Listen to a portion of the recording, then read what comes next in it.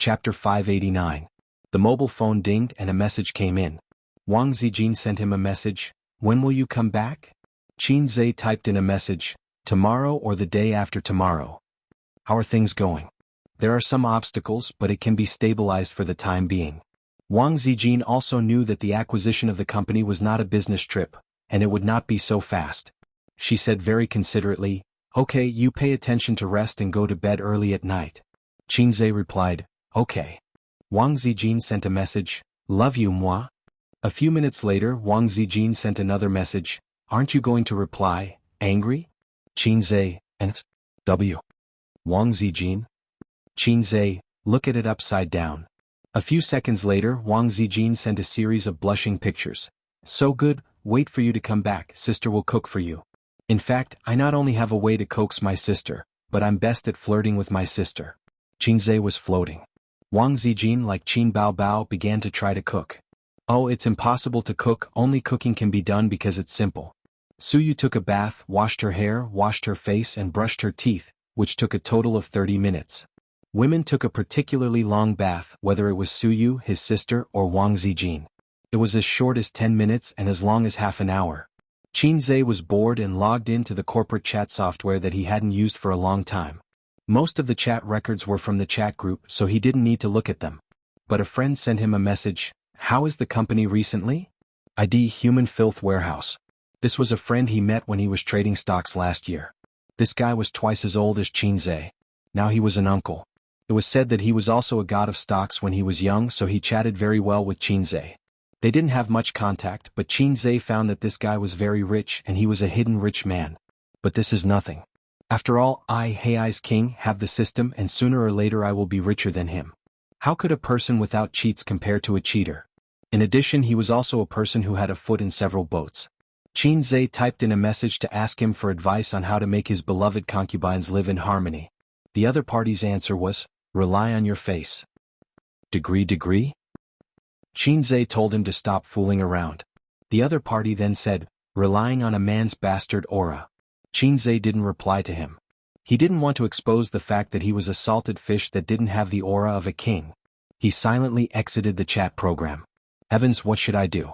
At first, Qin Zhe was sitting at the table with his legs crossed, smoking like a big shot. Now he was lying on the bed like a salted fish, playing with his phone while waiting. He also smoked while he was at it. He thought to himself, F***ck, if you continue to shower, I'm going to sleep. We are having a proper exchange. The car is on the national highway, not the narrow and winding roads.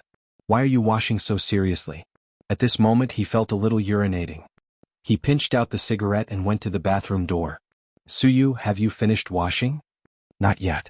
"Give me 2 more minutes," Suyu said softly. "And then I'll give you 5 minutes to dry your hair." Qin Zhe's mouth twitched. But I want to go to the bathroom." "Then come in." "Right, what am I waiting for? My wife is bathing inside. I'll just go in and pee. I'm not an outsider. Cameraman, go away first. Don't follow me in." He pushed the door and entered. Suyu's beautiful figure was shrouded in the mist. She raised her head and welcomed the hot water from the showerhead. Qin Zhe tilted his head to admire the beauty bathing. He lifted the seat and took out the salted fish in the grass to pee. Suyu finished showering and turned off the showerhead. She found that Qin Zhe was still standing in front of the toilet. "Aren't you going to the bathroom? Why are you standing there?" Qin Zhe lowered his head and glanced at the "I want a life in full bloom" needle. "How can I pee? After awakening I can't pee at all. Damn it, I shouldn't have looked around." He silently put the bird into the file, careful not to let the zipper clip, and said, "You dry your hair first, I'll pee later." It only took Qin Zhe 5 minutes to wash his face, brush his teeth and take a shower. He put on a bathrobe and went out of the bathroom. Suyu sat at the head of the bed, also wearing a bathrobe. The white color of her chest was particularly attractive. She was stroking her hair. Her movements and expressions had the unique charm of a woman of this age. Qin Zhe threw Suyu down on the bed. She pushed Qin Zhe's chest with both hands. "You're not feeling well. Forget it. I don't have to do it these few days." She was afraid that Qin Zhe was young and didn't know how to control himself. Last night, her left and right hands kept moving slowly. Qin Zhe didn't respond. This was not ordinary tiredness. When they returned to Shanghai, the Luwei Dihuang pills had also arrived. Qin Zhe had to recuperate for a while. After all, the future was long. He couldn't lose money at such a young age. Qinzhe was stung by her gentle eyes and concerned tone. Don't do anything. Lie down. I will take you flying, Qinzhe said. Then okay, after all, she couldn't bear to refuse him. So you thought, let's try it first. 2 bathrobes were thrown on the ground. Qinzhe held Suyu's 2 legs. Little rabbit, open the door. I want to come in. Wait a minute. Suyu stopped. You don't want to open the door? No, I want to be on top. Qinzhe frowned and said, just lie down. He liked to take the initiative in this kind of thing. Unless he was in sage mode, he would let Suyu come up by herself. I'm a man. I'm on top. Nonsense. Suyu refused to accept. How do you write the word man? Go up to Tian Xiali. Then who is Tian? As expected of a big man with a doctorate degree. I lost. I'm willing to submit to others. Qinzhe lay down and made a hole with the stem. The air was full of a happy atmosphere. After a long in-depth communication, Suyu's kindness to Qinzhe was repaid with a spring. To use a sentence that everyone was familiar with, they both reached the peak of pleasure. Next was the time for smoking. Qinzhe was surprised. He found half a cigarette burning slowly in the ashtray at the head of the bed. At 2 o'clock in the middle of the night, there was a slight breathing sound in the room, only one. Qinzhe had fallen asleep. Suyu curled up in the quilt, thinking of today's experience, and cried a little. On the plane, husband, would you like to bungee jump with me? Psycho. You really love Wang Zijin more. If she asks, you will definitely agree. That's not going to happen. I won't agree to her request. What if I die suddenly? She remembered Qinzhe's nervousness when he rode the roller coaster during the day. When he climbed high, he subconsciously held her hand. It hurt, but Suyu didn't say it because she knew that he was scared. In fact, she regretted it at that time, regretted her sudden willfulness. She remembered Qinzhe's hesitation when he passed the drop tower and his eyes after he decided to die. She remembered Qinzhe's slightly trembling voice and his tense body. She remembered Qinzhe's, "Mom, save me." Tears couldn't help but burst out. In life, I can meet someone I like and like me. Fortunately. The next day, Qinzhe woke up first. His waist was not sore and his legs were not painful. He was full of energy. Suyu was next to him, sleeping soundly. Her hair was fluffy and messy, covering her face. She was tossed around last night. Finally, she knew that Qinzhe's body was not in deficit at all. It was still the familiar strength and the original size. At 1 o'clock in the morning, she slept without taking a shower. He pushed aside Suyu's hair and kissed her on the face. Her smooth skin. A woman of her age can have such good skin. She worked hard to maintain it. For women who don't know how to take care of themselves, 30 or 40 is the most attractive age for women who know how to cultivate themselves and increase their internal and external cultivation. For example, Sister Man Ba, I can't think about other women at this time, or I will be particularly bad. Qinzhe put on casual pants, t-shirt, and tiptoed to close the door. He ran 10 laps around the hotel. The sun at 8:30 was already a little scorching. Sweat fell like rain. Qinzhe sent a text message to Suyu and asked her if she got up. If Suyu replied, he would go upstairs and wait for a few minutes. There was no news. So he continued to run around the hotel. After running 2 laps, Qinzhe couldn't bear the sultry heat. He returned to the hotel lobby, found a soft chair to sit down, and browsed the news and Weibo. Today's hot topic #XX died at 76 I just woke up. Are you still running? Chapter 590. Qinzhe was taken aback and was caught off guard. How could such a famous person just disappear like that? It was not that Qinzhe had never seen the news of a great scientist passing away. He had seen a lot of them in China. It was only when the news of their passing came out that Qinzhe said, "Oh, so there was such a great scientist." Actually, he did not feel anything because he had never heard of it. It was as if he had seen an unrelated stranger pass away. But this paralyzed scientist, Qinzhe had known him since junior high school. He was in his physics textbook. In his ignorant heart at that time, this was an existence that was on par with Madame Curie and Einstein, although he later found out that it was not the case. Another mark of that era was gone. He felt an inexplicable melancholy in his heart, as if he saw his youth passing away. When Qinzhe was looking at Hu Jing's life story and academic contributions, the system suddenly said, "Oh, the great physicist, the universe researcher. In front of me, there is someone who dares to call himself a universe researcher. In all the worlds, if I say that my research and understanding of the universe is average, then those flirtatious systems will have to kneel down and say, 'What is the universe?' I don't know." Look at how proud you are, you low-life who was kicked out of the group. Qinzhe said, oh right, what is your real name again? The system, Universe Calculation System, hit the blackboard and highlight the key points. The system's voice was slightly annoyed. Low-life system, you are a professional. Tell me, are there really aliens? Qinzhe said. Stupid question, the universe is vast and boundless. Earth is as small as a speck of dust. Life is not exclusive to Earth. The system corrected. From now on, please call me by my real name. Then, the Great Universe Calculation System, please tell me how big is the universe? Qinzhe said.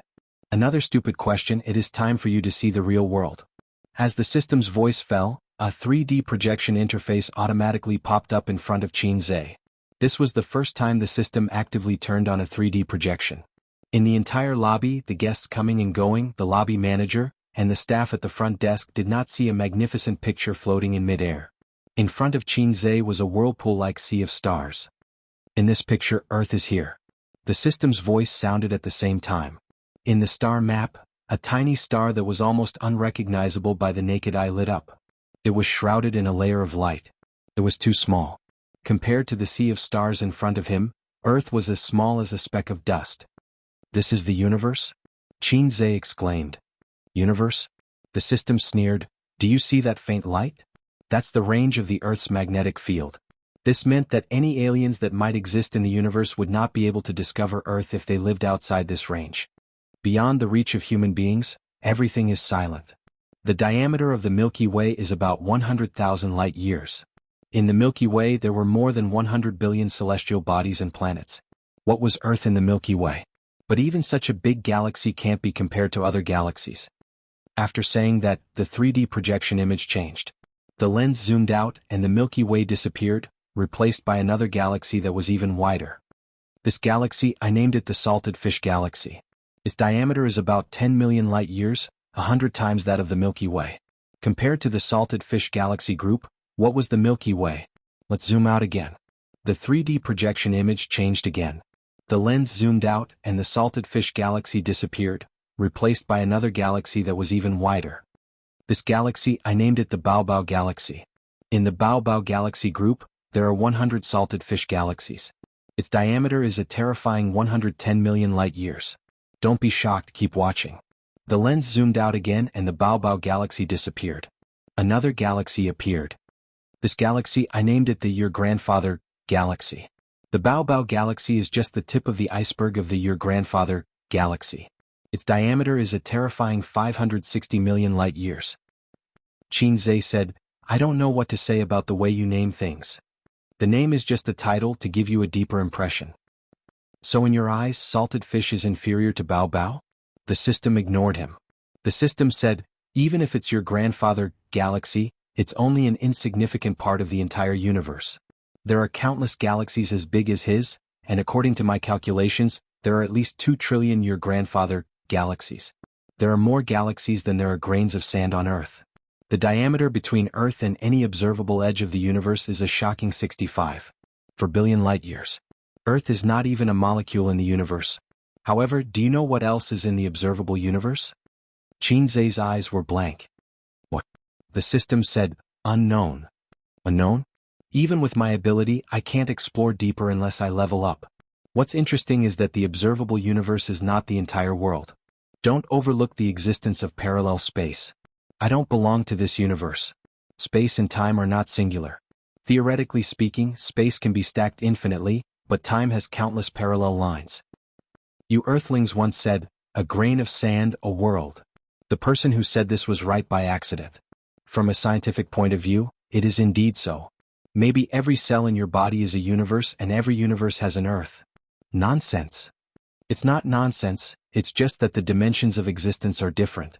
I feel like you're talking nonsense with a straight face. It's normal for you to think so. With the wisdom of mortals, of course they can't understand. Just like the creatures in the three-dimensional world, they can't imagine the scenery in the four-dimensional world. Because they are not in the same dimension, it's impossible for you to tell ants how wonderful the human world is. Even if you did, with the intelligence of ants, they can't imagine it. Alright, stop showing off. You're awesome, okay? I don't want to talk about this topic. Qinzhe was very uncomfortable, or rather, he felt that the world was empty. The system revealed the tip of the iceberg of the universe for him to understand the vastness of the world. What was Earth? What was the Milky Way? When humans understood their insignificance, everything became dull. Earning money boring. Papa boring. Games boring. Life boring. People who stood at the top of the mountain and looked at the distant mountains could hardly squat at the foot of the mountain and look at a wildflower. You're so awesome, why can't you beat those flirtatious systems? This question is not easy to answer. The astronomical telescope can't beat the bumper cars. It makes sense. At this time the phone dinged, a message notification. Suyu, I just woke up, where are you? The time was 9:30 in the morning. Qinze replied, I just finished my morning run, I'll be right there. The acquisition project of Dongfeng Virtual Reality Technology Company, Limited, after another tug of war, was relatively smooth. In the negotiation meeting, Qinze seemed to be a different person. He attacked frequently and fiercely, and Dongfeng's side was defeated. Finally, the deal was closed at the originally agreed price. The two sides signed a preliminary contract and entered the long acquisition process. The leaders of Dongfeng, including Lu Zong, sent Qinze and the others out of the factory gate. The people of the test team drove away. The MPV was parked at the door. Suyu and Suyao opened the door and got in, but the uncle stopped in place. He looked at the sky and whispered, Do you know what I want to do now? Qinze was beside him. He heard the words and shook his head. Su Guang whispered, Burn incense for your grandfather. Qinze said that in the future, Dongfeng would be managed by him. After wandering for more than 10 years, he finally got what he wanted today. Qinze followed his gaze. It was the direction of Shanghai. Get in the car. After returning to Shanghai, we'll pay our respects to grandfather together. Qinze patted his uncle's shoulder. The two got in the car together. It's my first time doing business, Mr. Su, do you have any suggestions? In the MPV, Qinze was drinking whiskey. He withdrew his gaze from the window and fell on Su Yao. Your uncle is actually experienced in the management of the factory, and the original staff of Dongfeng will not change, so as long as it's the same, it's fine. Su Yao said. There are too many connections in Dongfeng. What should be cleaned up should be cleaned up. In addition, the manager position needs to be re-recruited. The original staff of Dongfeng will all be dismissed. Suyu said. What about the core technology? Qinze asked. Su Yao was stunned. Although Dongfeng took the high-tech route, it was not a research institute. How could the core technology be kept secret? However, he still answered seriously, you can learn from Lizzie mobile phone and register patents crazily. From the core technology to the software icon, register patents for everything. And the production and R&D personnel of the core technology will sign a long-term labor contract. Those who leak will bear the legal consequences starting from 3 years. Qinze answered subconsciously, the death penalty is not a loss. Su Yao. Suyu and Su Guang also looked at him. Qinze smiled awkwardly. Sorry, it was a slip of the tongue. Is Mr. Su interested in investing? With your participation we will be able to move faster and more steadily. Qinze said. Suyu was stunned. Su Guang and Su Yao had different expressions. The former's face changed slightly, while the latter was excited. Su Yao, who had experienced great storms, couldn't help but tremble at this time. He quickly took a sip of wine and took the opportunity to stabilize his mood. Then he said, You say. Qinze said, You will pay a part of the acquisition money and take shares according to the proportion. Then I will send my uncle to manage and operate Dongfeng. You will also send a professional team. Su Yao, I didn't ask. Cough. Su Guang interrupted with a heavy cough and said, We will talk about cooperation when we have time. Ace, did you buy a ticket? Qinze said, Yes, 11 o'clock at noon, Shaoshan Airport. I asked Suyu to buy it for you. Shaoshan Airport? Su Guang was stunned. You bought the wrong ticket. We should go to Hongqiao or Pudong Airport. I didn't buy the wrong ticket.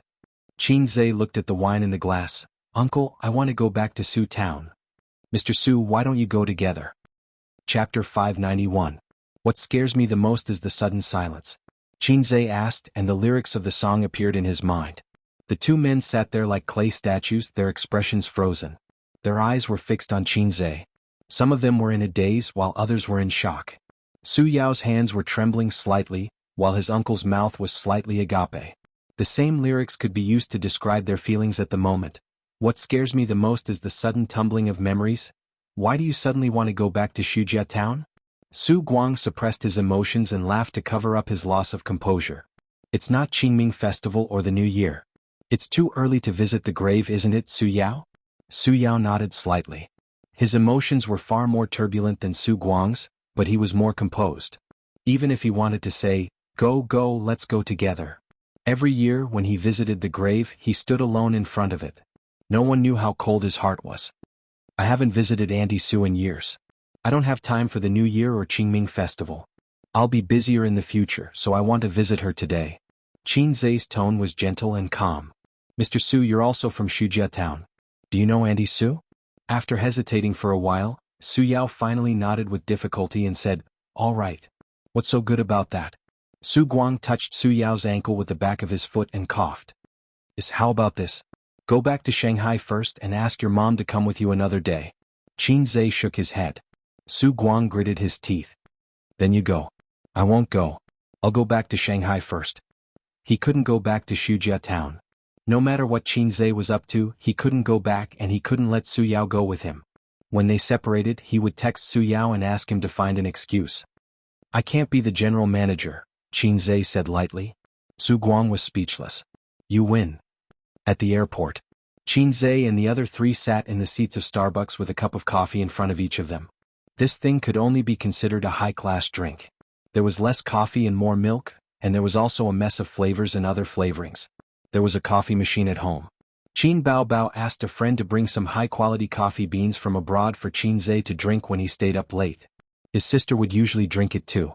When she first bought it, she would brew coffee every day. Once the novelty wore off, she would not do it herself anymore. If she wanted to drink it, she would ask Qin Zai to brew a cup for her. At this time, Wang Zijin would say, "Ace, help me take out the tea tray. I'll make Jinjun Mei for you." Qin Zai didn't like this kind of tea. He felt that it had been hyped up by the Wui Mountain black tea, just like those shameless articles on the internet that followed the trend and even more shamelessly plagiarized articles. After drinking a few mouthfuls of coffee, Su Guang said that he needed to go to the toilet, and Su Yao went with him. At the airport, he could always see a few graceful women. In the summer, they wore denim shorts, and their white and tender legs were pleasing to the eye. Especially a long-haired girl with an oval face who had walked past before. With those two legs, Qin Zai's harsh vision, which had been influenced by his sister for years, could not find fault with them. Su Yu pinched his earlobe and said, "Do you want me to dig out your eyes and send them to that girl?" If Su Yu got up and walked around, she could also harvest a cluster of amazing eyes, which would only be more amazing than the girl just now.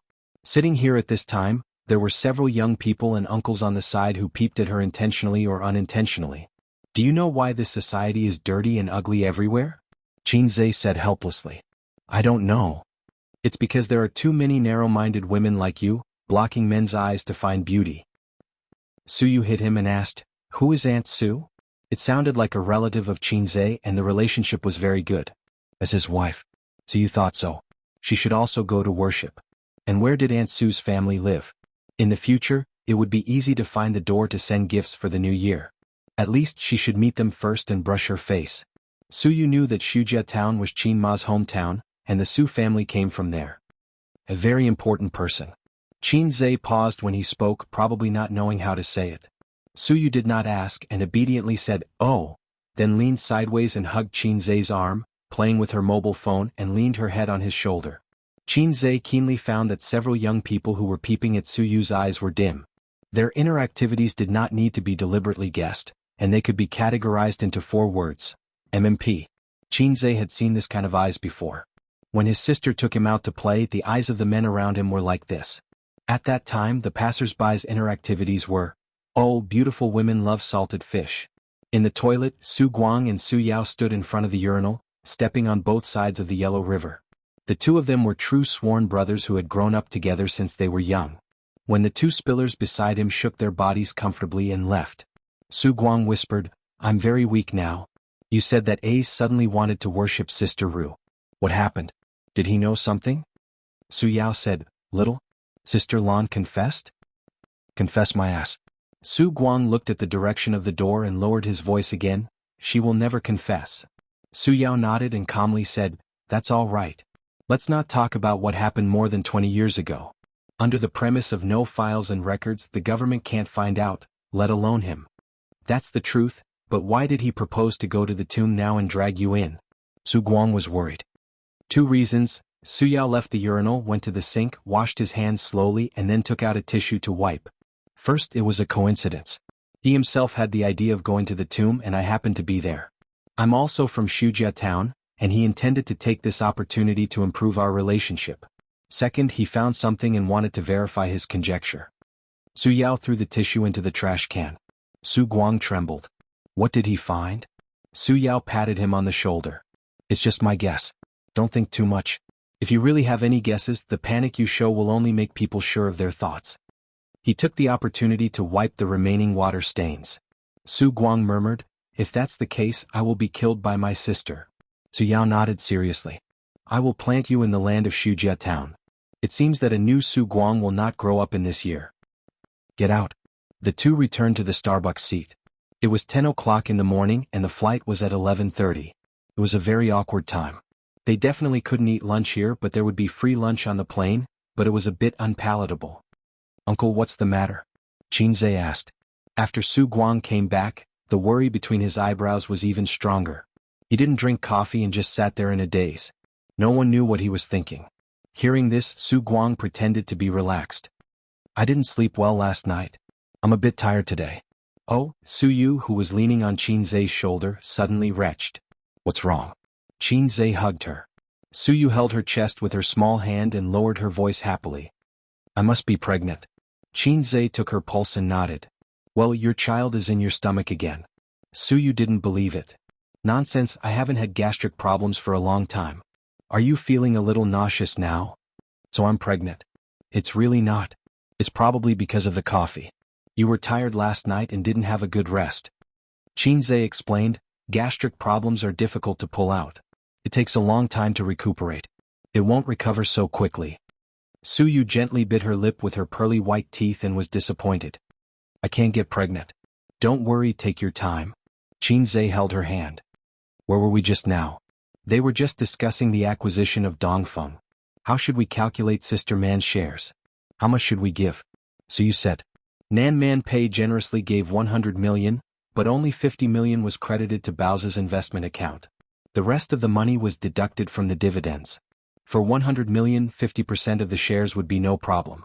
So Qinzhe and Su Yu were discussing how much shares should be given. 50% was definitely not enough. Qinzhe's bottom line was 10%. Su Yao's side also had 10% at most. Qinzhe took 15% of the remaining shares and then divided it equally among the 3 companies. Then 8%. I'll talk to Sister Man about this. We have a good relationship. So you said. Qinzhe said in his heart, maybe it's better for me to talk. If we fight, Sister Man may not help us. Wang Zijin's side is fine. After all, we also need her company to do software support.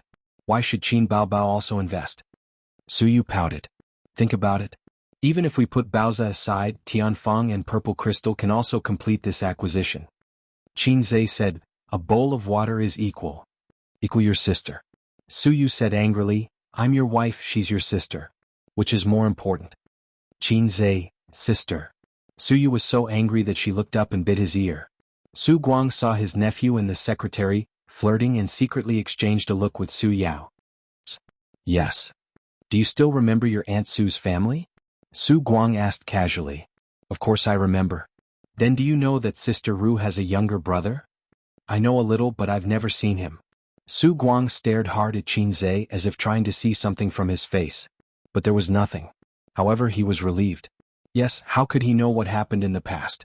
In that backward and poor era, in that ordinary town, many things could be buried easily. Chapter 592. The tallest and most exquisite villa in Wuxia town was located on the side of the road. Even in the town where skyscrapers had been built in recent years, it was still the undisputed leader. According to the owner of the house, it was designed by a famous designer. If it was in a first-tier city like Shanghai or Shenzhen City, it would cost more than 10 million each. The villa was built 6 years ago, but the person who paid for it was not the owner of the villa, but his brother-in-law. To be more precise, it was his younger brother. The owner of the villa was called Song Zhongji, a rotten man who was always idle and addicted to gambling. In that era where people relied on farming to make a living, a man who did not like to work in the field was a rotten man. Such a man was single until he married Su Ru, who was from the same village when he was 25. Speaking of these two families, there was no difference between the two. Both of them were poor to the point of having nothing but four walls. After getting married, Song Zhongji was still addicted to gambling, but at least he knew how to work in the field and support his family. Su Ru was a woman who was used to working hard, so the couple had a good life. 20 years ago, this house was still a yellow mud house. Every year, Song Zhongji would be seen throwing mud at the outer wall of the yellow mud house. After all, it could not be compared to a brick house. As time passed, the outer wall of the yellow mud house would gradually peel off. At that time, there were already many brick houses in town. In 20 years, the yellow mud house became a brick house, and from a brick house, it became a villa. It really lived up to the old saying, "Every dog has its day." This Song Zhongji had unknowingly become the most heroic country bumpkin in town. Everything was thanks to his brother-in-law. It was said that he made money from doing business in other places and became a big boss. Good fellow, he built a villa just like that. Song Zhongji's family's BMW, which was worth 300,000, was also given by his brother-in-law. Song Zhongji had two sons. The eldest son was left behind by Su Ru, and the younger son was born with his second wife. The eldest son was studying abroad, and his living expenses and tuition were all paid by his uncle. Su Yao, the people in town, was said to be the golden phoenix that flew out of Wuxia town. Unfortunately, Su Ru was unlucky. She died early after a few years of happiness. Such a big villa was taken advantage of by another woman. Su Yao rarely returned to Su town. After Su Ru passed away, he would never come back. He would only drive to visit his sister's grave during Qingming Festival and Chinese New Year. However, he was very generous. A few years ago, when the town was getting richer, more and more people were buying cars. However, the roads were not good, so he went to Song Zhongji and asked Su Yao about it. The next year, the road was repaired. Because of this, Song Zhongji's status in the town rose layer by layer and was unshakable. How could an idle gambler have such a good life? How could he be so lucky? In the end, it was probably because he couldn't find a wife. Because he couldn't find a wife, he married Su Ru. Relay, are you home? An old man stood in front of the villa's wrought iron gate and shouted with all his might. Soon, a pot-bellied middle-aged man came out of the villa. Song Zhongji turned 50 this year. His face was rosy and he dyed his hair every year. His hair was thick and black. Years of living like a prince made him look more like a successful businessman than a bumpkin. "Your brother-in-law is back," Sir said. "Why is he here? It's not like it's a holiday." Song Zhongji was confused. He looked around at the door. "Where is he?" "He's at the entrance of the town. When he came back from the fields, I saw his car parked there," Sir said. "He's rich again, right? I'll give him some money later." Song Zhongji patted his chest. "Come find me tomorrow." Things that were easily obtained were hard to cherish. Therefore, Song Zhongji was famous for his generosity. Because of his generosity, there were fewer rumors and sarcastic remarks in the town. No matter what was said in private, in front of him, everyone had to give him a thumbs up and praise him for his generosity. After the old man left, Song Zhongji stood downstairs and shouted, "Zhilong, Zhilong." The window opened and a young man with glasses stuck his head out. He said irritably, "What are you shouting for? You're like a country bumpkin." Song Zhongji didn't care. Instead, he smiled. "Come down, your uncle is here. He's with your mother. Let's go." The young man quickly went downstairs. He was wearing short-sleeved pants and a pair of sandals. It was summer vacation. He came back from abroad. He was glamorous outside but slovenly at home. He complained as he walked. "Uncle, why did you come at this time? I'm playing with a 98K. I feel like I can eat chicken today." But he respected and was afraid of his serious uncle. He could only endure not eating chicken. After the father and son left, a woman came out of the house. She was eating melon seeds. She spat out the shell far away and said sarcastically, "Dead for more than 10 years, still haunting." Qinzhe and the other three walked on the yellow road in the mountains. On both sides were rolling tea forests. The cemetery of Wuxia town was in the tea forest. It was the hottest time of the day. No one picked tea. The green tea leaves reflected the sun. The mountains were silent and far away from the hustle and bustle. Coupled with a cemetery, it was a bit like a horror movie. Suyu was wearing a big brimmed hat. He was sweating from the heat and his hair was stuck to his cheeks. "Why don't you sweat?" Suyu wiped his sweat with a tissue. "If I don't exercise, I generally don't sweat," Qinzhe said. "The weaker the body, the easier it is to sweat. For example, a man with kidney deficiency will sweat a few pounds after eating soup noodles." "Boss Su, you haven't been back for a long time. Under the sun, Qin Zhe squinted and looked at the cemetery. It's been a long time. Even if I come back, I'll stop here. Su Yao also squinted. Qin Zhe laughed. Not returning to your hometown is like walking at night. Su Yao said in a deep voice, I don't have the face to come back. Interesting. Qin Zhe retracted his gaze and stared at him. Boss Su, who built an industrial empire in Wenqing and whose industry almost covered half of the south. If you don't have the face, who has the face? Su Yao did not answer. In front of the grave, Qin Zhe silently cleaned up the weeds around Su Ru's grave and burned some tin foil and yellow paper brought from Hangzhou. Su Yu and Su Guang watched from the side. Su Yao wanted to do something several times, but he restrained himself. I bought a little too much. Help burn it together. Qin Zhe took the initiative to hand the underworld goods to him. Su Yao nodded. After burning the things, they lit the incense. The four held the incense and worshipped. The position was very interesting. Qin Zhe stood at the front, Su Guang and Su Yao stood on his left and right, and Su Yu stood a little further away. Song Zhongji and Song Zhilong came under the hot sun with bright red plastic bags in their hands. Inside were the underworld goods bought in the town. Rong, why didn't you call me today? Song Zhongji's voice was full of energy, with a warm smile on his face, as if he did not come to visit the grave, but to welcome the distinguished guests. While speaking, he looked at Qin Zhe and the others in confusion. He seemed to wonder why they were here to visit the grave of his deceased wife. Except for Su Yao, he did not know the people present. It was inevitable that he looked at Su Yu a few more times. Such a beautiful woman could not be found in Shujia town. Only the big stars on TV could compare to her. Song Zhilong's eyes were glued to Su Yu's face, like a magnet attached to iron, unable to move away. Su Yao just glanced at the father and son, and his attention returned to Qin Zhe. Sister, Ace is here to see you. With me.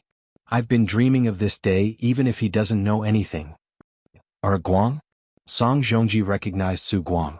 Although they had not seen each other for more than 10 years, strictly speaking, he and Su Guang could be considered childhood playmates. When he was a teenager, he wandered around the town, fishing in the water, climbing trees to dig eggs, followed by a group of children. Su Guang and Su Yao were one of them. Shujia town was so big that there were no strangers. After so many years, Su Guang's appearance had not changed. It was hard not to recognize him. Song Zhongji hurriedly took out a big chicken and handed him a cigarette. Like himself, Su Lan's family was not what it used to be. He heard that Su Lan's son and daughter were now big stars. Stars, in the eyes of a small town like Shujia town, symbolized high-end class. Song Zhongji's age and living in a small town had no interest in the entertainment industry. If it were not for the people around him, he would not know that Su Lan's son and daughter had become big stars. Back then, Su Lan would bring her son to stay at his house for a while every summer vacation. Song Zhongji did not care. How much could a simple meal in the countryside be worth? Accommodation was not a problem. There was no shortage of rooms in the countryside. Su Lan would give him 1,000 yuan for food and accommodation every month. In the 2000s, this money was a lot. It was enough for him to smoke, drink, and play dice. But her son was a little naughty. He did not like it very much. He often used his age to bully Zhilong. For this reason, he often complained to Su Ru. Unexpectedly, the woman who had always been gentle was like an angry cat when it came to this kind of topic. Her reaction was particularly fierce. After quarreling a few times, Song Zhongji did not mention this again. Song Zhongji opened the plastic bag and took out the yellow paper and other things. Suddenly, someone blocked him. He looked up and saw a very handsome young man who felt a little familiar. He smiled and said, "Uncle. You are?" Song Zhongji looked at Su Yao. But Su Yao ignored him. His son behind him whispered, "Dad, he's Qin Zhe." Qin Zhe. Oh my God. Song Zhongji was shocked. The young man in front of him was the average-looking naughty boy from back then? A certain assistant, F***CK. I've only heard that a girl changes 18 times between childhood and womanhood. Even a boy can do it? This is not a boy changing 18 times between childhood and womanhood. This is nuclear fission. He remembered one time when his son was beaten up by Qin Zhe again. He cried in front of him because calling for his mother was useless. He was also very helpless. He complained to Su Ru and wanted to quarrel. He complained to Su Lan, but she ignored him. So he patted his son's head and said, "This kind of city person has the dirtiest heart. You will definitely not be successful in the future. You will definitely not be as handsome as you." Now, when he looked at Qin Zhe and then at his slovenly son, he felt a pain in his face. Ice. Song Zhongji smiled awkwardly. He He remembered that he used to glare at little Qinzhe in private, trying to scare this little kid from the city. He wanted him to be more obedient and stop beating his son. He did not have the courage to beat him. It was $1,000. It's rare for me to visit Auntie Sue. There are some things I want to say to her alone. You two go back first. Or you can come back after we leave. Qinzhe said. His voice was very gentle, but his tone was not gentle at all. It was not a negotiation but an order. Song Zhongji did not mind. His experience when he was young had made this man abandon his so-called dignity. He was very smooth. These days, young people with a little bit of culture like to think highly of themselves and highlight their individuality. They despise things like celebrities the most. This sentence, in the ears of Song Zhilong, who studied abroad, was particularly harsh. It was especially high and mighty, crushing his dignity. At this moment he finally remembered the fear of being beaten by Qinzhe and the shame of being an obedient little brother. He did not have a good impression of Qinzhe. Based on the unhappy memories of his childhood, not only was he often bullied by Qinzhe, but also his mother's almost unreasonable favoritism. Every year the city kid would come to his house, wearing beautiful clothes that made him envious. Between his words, there was always a sense of superiority. I never eat this kind of 2-cent popsicle. Rat poop, I've long been tired of eating it. Look at you with relish. I don't want to drink this kind of soda. I only drink AD calcium milk. Do you like that little flower next door? She's so ugly. My sister is much prettier than her. It was infuriating. And just now, when they were paying respects to their mother, this person stood at the front. Even his uncle was a position lower than him. What? The way his uncle looked at him made Song Zhilong feel even more unbalanced. One had to know that his uncle was so good to him that even his cousins were not as good as him. But he had never seen his uncle look at him with that kind of eyes. What? Song Zhilong said angrily, why? This is my mother's grave.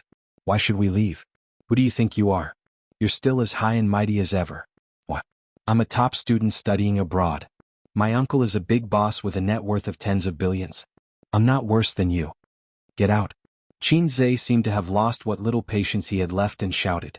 Song Zhilong felt a strange pressure that made him instinctively timid. But he stiffened his neck and did not move. Su Yao frowned and said in an unhappy tone, you go first. Song Zhilong? He felt so sad.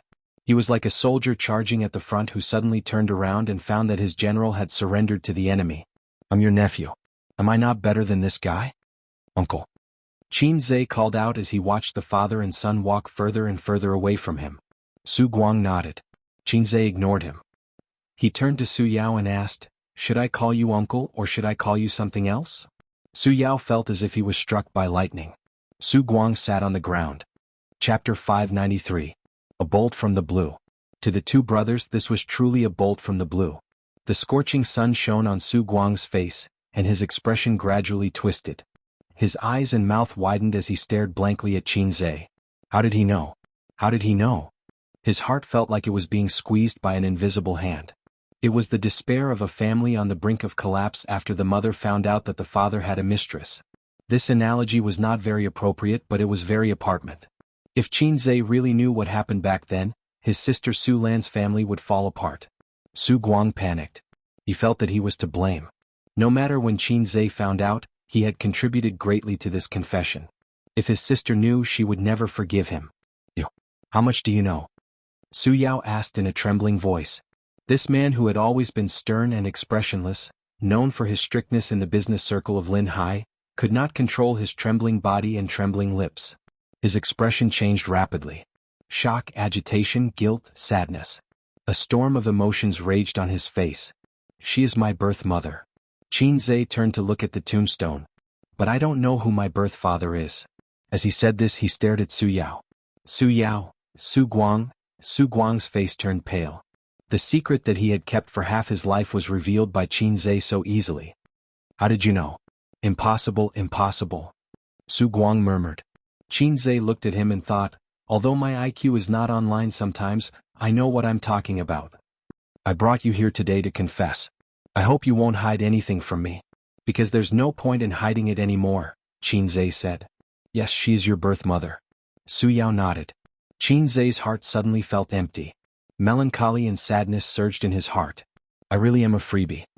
Son, your mother, father, picked you up from the trash can. 100% of people were played by their parents when they were children, but 99% of them were their biological children. I am that 1%. Life isn't just about what's in front of you. There's also heart-wrenching old friends like you. Qin Zhe's reaction was relatively calm. He didn't have the family members who had been separated for many years hugging each other and crying, or hugging each other's heads and shouting, "I won't listen, I won't listen, I won't forgive you for the rest of my life." After all, this was something he had known for a long time.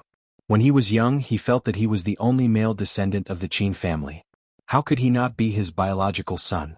His sister must have been adopted. She was so pretty she deserved to be picked up. I'm his biological son, so the old man beats me with all his might. The more Papa hits me, the deeper he loves me. It was all an illusion. Later on, as he grew older, there were some things that he had to face. Qin Zhe began to investigate this matter. Were you the one who hinted to him? Was it you? Su Guang was like an enraged lion as he pounced on Su Yao and tightened his collar as he roared, "Su Yao, who did you do all this for? Who was the one who selfishly sacrificed himself for his own future?" Fuck. He punched Su Yao in the face. Su Yao staggered back a few steps and fell to the ground. Qin Zhe, no way, is it really what I think? Su Yu was stunned the whole time. She was stunned. Qin Zhe's biological mother was not Auntie Qin? Then was he born to Uncle Qin and this Auntie Su? Or was he adopted at all? Then he and Qin Bao Bao were not biological siblings. Su Yu didn't know why she was so flustered. She loved Qin Zhe deeply and was eager to know everything about him, his likes, his dislikes, his family, his relatives and friends. But the scene in front of her came too suddenly, as if she was shooting a TV series and she was caught off guard. Su Yu found that she could do nothing but be a spectator, and it was inconvenient for her to say anything. "Uncle, it's not him." Qin Zhe said, "When I was very young, I once heard my mother on the phone and heard her say that one of my sister and I were not biological. If I didn't guess wrong, she should be on the phone with you, so I took this opportunity to bring you two here for a showdown. Why do you know that I'm not biological? There are too many reasons. If one of my sister and I are not biological, it must be me.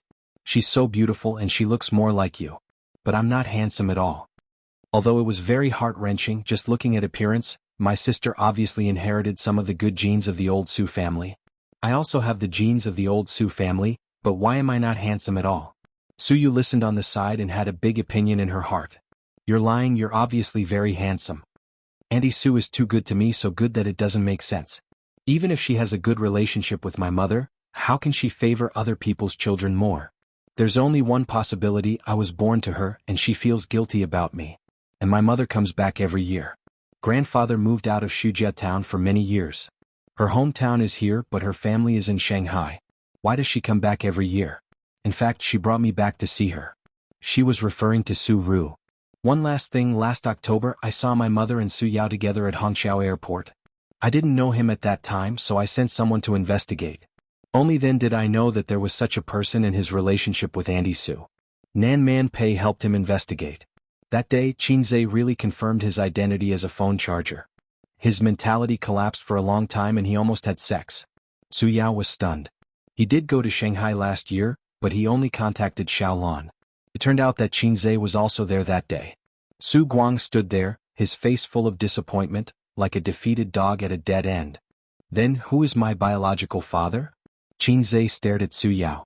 Su Guang looked at Su Yao silently. In an instant, it was as if the eyes of the whole world fell on him. Su Yao looked sad. He opened his mouth and said bitterly, "I don't know." "Qin Zhe? You don't know? How could you not know? You must be lying." Su Yao said, "I'm your uncle, but I really don't know who your biological father is." "I don't believe you," Qin Zhe said. He didn't know why, but he felt very disappointed. It was as if a shining role model had collapsed.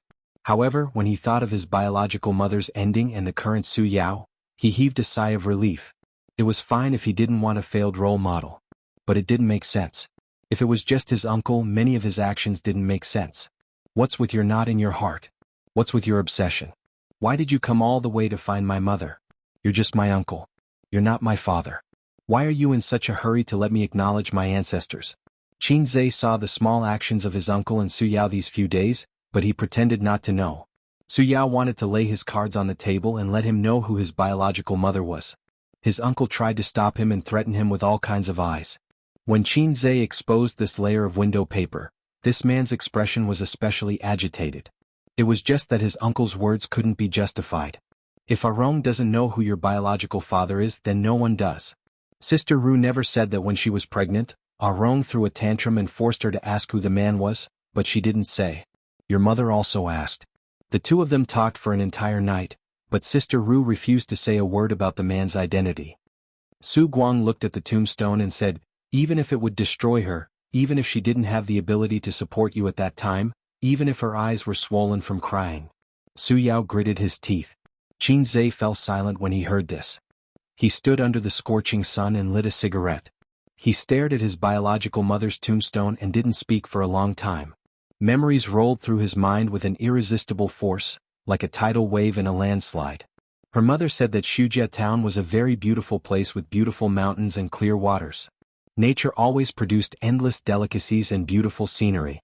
There were good sisters who grew up with her there. Every summer vacation, her mother would bring Qin Zhe back to Shujia town for a vacation. The old bus drove on the bumpy asphalt road, raising a cloud of dust. Qin Zhe sat on his mother's lap and looked out of the window. The sun was shining brightly, and the trees on both sides of the road were dense. The continuous fields were divided into squares, and the crops in the fields were lush. There was no air conditioning, no street lights, no supermarket and no high-rise buildings. But there were mountains, fields, birds, flowers, clear mountain springs, and a reservoir with rippling blue waves. He and his friends in the town ran wildly on the black ridges of the fields, catching frogs and digging out bird eggs. At night, they sneaked into the fields to steal watermelons and eels. During the day they climbed over the hills to swim in the reservoir. In Qin Zhe's memory, Auntie Sue would wear a long floral dress that day and stand by the bus stop with only a sign, eagerly looking forward to it. She wasn't beautiful because hard work had worn away her beauty, and the sun had darkened her skin. She was only 2 years older than his mother, but she looked much older and rougher. When they first met, Qin Zhe came to Shujia town for the first time. He wasn't used to the sultry heat and flying dust in the countryside, and his small brows were tightly furrowed. The car stopped at the bus stop, and Qin Ma held Qin Zhe's hand and got off the car. Su Ru's eyes were fixed on Qin Zhe's face and she couldn't move them away. You must be Ace. Can Auntie hug you? This was the first sentence Su Ru said to him when they first met. Qin Zhe looked up at the unfamiliar auntie who was smiling like a flower. She was wearing a floral dress, and there was a tenderness between her eyebrows. The sun was too bright and Auntie Sue's head was covered in sweat. She stood under the hot sun for half an hour, and her wet hair stuck to her forehead and temples. She was so dirty. So little Qin Zhe shook his head reservedly. Ace, call Auntie. Auntie. Hey Ace, be a good boy. Auntie, we'll buy you some popsicles? Su Ru's face bloomed with a dazzling smile, but deep in her eyes, there was deep sorrow. But Qin Zhe didn't understand at that time. The summer vacation ended quickly, and the night before he went back, Auntie Sue came to his room secretly to see him. She sat by the bed, touched his head and cried. The low sobs woke Qin Zhe up and he was startled. You're awake. Su Ru quickly wiped the tears from her face. Little Qin Zhe instinctively called for his mother, but his mother wasn't sleeping beside him. He curled up in the blanket and peeked his head out, looking at her timidly. Auntie just thought that you're going back and I can't bear to. Su Ru explained. Qin Zhe didn't say anything. Ace, can you come back next year? Qin Zhe still didn't answer her. Then you sleep. Auntie is leaving. Watching her leave and the door close, Qin Zhe breathed a sigh of relief. The next day on the bus to the county. Auntie Sue is crazy. Qin Zhe, who was sitting on his mother's lap, complained. Why? She came to our room secretly at night to cry. Qin Ma stared out of the window with a complicated expression. Suddenly, Qin Zhe's fingertip hurt. His hand trembled and the cigarette butt fell to the ground. What happened back then? Qin Zhe looked at Su Yao. Can you tell me? Su Yao nodded. Okay. As his voice fell, time reversed at this moment, and the chaotic past flashed past like a merry-go-round. Chapter 594. Ever since Su Yao could remember, he had lived with his sister. In the second year of his birth, his father fell to his death from the dam when he was digging a reservoir in town. Due to the background of the era, the matter was settled after paying a few food stamps as a token payment. His mother died when he was 4 years old. At the end of the 1970s, the 13-year-old girl and her 5-year-old brother struggled to make a living. From the age of 13, his sister had to work in the fields with the adults in town. She would send her brother to her uncle's house next door. After their parents passed away, the few relatives were not willing to help take care of the two burdens. Su did not blame them. After all, it was not easy for any family. It was a terrible thing to have more mouths to feed. Only her uncle's family would occasionally help them. Actually, even though he was called a granduncle, it was only because they were related by blood many generations ago.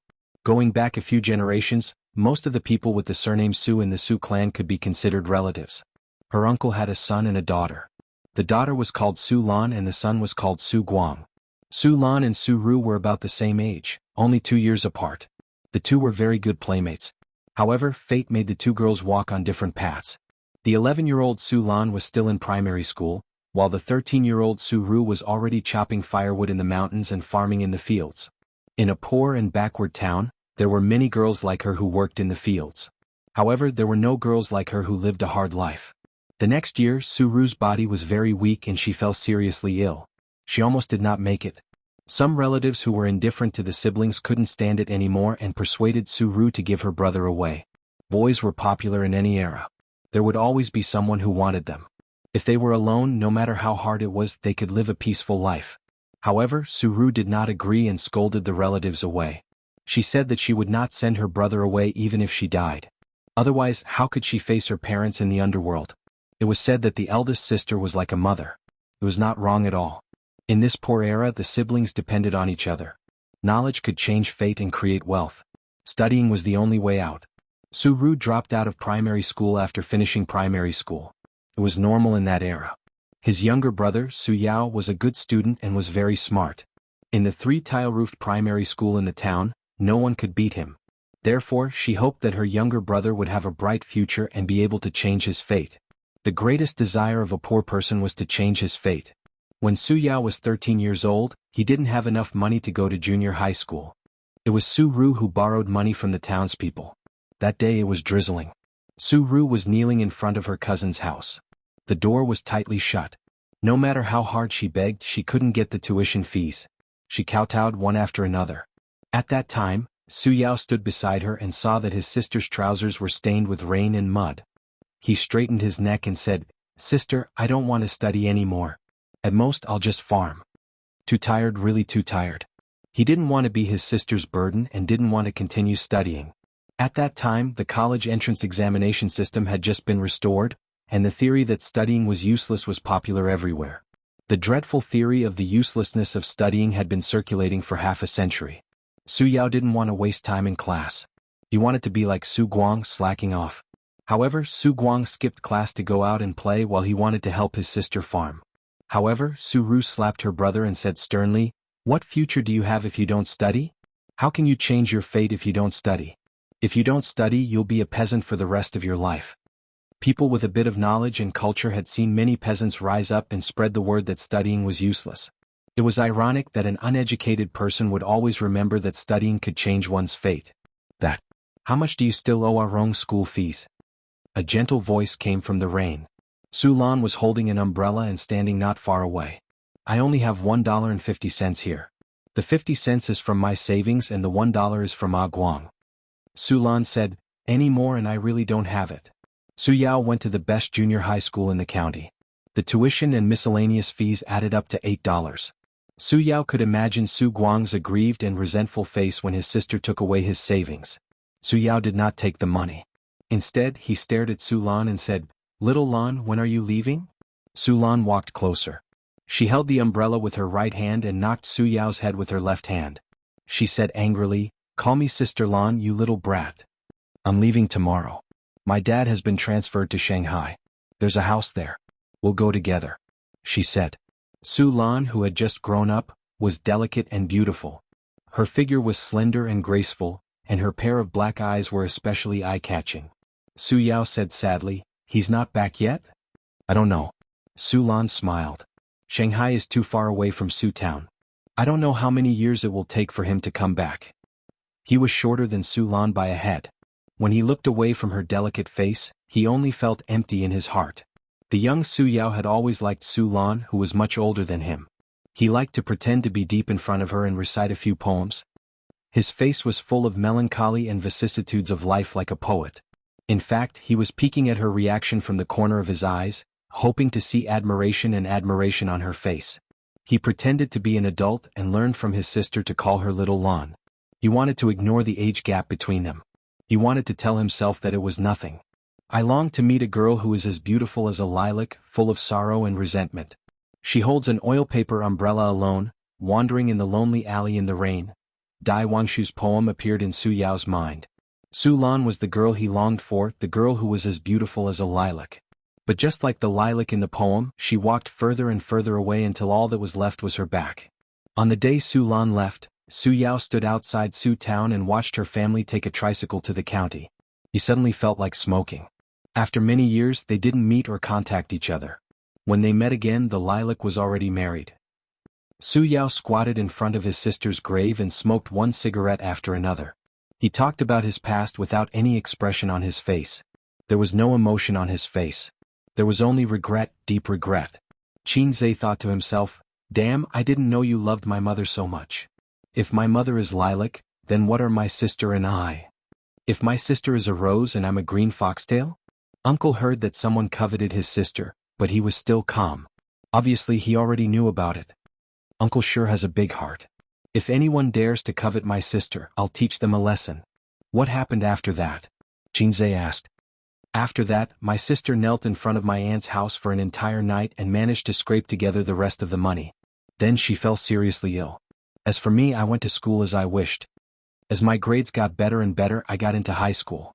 My school fees became even more expensive. My sister thought that if she continued farming, she wouldn't be able to afford my education. She took me away from Su Town and went to the county to work. She swept the floor, washed the dishes, and did the laundry. She did everything. Until my third year in high school, she suddenly got pregnant and gave birth to you. I was born out of nowhere. Qin Zhe asked, "Who did she come into contact with? What did she encounter?" Su Yao smiled bitterly. "How would I know? I only knew how to study. She only wanted me to study. For so many years she didn't get married. She didn't even have a partner. She raised me by farming and working. She had always been willing to sacrifice for me. She always wanted me to be successful. How could such a person suddenly get pregnant? Be more specific." Qin Zhe frowned. He had a lot of questions in his heart. It was impossible for a woman to fall in love and have a child without any signs, unless she was raped. If that was the case, Auntie Su didn't have to hide it. Even if it was shameful because of the age, at least she wouldn't hide it from her only brother. Also, why was I given away? Well, considering the social background at that time, it's understandable for an illegitimate child to be given away. The old man wrote in his diary that in order to give birth to me, my mother fled back to Su Town to avoid the evil hands of the family planning department. Where did that me go? There's no need to doubt the authenticity of that me. He must exist. Otherwise, the old man wouldn't have written it in his diary. Su Yao's attitude towards him was also very strange. The self-blame, remorse, and guilt he showed were far beyond what an uncle should have. He's not my uncle. Those who don't know him would think that he's my father. This can't be explained clearly. Even if Su Yao and Auntie Su relied on each other and had a deep relationship, at most he would hate that man. Maybe he would hate me too. There's one last question. Why did my mother stop him from seeing me? Was it because she didn't want to be disturbed in her quiet life? I'm not a child. I'm a thinking and rational adult. I won't break down easily because of this. I might even happily hold my sister's hand and walk into the Civil Affairs Bureau. There were too many things that Su Yao didn't say. Su Yao lit a cigarette and looked at his sister's tombstone. Actually, I have an idea in my heart. I've been thinking about it for so many years. I have always felt that I should have seen that man before. It was in the 90s. That year? Chapter 595. At the end of 1993, in an underdeveloped county town, Su Yao carried a cloth bag sewn by his sister and walked in a dirty alley. On both sides of the road were mottled old houses. The water pipes were rusty and there was a trash can in front of every house, emitting a faint stench. He and his sister lived in a small alley. The location was bad and the rent was not expensive. In this era, there were very few people who came to the city to work and rent a house. Su Yao came to the door of his house, took out the key and opened the door. It was a small house with only 30 square meters. The curtains were drawn to separate the two rooms, one for the sister and one for the brother. There was only one bed in his sister's room and her clothes were kept in a box. Su Yao's room had an extra desk and a lamp. When she bought the desk and lamp for him, his sister was distressed for a long time, but she still bought it. The meal was cooked in the corridor. There was a small stove, a pot, and coal to cook. It was simple and crude. The better families had already bought a gas stove, but Su Yao and his sister could not afford it. Usually at this time his sister would be cooking in the corridor and Su Yao, who came home from school, would make some handicrafts. It was a private job that his sister took after work. She could earn a few yuan every day. "Sister." Su Yao entered the house and shouted. His sister was not in the room. She might have found some work outside. She often did this. Every day she would walk around the county town and take on all kinds of jobs. As long as she could earn money, she could also do what men could do. Su Yao put down his bag and saw a bag of unfinished handicrafts beside his sister's bed. She should have come back. Did she go out to buy groceries? He was in a good mood today because he got the first place in the school test results. The teachers liked this plainly dressed student very much. He was hardworking and serious. They said that he was a good seedling who could enter university. At that time the teachers were so simple and honest. They could not wait to pour out their hearts and lungs to their students. When they met a motivated student, they liked him more than their own son.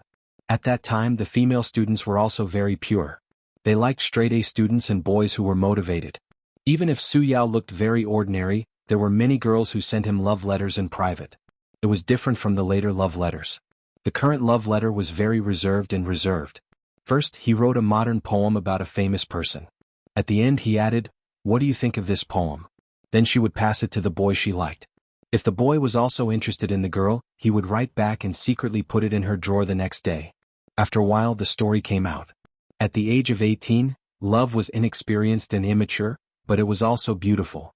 After this age, even if she fell in love again, she would not be able to find that kind of feeling. However, Su Yao did not care about the girl's hints and love letters. He was like a stone statue standing in the rain of flowers, watching the petals fall one by one. He was too lazy to reach out to catch one of the beautiful petals. He didn't have the capital to fall in love, nor was he interested in it. A village boy only knew how to bury his head in books and live up to his sister's expectations. Moreover, Ding Xianghua had drifted to Shanghai with the wind. She had originally wanted to enter Fudan University, but she had gotten married in her first year of high school. She married a bandit from Shanghai. Su Yao had not recovered for a long time. At one point he wanted to hit someone when he heard Shanghai. He was too silent, low-key and reserved. He had always suppressed his feelings of love in his heart. But what was the value of not saying it out loud? On the day of the wedding, Su Yao went and got the fare from his sister. It was very expensive, so expensive that he almost cried. At the wedding his Ding Xianghua was very beautiful. No, that was no longer his Ding Xianghua. It was the flower of the man who was the teacher. Lil Lan was very happy to see him. She was happy from the bottom of her heart and gave Su Yao some comfort. "The girl I like is more important to me than 1,000 gold coins. I'm glad that I'm not as light as a feather in her heart." The man looked at his newlywed wife with a smile. His wife introduced him, "This is my younger brother from my hometown." Reality gave Su Yao a heavy blow. At that time he asked himself in his heart, "So, he's just a younger brother?" His heart suddenly ached, but he still did not cry. But when he really cried, it was after the wedding banquet. "That kid," Su Guang said, "is your sister's problem because of your sister?" Su Yao cried and then he beat that kid until he cried too. Su Guang was born a little early. If it were now, he would definitely comfort Su Yao with another sentence such as, "Arong, don't cry. Stand up and play." Su Yao sat on the bed, making handicrafts, and let his imagination run wild. His sister's hand was full of frostbite in winter and was dripping with blood. Unknowingly, it was almost dark, but his sister still hadn't returned. Su Yao decided to go downstairs to look for her. He closed the door and left the residential building. At the corner, he saw his sister talking to a man in the twilight. The two of them were holding hands and he could vaguely see the man's face. It was a calm and serious young man. When he talked to his sister, his eyes were full of smiles. When Su Yao saw him, the young man also saw Su Yao.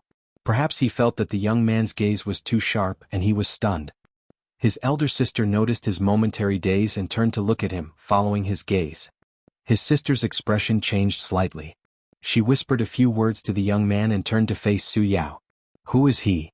Su Yao asked. Friend. He helped me." Su Ru explained briefly and changed the topic. "Sister came back late because of something. Arong, are you hungry?" Su Yao looked at the young man's back as he walked further and further away, disappearing into the night. Since then Su Yao never saw the young man again. His sister didn't seem any different. She worked as usual every day and endured hardships. In 1994, two things happened in this year. and each of them brought disaster to the small family. The first thing was that due to the bursting of the real estate bubble, it caused an extremely terrifying economic crisis. Those who hadn't experienced that era couldn't imagine how terrifying that economic crisis was. It was a direct economic collapse, far worse than any other economic crisis that came after. In fact, there was a collapse as early as 1990. In 1994, the two crises overlapped and strengthened each other. Bang! The collapse of the bubble forced many people to their deaths. Although this crisis was stabilized in a relatively short period of time, it caused a huge impact during this period. The small county didn't suffer much from the aftermath, but the lives of the citizens did become tight. As a result, Suru couldn't earn money and her life became difficult. The second thing was that Suru was pregnant. That day, Suyao was still in school, immersed in a sea of questions, preparing for the college entrance examination. His sister asked someone to call the head teacher's office and said that she was sick and hospitalized. Suyao rushed to the hospital and learned from the doctor that his sister was pregnant. It was a bolt from the blue. Don't work too hard. Your body is important. Go home and rest well. The doctor complained to Suyao. You're her husband, right? Why don't you care about her at all? The doctor didn't lie. His sister, who recovered from the shock, interrupted in embarrassment. He's my brother. Suyao developed early. While his peers were excited about the thicker hair in their pants, he already looked like an adult. At least he didn't look like a high school student. The doctor was also embarrassed and asked, "Then he's your husband?" There was silence. The brother and sister were silent. Back home, as if nothing had happened, his sister sat on the bed doing handicrafts while Suyao sat at the table writing papers. Clack. The ballpoint pen slammed on the table. The sound wasn't loud, but Suru was shocked. Her hand trembled. Suyao stood up with a gloomy face. He looked straight into his sister's eyes and asked, "Who is that man?" Suru didn't speak. Suyao didn't speak either. His eyes gradually turned red. "Arong, don't worry. Is it that man? Is it that man?" Suyao said loudly. His sister responded with silence. All of a sudden, it was as if a barrel of explosives had been ignited. "You've been lying in the hospital for so long. He didn't come. Did you not contact him or did he refuse to come?" Suyao grabbed his sister's hand and walked out of the door. "Go and call him. Call him now." "I'm not going," his sister said. Suyao was stunned and instantly exploded. He shouted, "You're shameless. We're poor but we can't lose our dignity.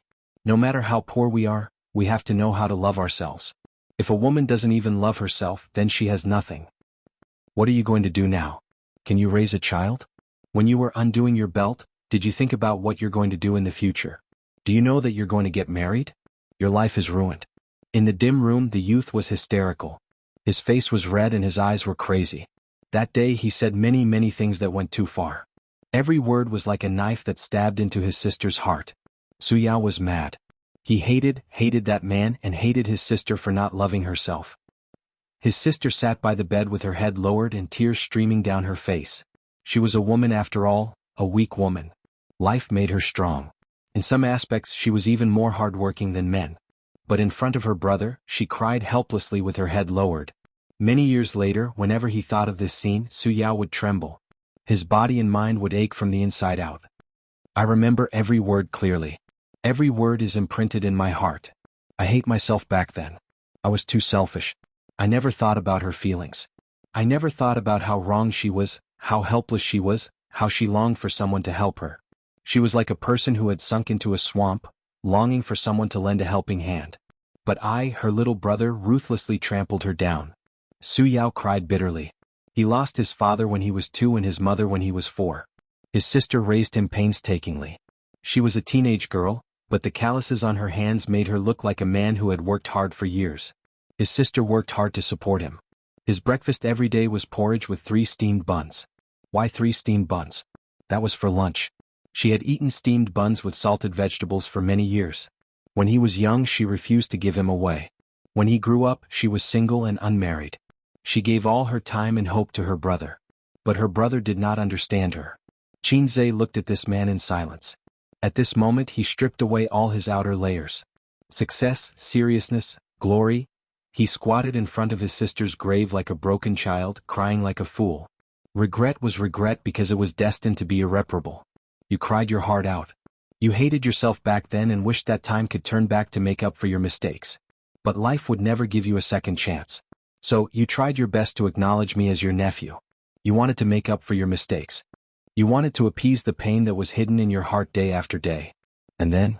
Qinzhe asked in a hoarse voice. Chapter 596. An indescribable atmosphere hung over everyone's head. Silence, depression, and sadness made people's hearts heavy. Su Guang understood Su Yao the most.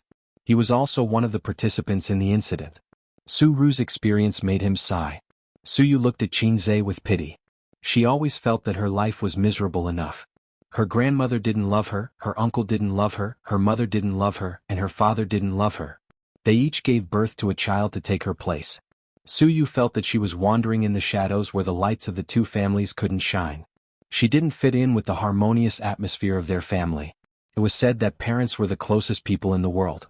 She also wanted to, but her parents didn't love her. Perhaps they even saw her as the failure of a failed marriage in her life. But compared to Qinzhe, she seemed to be very lucky. Although he had a happy family with a strict father, a gentle mother, and a flirtatious sister. However, he did not know his biological mother. It was only after her death that he found out the truth. And no one knew who his biological father was. Their experiences were so similar. A's and I were a match made in heaven. Su Yu thought happily. The man didn't appear. He didn't appear from beginning to end. The sister's belly was getting bigger. Taking advantage of the summer vacation, the brother and sister returned to Shujia town. In the 1990s, a woman who got pregnant out of wedlock in this remote and poor town would be criticized. For a time, rumors were everywhere. Some said that Su Ru was someone's mistress outside, so she had money to support her brother's education. Some said that Su Ru had a boyfriend outside, but was abandoned by him. Anyway, there were all kinds of rumors. Bad woman, casual, indecent, all kinds of labels were placed on her. It was summer vacation and the sun was burning the earth. In a small shop in the town, a group of aunties were chatting and waving fans in their hands. Who's the bastard in Su Lan's belly? She's about to give birth. There are so many wild men outside. If she doesn't say it herself, how do you know who it is? This child who lost his parents since he was young is so easy to fool. He's coaxed to bed with just a few words. Who wants her now? Did Arong get into university? Hey, when Su Lan gives birth, how will she have the money to send him to university? The shopkeeper's face suddenly changed and she winked at the aunties. At the door, outside the shadow of the eaves, Su Yao stood there expressionlessly, his hands clenched into fists. Arong, you're here to get your acceptance letter, right? You just arrived this morning. The lady boss squeezed out an awkward but polite smile. Su Yao took the acceptance letter and left. It was sealed in a yellow envelope. Ever since he returned from the summer vacation, he had heard too many rumors.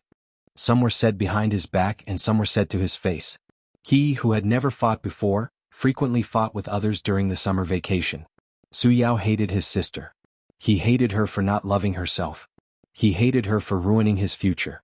That kind of exasperation for not living up to expectations tormented him every day. He hated the man who didn't recognize him even more.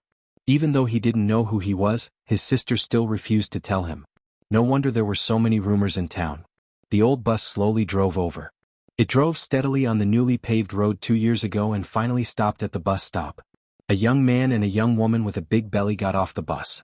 They were Su Guang and Su Lan, who had left their hometown many years ago. Hi, Arong. Su Guang waved with a smile. The aunties in the shop stuck their heads out and looked around. Su Yao looked at Su Lan deeply. After so many years he finally saw her again. The current Su Lan had lost the innocence of a young girl. She had become round and full. She had the grace of a young woman. Why are you in town? Didn't you and Sister Ru move to the county? Oh, my sister is pregnant. She came back to hide. Those sons of the family planning department are useless. They sent my sister to the hospital and want to have an abortion. Look at how big her belly is. Can she have an abortion? A bunch of inhumane animals. My brother-in-law didn't come, so I sent my sister back. Anyway, my dad said that it doesn't matter if I go to work or not. I just know how to slack off. It's better to come back with my sister. Su Guang was as lively as ever. He chattered nonstop along the way. Stop talking. Su Lan reprimanded her brother. Then she looked at Su Yao and asked gently, What's wrong, Arong? She was always so gentle and considerate. She could easily see the gloominess in his eyes. In an instant his eyes turned red. Su Yao said, My sister is pregnant. That night, Su Lan and Su Ru talked until late into the night. Two pregnant women, two best friends. They had been separated for many years. One was married and had a happy child. The other was pregnant out of wedlock and was criticized. Just like their childhood experiences, the difference was like heaven and earth. Su Ru looked at Su Lan. She was like a little girl selling matches looking at the warm stove and delicious Christmas dinner through the window. Two worlds. Who's the father of the child? Under the dim light, lying on the same bed, Su Lan asked softly. Su Ru hesitated for a while and didn't say anything. Su Lan gently stroked her best friend's belly. It was bigger than hers, so the due date was definitely earlier. The child can be born without a father, but what about when he grows up? Other children have a father, but he doesn't. Su Lan said, "My Bao Bao likes her father a lot. She's always with her father. It's very tough for a child from a single-parent family. You've been there, so you should know." Seeing that she was still silent, Su Lan said earnestly, "Aren't you tired of carrying everything yourself? Even if he doesn't want you or the child, at least he can ask for compensation. Your life will be better." "What about Arong? He was accepted by Zhejiang University. You've worked hard for so many years and finally saw hope. Are you going to give up halfway? You said that studying can change one's fate. You're just one step away. Are you not going to take it? Also, what about your future? You're not young anymore. How are you going to get married with a child? How is she going to get married? In this era, who would want a woman who had a child before getting married? Who would want her?" After a long while, Su Ru said, "He just left because he had something to do." "Do you believe that?" Su Lan asked. There was silence again. "Let's not talk about this." Su Ru forced a smile and said, "Why are you pregnant again? They're so strict now. I heard that there were 5-month-old women in town who were caught and aborted. They almost lost both their lives." Su Lan said helplessly, "My one wants a son. His father wants it too. They feel that without a son, the Qin family's line will end. Don't think that he dotes on his daughter very much now. After knowing that I'm pregnant, he's so happy.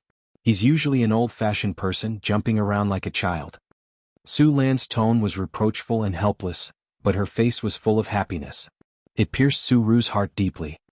"Actually, I can think of a way to pay for Arong's school fees. If it doesn't work, I'll ask my father for it. After all, Arong calls him granduncle." Su Lan sighed. "But you..." Actually, at that time, Su Lan and her family were at their worst.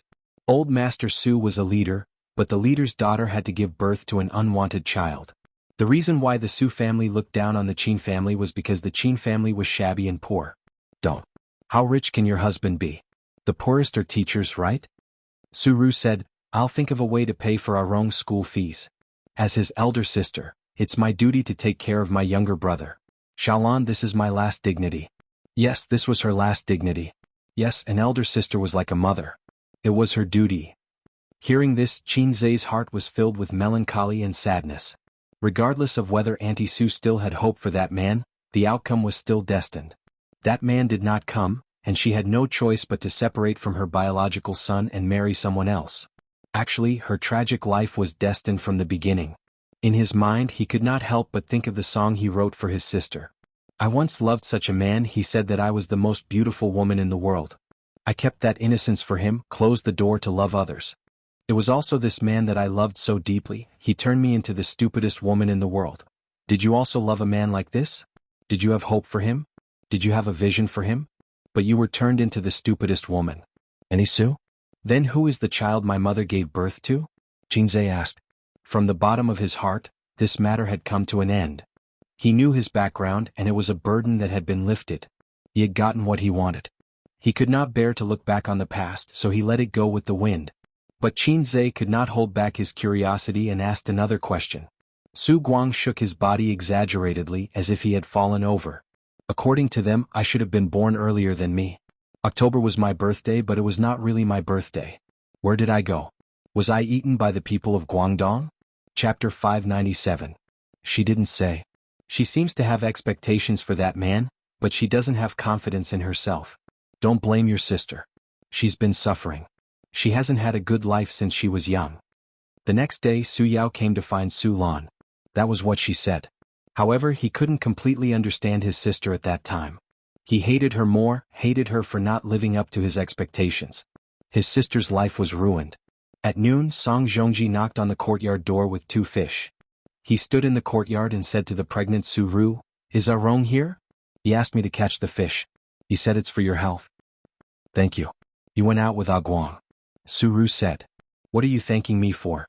5 cents. Song Zhongji grinned. Su Ru was stunned and nodded. "I'll get you the money."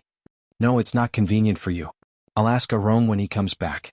As he spoke, Song Zhongji scooped a basin of water and placed the half-dead fish inside. This man was idle and didn't like to work in the field. He was good at catching fish and birds. He was the only one who didn't criticize Su Ru. He was probably a bad person and didn't have the right to criticize her. Maybe he wasn't interested in gossiping, or maybe he was a coward and was afraid that Su Yao would beat him. The day of labor came soon. Su Ru was Mr. Su. She didn't go to the county hospital. She didn't have the means to go to the hospital back then. In the countryside, she usually went to the village doctor. It was slightly better than the barefoot doctor. She had studied medicine for a few years, but her standard was definitely bad. Otherwise, she wouldn't be in the countryside but in the hospital. Shujia town was too poor to have a health center. There was a health center in the neighboring town. At noon, her water broke and she started to have labor pains. The child was born at 10 o'clock at night. It was a boy. Everything was settled. It was the first time in her life that she was a mother. Su Ru threw away all her worries and only the love of a mother was left. Su Yao felt that he should hate this child. But when he saw the baby sleeping in the swaddling clothes and couldn't open his eyes to see the world, he clenched his little fist and slept quietly. His heart suddenly softened. Due to malnutrition, the baby was only 2.4 kilograms at birth, which was medium small. "The baby is so cute. Have you given him a name?" Su Lan, who was pregnant, watched from the side with a smile on her face.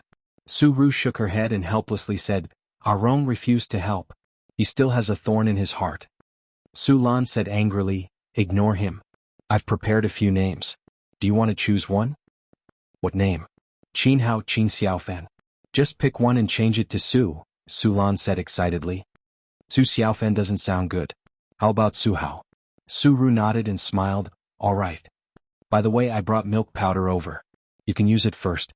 When I give birth to Bao Bao, I produce more milk, so you shouldn't be short of milk," Su Lan said. As Su Ru's bones were severely damaged and she was malnourished for a long time, she did not have much milk. Since it was related to her son's rations, she didn't refuse in the end. A very realistic and serious problem was placed in front of them. The brother and sister, who had depended on each other since they were young, still depended on each other for survival. Moreover, they had an additional life. Her sister, who had carried the burden of the family on her own, was weak after giving birth. It was difficult for her to continue living. Raising a child was not easy. According to later statistics, more than 40 million children died in the 90s. That night, Su Ru looked at her child and said nothing. The next morning, she called Su Yao to her room alone and asked him, "Do you miss university?" Su Yao was speechless. His gaze fell on the baby's face. The baby was sleeping, but suddenly his small body trembled. He whimpered a few times like a mosquito. Su Ru quickly comforted the child. "Don't worry about him. Tell me, do you miss him?" Su Ru said, "Yes." Su Yao said, "You wanted it. You wanted it more than ever. Studying can change one's fate. It can also restore one's dignity." He longed for success. He longed to escape poverty. He longed to regain his sister's lost dignity. Su Ru nodded. A few days passed like this. One night, Su Ru was suddenly woken up by urgent knocking on the door. The baby was crying loudly. "Rong, Sister Ru," Su Guang said with a sobbing voice, "my sister fell down." He knocked on the door with all his might. Su Ru sat up in shock. Her sleepiness disappeared. Before she could call for help, Su Yao from the next room had already rushed into the courtyard. When she opened the door, Su Guang was standing there with a panicked expression. "What happened?" "My sister slipped when she went to the toilet at night. She was covered in blood." Su Ru heard it and her face turned pale. She couldn't care less about comforting the child and shouted, "Rong, Rong." No one answered her. Su Yao had already rushed out of the house with Su Guang. The next day at 5 o'clock in the morning, Su Ru, who hadn't slept the whole night, finally waited for her brother to come back. "We took her to the health center. Xiaolan was already unconscious and couldn't give birth naturally. They said there was no way. The fetus might be injured and asked us to send her to the hospital. The health center car took us to the county. The hospital gave her a cesarean section. The baby was alive when it came out, but it didn't survive for more than 2 hours. The doctors couldn't save it, they went." Su Yao's eyes were bloodshot. Where's Xiaolan? Su Ru cried. She hasn't woken up yet. Guang is in the hospital, squatting outside the ward and crying. Su Yao covered his face and said with a trembling voice, a good child gone just like that. After a while Su Ru said, Rong, let's go to the county now. It was 6 o'clock in the morning when they arrived at the hospital. There weren't many people in the hospital and the air was filled with the smell of disinfectant. 1 or 2 patients could be seen on the benches in the corridor with intravenous drips. The nurse on the night shift looked exhausted. In the small ward, Su Ru saw Su Lan. She had already woken up and was staring at the ceiling with her eyes wide open like a lifeless paper flower. Su Guang's eyes were red as he sat by the bed. Rong, Guang, go out for a while. I have something to say to Xiaolan, Su Ru said as she held the child in her arms. After the two left, she sat by the bed and whispered, the child is gone. This sentence seemed to awaken Su Lan, who was on the verge of despair. Her face was expressionless as her eyelashes trembled. Then she started crying. She cried heartbroken like a mother who had lost her child.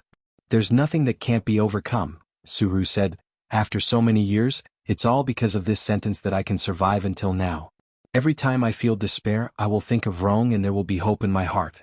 You still have Bao Bao. You can't break down. Guang said it's a son, Su Lan said softly. There was a strange silence in her expression. My first child was a girl. Although he didn't say anything, I knew he wanted a son. I thought that since I married into the Qin family, I should give birth to a child for him to carry on the family line. The child is gone and the investigation is so strict now. My father doesn't want me to have another child. I quarreled with my parents. A person like him, without this child, even if he wants a son, he won't let me have another child. Guang said it's a son. He has always wanted a son. I can't lose this child, I can't lose his. Sobbed my child. At first she could speak calmly, but gradually her emotions became agitated. Su Lan's body twitched as she cried, and her words were incoherent. Su Ru placed the baby in her arms beside her and said in a low voice, from now on, he will be your son. Her voice was very soft, and the expression on her face was very complicated. Reluctance and pain intertwined. Su Lan stopped crying and looked at her without saying a word. He will be your son, Su Ru repeated. Are you comforting me? No, I'm serious, Su Ru said. Why? Rong said he wants to go to university. I can't afford his education, let alone raise this child. Who can a woman with such a bad reputation like me marry? Su Ru smiled sadly. The child and Rong are my burdens. I can't bear the fate of both of them at the same time. I have to give up one of them. Su Ru's fingertips trembled as she stroked the child's cheek. Perhaps in your eyes, the birth of this child is a mistake. Then between the two I choose Rong. I will bear my mistakes. I will bear all the pain and regret in the future alone. At least I can still face my parents. You are right. The child can't live without a father. Little Lan, you can give him a better family and a better environment to grow up in. He can grow up without worries and won't have to worry about being called a bastard when he grows up. Your husband wants a son. You can imagine how sad he will be when he learns of this bad news. Are you also afraid that because of this matter, it will become a knot between you two? Su Ru's face was covered in tears. Little Lan, just treat it as us saving each other. Su Lan reached out, wanting to touch the child, but the moment she touched him, she retracted her hand as if she had been electrocuted. She was stunned for a moment. Sister Ru, from today onwards, this child is mine and has nothing to do with your family. I will raise him, give him the best environment and raise him as my own son. You and Rong can't go back on your word in the future. Okay, Su Ru said. As soon as she said this word, her entire body collapsed. What do you need me to do for you? When he grows up, bring him to Su Town to visit me every summer. Okay. Outside the door, 2 youths stood there. Why are you two standing at the door? The doctor in a white coat walked to the door of the ward. The 2 youths were in tears and the doctor wasn't surprised at all. He pushed the door open and glanced at the ward, holding a stack of reports in his hand. You came last night, right? The doctor last night got off work and I'm in charge of your ward. My condolences, I'll register you again. What's your name? Su Lan opened her mouth. Su Ru said, Su Ru. Su Ru, right? The doctor wrote a few notes. In a while, I'll get the nurse to take you for a checkup. After a miscarriage, you have to pay more attention to your body or else you'll have a lingering illness. Soon rumors began to spread throughout the Su town. Su Ru's child died prematurely, and the bastard she was carrying outside had a short life. Su Lan, who came to Su Town to recuperate, gave birth to a fat boy after a month of recuperation in the hospital. Later, Su Ru got married to the man who had never commented on her, a man who didn't do a proper job. A woman who got pregnant out of wedlock, a man who ate and was lazy. Wasn't it a good match? Many days ago, the day after Su Yao said that he wanted to go to university, Song Zhongji sent fish again. Arong asked you to send fish again? Su Ru said awkwardly, I'm sorry, we don't have much money at home. After sitting around and eating for so long, they really didn't have much money. It's free. We're from the same hometown. It's just 2 fish. Song Zhongji said, aren't you pregnant? You have to nourish your body. After all, we've known each other since we were young. Su Ru was stunned and hesitated. Do you have a girlfriend now? Who's willing to marry me? Song Zhongji scratched his head. Then do you have money for a wife? Why did she ask this? It was a little strange. Song Zhongji said, don't think that I like to gamble, but no matter if I win or lose, I'll save some money. As I save, I'll have money for a wife. Then are you willing to marry me? I won't raise someone else's son. Don't worry, I'll give the child away. Really? But you have to help me support our own studies. For Su Ru, instead of giving it to someone else, giving it to her best friend who grew up with her was the best ending. Song Zhongji was a man of his word. A weak man had his advantages. On the day Su Lan left, Su Yao stood outside the town and watched the bus leave. He who had never smoked, squatted by the side of the road and smoked an entire pack of cigarettes. Later on, Su Yao went to college as he wished and became successful as he wished. But he couldn't pay back the debt he owed his sister in this lifetime. He regretted that morning countless times, regretting that he said, yes. In the years after that, he rarely stepped into Su Town. He married a rich lady in one city and settled down in one city. Everyone in Su Town said that this chicken flew to the branch and became a golden phoenix, forgetting his roots. In fact, he was afraid to face his sister. Every time he saw his sister's aging face, he would think of that unbearable past. On the day she passed away, she said a lot to me. She said that she didn't disappoint her parents and that I finally stood out. But I knew that what she wanted to say the most was A's. We worked hard to change our fate, but I couldn't change the past in my life. Su Yao sat in front of the grave. His expensive suit was covered in dust. After my sister died, my biggest wish in life wasn't to stand out, but to bring you here one day, point at this tombstone, and tell you that she was your biological mother. This was her biggest wish before she died. She didn't say it, but I knew.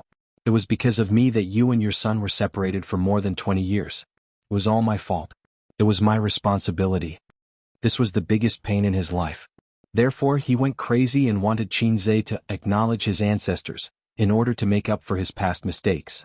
He wanted to make his conscience feel better. But we promised Xiaolan that we wouldn't talk about this in our lives. As long as she doesn't agree, I won't tell her. Qinzhe said bitterly, that means my dad doesn't know about this. That's not important. Su Yao said. Ace, you can't tell your dad the truth. It might be your mom's fault for hiding it from him, but this kind of thing can only be kept a secret. The longer it goes, the more you can't tell him. Su Guang's voice was almost pleading. This was very important, very important. Qinzhe said in his heart. He had read the old man's diary and knew what was going on.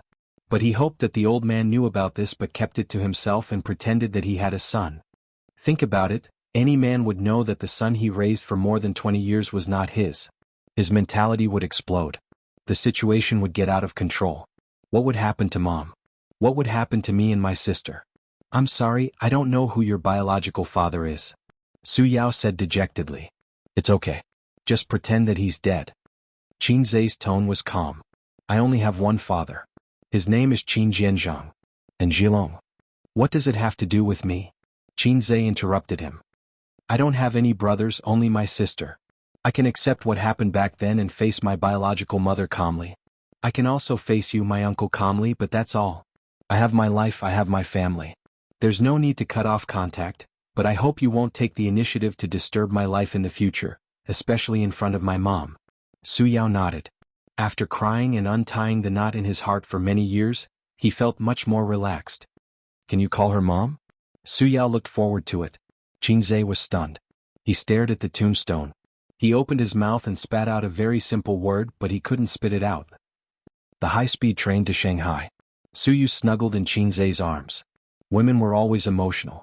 After shedding a few pounds of tears for the biological mother of her beloved, Suyu became listless and didn't feel better for a while. Qinzhe was much calmer. Do you think it's too cold? Qinzhe's fingertips flowed through her hair. Suyu wanted to shake her head, but finally nodded. Sadness doesn't have to be shown. The past is all in the past, and the people who leave will never come back. You can't change anything. Qinzhe sighed. If she was still alive, I would treat her better, but as they agreed, I will always have only one mother. Raising kindness is better than giving birth to kindness. Don't you want to know who your biological father is? Do you think I should go find him? Suyu thought about it, shook her head and said, you shouldn't look for him, but you can't help but think about it. Think? Why do you want to think about it? He may still be in that small county, living a mediocre life for half of his life, or he may sigh that he had an illegitimate child. But what does it have to do with me? The world is so big I can't go find him. I said let's just treat him as dead. Why do you want to find him? Do you want to cry and recognize him as your flesh and blood?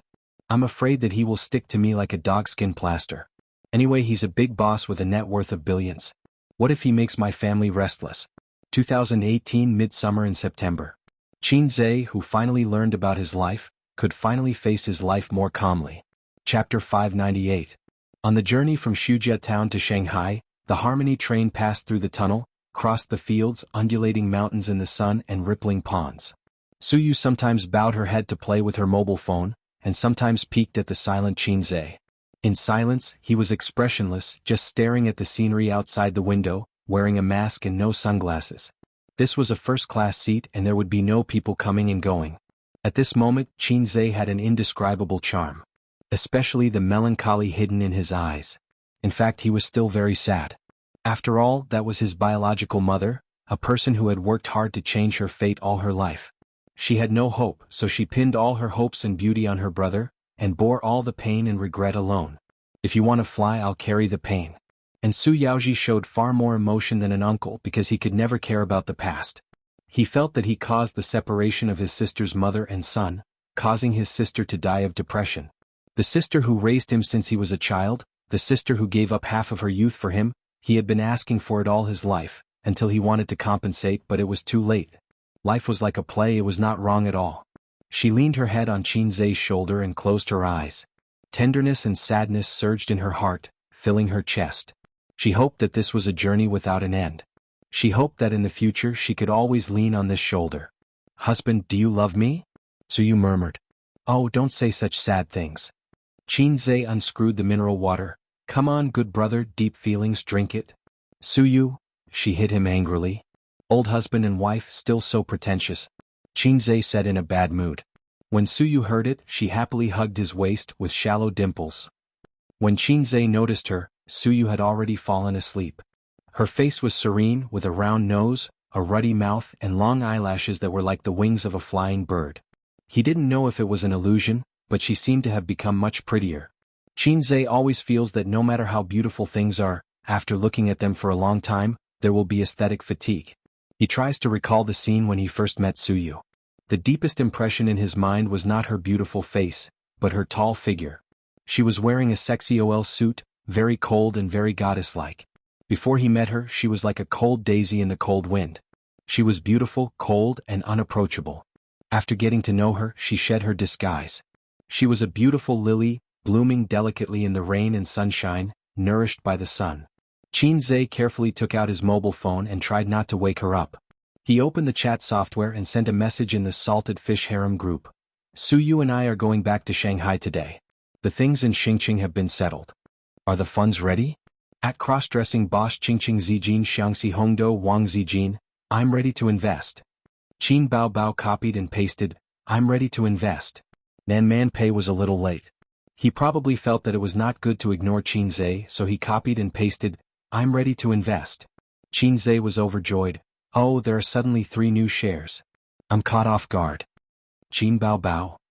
Wang Zijin, what are you talking about? I don't understand. Nan Man Pei, generally, it's best not to delve into things that you don't understand, especially when it comes from Qinzhe's mouth. Wang Zijin. Seems to make sense. Qin Bao Bao, this black-hearted maggot is always saying some nonsense in front of me. I don't understand most of it. Wang Zijin, Nan Man Pei, don't say it out loud. How am I supposed to respond to that? Nan Man Pei imagined the nonsense Qin Zhe said to his sister and shuddered. Also, it was extremely scary. Qin Zhe was thick-skinned. What are you talking about? I don't understand at all. You're thinking too much. Qin Bao Bao, then explain what you meant by that last sentence. Qin Zhe, new shares. Haven't you played with stocks before? I'm not afraid even if the crab comes, I'm not afraid. Qin Bao Bao was speechless and sent a series of flips table emojis. Qin Zhe, Sister Ziwei, wait for me to come back. You said you would cook noodles for me. I like noodles and soup, not hot noodles. Wang Zijin, she had the urge to go crazy. As an editor who had been on the internet for a while, she could actually understand instantly. That day she had a private chat with her boyfriend and was a little naughty. In the group, her style of chatting had always been dignified and serious. Qin Zhe actually hinted in the group. Nan Man Pei definitely didn't understand. Speak human language. Do you need my help with the follow-up matters in Shin City? Qin Zhe, no, Suyu and I will take care of it. Sister Man Pei, let's play the game of eagle and chicken another day. Nan Man Pei, ? Wang Zijin, Ace, what's wrong with you today? She felt that he was a little unrestrained and wasn't in the right state. Was he provoked? Qin Bao Bao didn't say anything. She was confused and thought that her brother was just talking nonsense. Qin Zhe didn't answer her and put his phone in his pocket. He was very happy to be mischievous and had found the right state of life. Don't think about it. Let bygones be bygones. The affairs of the older generation have nothing to do with us. Don't be conflicted. Don't be depressed. Don't be sad. At this moment his phone rang. The caller ID showed that it was Huang Yuting. Qin Zhe was helpless. He gently woke Suyu up and indicated that he needed to answer the call. He held his phone and put on his sunglasses. He got up and left his seat to open the toilet at the end of the car. Click. The lock popped back and Qin Zhe picked up the call. Old Huang, what's the matter? Huang Yuting laughed. Mr. Qin, there's something I want to tell you directly. After all, we're old friends. I've discussed it with my agent.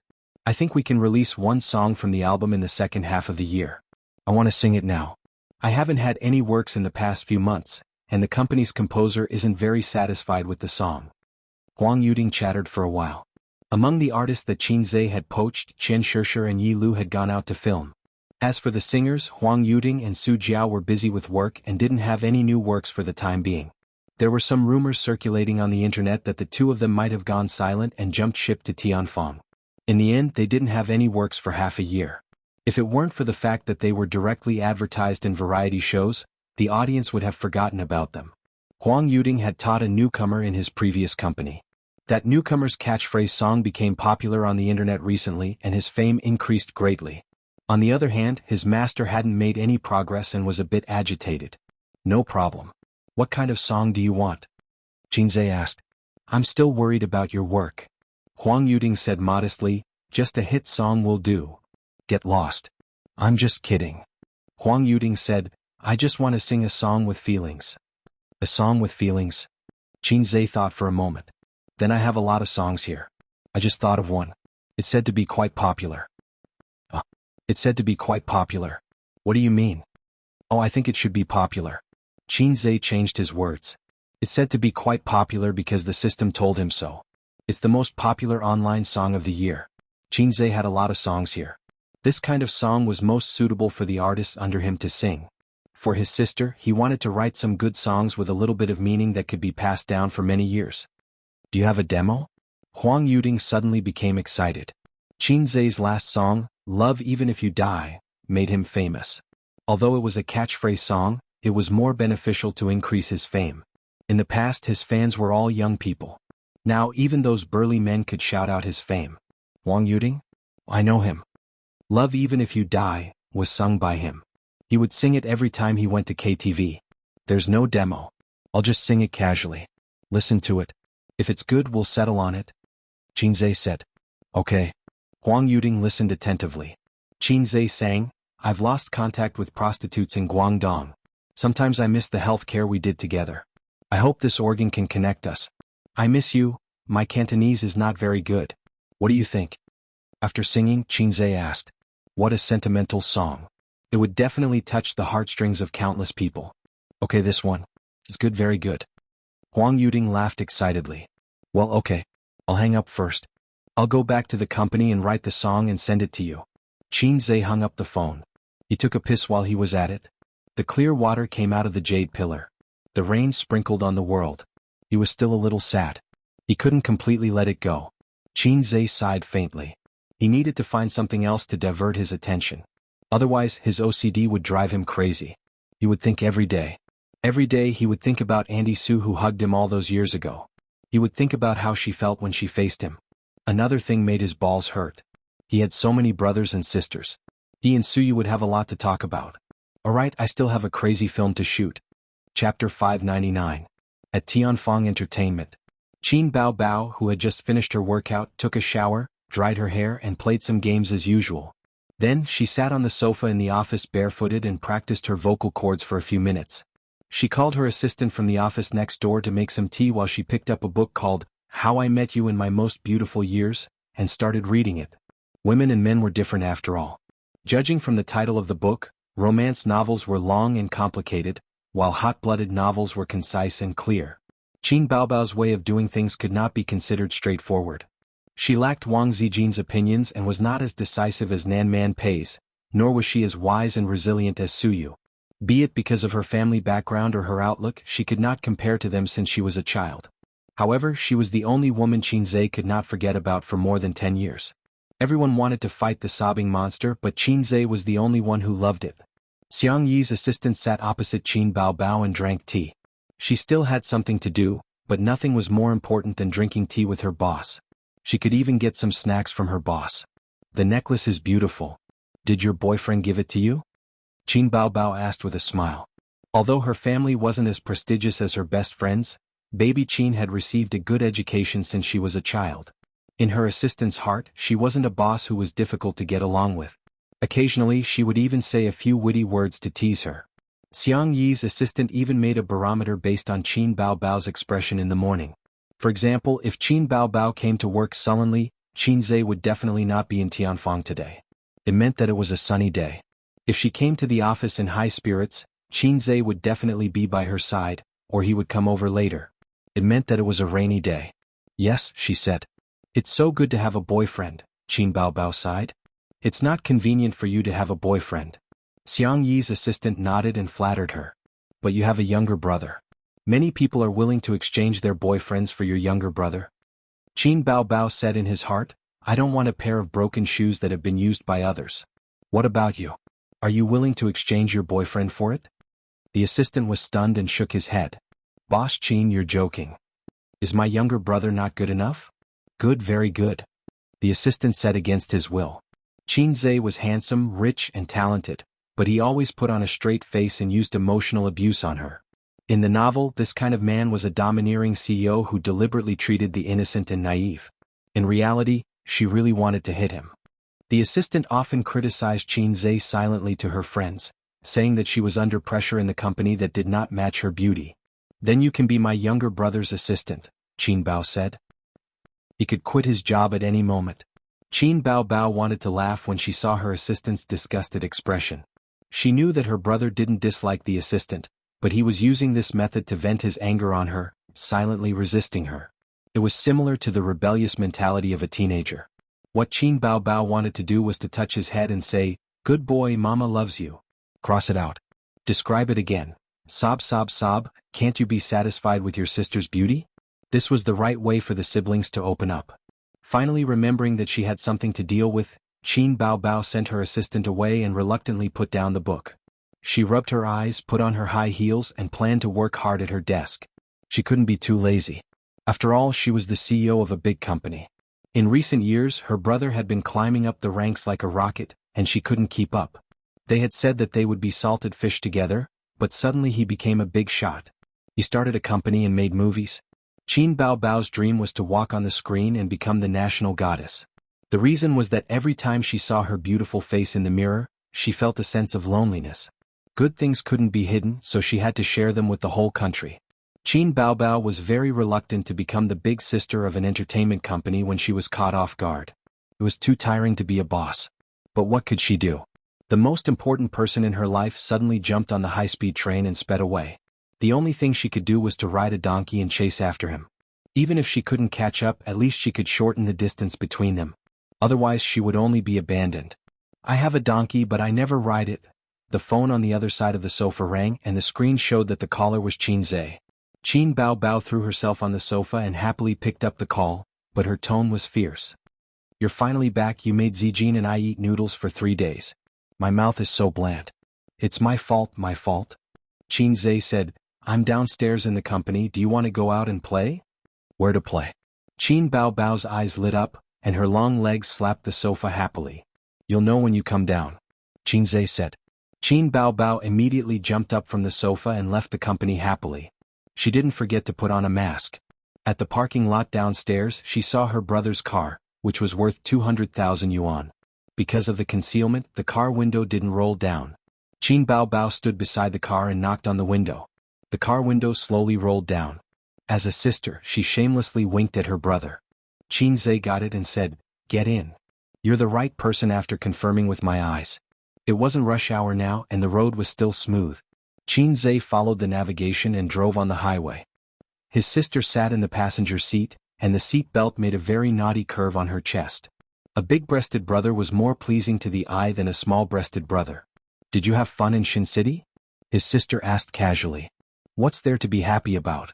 I'm so tired. I only cared about chatting with the other side and didn't have time to play in Shin City. Qin Zhe said. For his sister's wit, he knew it in his heart. You came back 2 days later than expected. Where did you go? His sister asked again.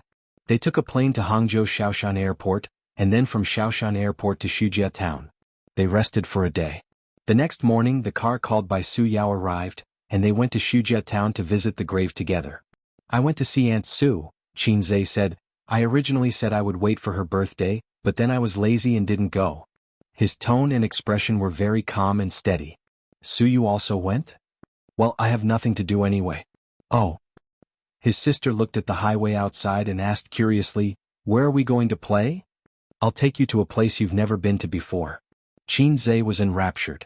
Qin Bao Bao expressed that she was looking forward to it. By the way, do you want to participate in my next self-directed movie? Is there a kissing scene? No. Is there a bed scene? No. No, get out. Qin Zhe was not reconciled. This is a movie for the purpose of word of mouth. If it can be popular, it will be very good for the reputation of the actors. Anyway, you are quite free recently.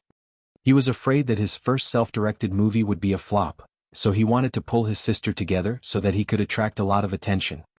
I'm not free. I'm busy at my desk all day or I run out to shoot commercials and commercial performances. I'm tired. Qin Bao Bao casually talked nonsense. Nonsense, Sister Ziwei told me that you have nothing to do at the company and at home. Qin Zhe exposed his sister's lie. Qin Bao Bao gritted her teeth after being stabbed in the back by her best friend once again. Qin Zhe expected better from her. You should be more careful. Now many people are eyeing you covetously, saying that they want to empty you. The car got off the highway, passed 2 traffic lights and stopped in front of a building gate. Here we are, he said. Chapter 600. Shanghai No. 3 Mental Hospital. Qin Bao Bao looked up at the huge words on the hospital building. What's wrong with your brain? Why are you here? Mental hospital? Why are you here? You've never been here before? Qin Zhe parked the car and took out his car keys to lock the door. Using the car as cover, he secretly slapped his sister's perky butt. Qin Bao Bao froze and looked at him in shock. This pervert is so daring. She looked around guiltily to see if there were any paparazzi hiding nearby. The traffic was busy, and the pedestrians were rushing. No one noticed them. Do you want to die? Qin Bao Bao glared at him. She was not angry or embarrassed when her brother took the initiative to tease her. Instead, she was secretly happy. Qin Zhe smiled and looked up. My intelligence has limited my imagination, and I can't understand the feelings of patients with schizophrenia. So, I need to find professionals to help. Other than trashy movies and fast food movies, all movies with a little depth need the help of professionals. For example, the director of a Grandmaster movie had been preparing for 10 years. During this period, he had visited many martial arts masters. Another example would be those detective movies with high ratings. These movies had a professional team behind them. Qin Bao Bao hugged her brother's arm and entered the hospital together. Compared to other hospitals, the mental hospital was more deserted. But it was only relative. There were still many people in the lobby, queuing to register and collect medication. The No. 3 mental hospital was a hospital that specialized in treating mental illnesses. It was different from other hospitals. If the psychiatrists and other hospitals encountered patients with serious illnesses, they would send them to a specialized mental hospital for a checkup. Of course, there were also patients with schizophrenia. This was the main purpose of Qin Zhe's visit. Qin Zhe led his sister to the 6th floor without any consultation. Then he told the receptionist that he was looking for Director Li. "You've already contacted them?" Qin Baobao blinked her eyes and asked curiously. "Of course. Why else would we rush in here? They don't have time to entertain us." Qin Zhe said, "I've asked someone to contact the hospital. When the hospital heard that I'm going to shoot a movie, they were very happy. After all, it's a form of publicity. Also, I've hired Director Li to be my consultant. He's an expert in schizophrenia and has a lot of experience.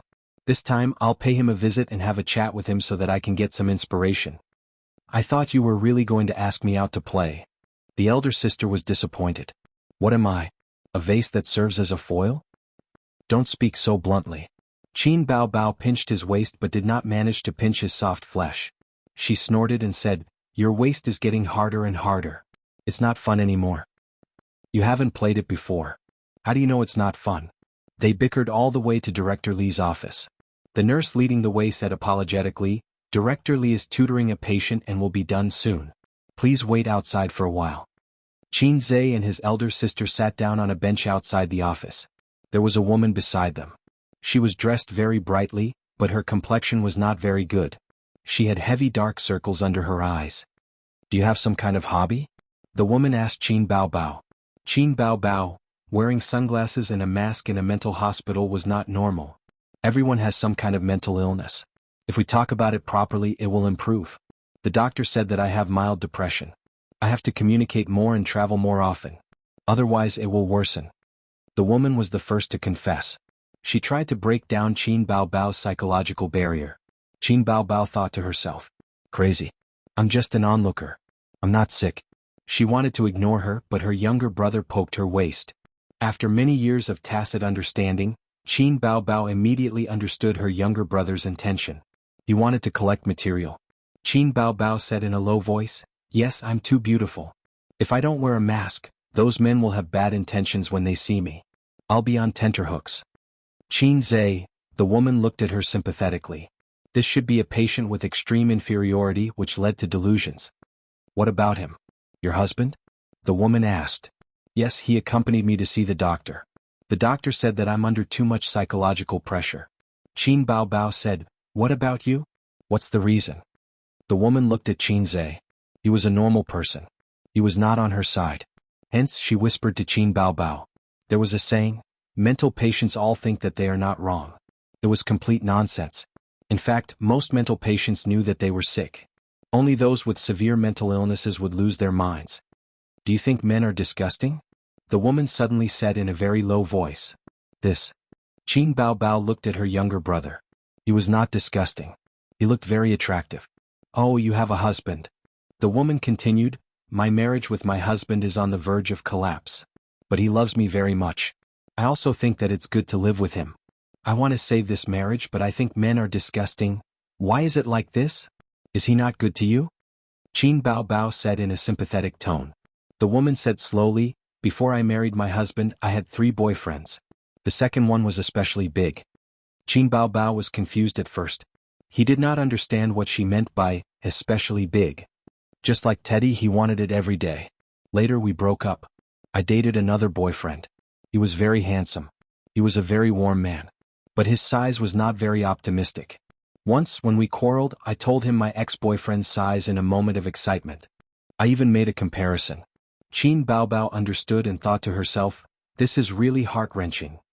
After that, every time we did it in bed he would always ask me, is my ex-boyfriend really that big?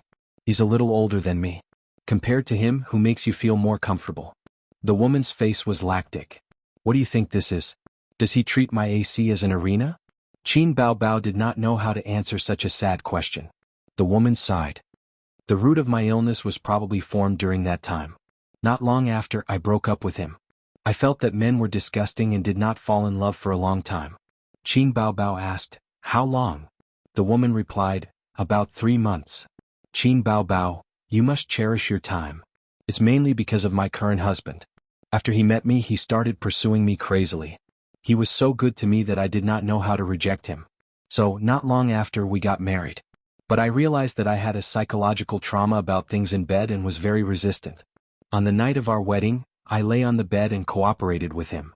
After that, he wanted to do it but I rejected him. Our married life was seriously disharmonious after marriage. Now that we quarrel every day, I'm gradually becoming depressed. Qin Bao Bao was puzzled. Then are you depressed now or can't you do it with your husband? The doctor said that it's just a psychological trauma. Time will erase it. Everyone has psychological trauma, right? But I must not be depressed or it will be very dangerous. I still have a chance to save it, the woman said. Her condition was not serious, or she had just started showing signs of depression. Otherwise she would not talk so much. It was also possible that she was forcing herself to chat, trying to make herself feel better. Qin Zhe said, "You don't mind if I say a few words, right?" The woman frowned and chose to nod. Qin Zhe said, "The reason why you are depressed now is because you feel sorry for your husband or because you quarrel with him too often and are bored? Is it because you want to get rid of the psychological trauma of the arena, or because you are slightly depressed?" I realize that he is treating me worse and worse. He knows that I have a psychological trauma, but he still doesn't understand me, the woman said. Then it must be the latter. Speaking of which, why would he take back his wife if he could not have sex with her?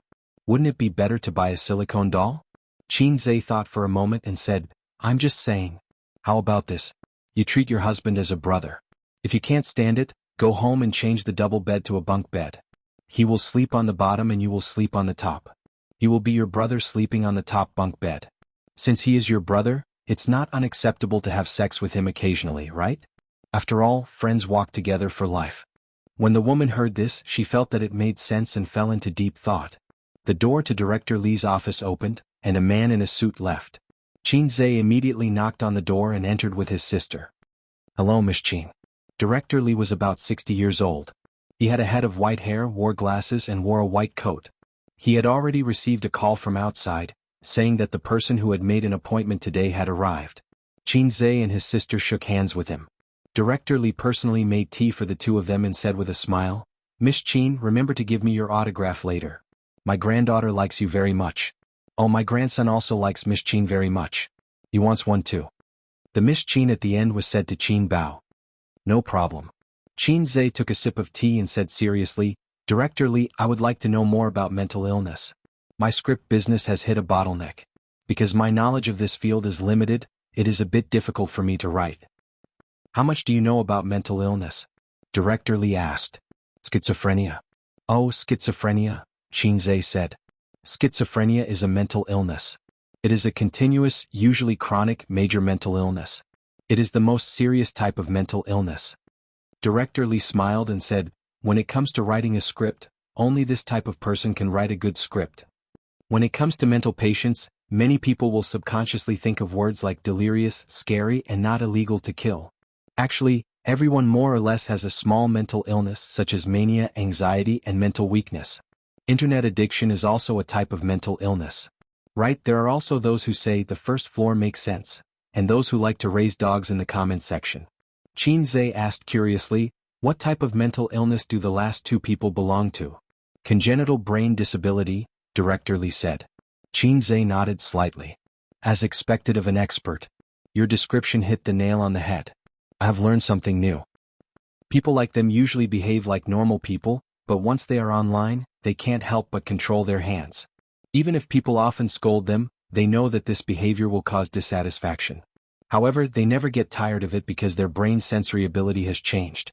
In the field of mental illness, it is called congenital brain disability but their inability to control their actions is like obsessive-compulsive disorder. Everyone has obsessive-compulsive disorder." Director Li pointed at the stack of books on the table. The books were neatly stacked, but there was one book that was more mischievous. It was crooked. After you sat down, you looked at it 3 times. "Did you want to arrange it neatly like the other books?" Director Li said, "I did this on purpose to see if the patient has obsessive-compulsive disorder. Qin Bao Bao also has obsessive-compulsive disorder, but it is very mild. However, your condition is more serious than hers. She only looked at it once, but you looked at it 3 times. For adults, obsessive-compulsive disorder doesn't affect normal life, but for children, severe obsessive-compulsive disorder can cause ADHD." Qin Bao Bao suddenly understood. Oh, he had ADHD when he was young. Qin Zhe kicked his sister and asked, I want to know if it is possible to set the main character with dual personality. You want to ask about the relationship between schizophrenia and dual personality, right? Director Lee asked. Qin Zhe nodded. Yes, the details must be handled well or else it would be a joke. Chapter 601. Of course it's different. First of all, you have to understand what dual personality disorder is and what schizophrenia is. Dual personality disorder is a type of multiple personality disorder. This disease has a very prestigious scientific name, dissociative identity disorder. Most of the triggers are from childhood abuse, especially sexual abuse, which causes another personality to appear in the body. It's equivalent to having multiple souls living in the body. Patients with multiple personality disorder don't know anything about the other personalities in their body. Director Lee said with assurance, and patients with schizophrenia are a clinical syndrome composed of a group of symptoms. It's a multifactorial disease. Oh, I might be too complicated. To put it simply, schizophrenia is far more complicated than multiple personality disorder. Its symptoms are not simple confusion of mind. Clinical symptoms include perception disorders, thinking disorders, emotional disorders, consciousness and behavior disorders, cognitive dysfunction. Qin Zhe and his sister looked at each other in silence, both dumbfounded. To be honest, Qin Zhe had always thought that dual personality disorder was schizophrenia. Director Lee looked at their expressions and smiled. Then I'll put it more simply. Multiple personality disorder refers to the different characters in the body. Their personalities, names and genders may be different. The patient will switch between different personalities. This kind of patient is very rare. In ancient times, people called it ghost possession. Have you seen Brainstorm? The protagonist is a police officer, but he's also a criminal. He arrests criminals, upholds justice and plans murders to commit the perfect crime. But the two personalities of the police and the criminal are not connected. They don't know each other's existence. Schizophrenia means that the patient has separated himself from the real world. He is still a persona, but this persona lives in a different world. He rambles nonsense, he is crazy, and he is completely cut off from the world of rationality. Qin Bao Bao suddenly understood. In other words, multiple personality disorder, in a sense, is actually no different from normal people. And schizophrenia is a lunatic. Director Lee pondered for a moment. It's one-sided, but it's not wrong. Qin Zhe said, Can I see a specific example with my own eyes? Director Lee smiled and nodded. Miss Qin came this time to understand the details. No matter how much I say, it'll be confusing to you. Come with me. This kind of professional mental hospital was large and had two types, open and closed. The former was for mild mental illnesses such as depression, mania, and so on. The latter was the type that couldn't be released.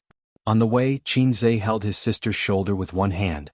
He actually wanted to hug her waist, but they were in the hospital, so it was inconvenient. If he brazenly hugged his sister's waist, Director Lee might be kind enough to give him psychological counseling and tell him that it was wrong to have a sister complex, whether it was mentally or physically. To keep up with the times, he directly handed over an orthopedic specialist's business card and patted his shoulder. This is all I can help you with. The reason why he had to hold his sister's shoulder was because he was sending a message with his head lowered. His partner was Chen Shishir. The petite beauty discussed the script with him in high spirits and complained about the director's harshness. The single female artistes in the company all liked to chat with him. Yi Lu, Su Jiao, Li Wei, they all messaged him for no reason. Qin Zhe wasn't impatient at all. He wasn't aloof either and tried his best to chat with the other party happily.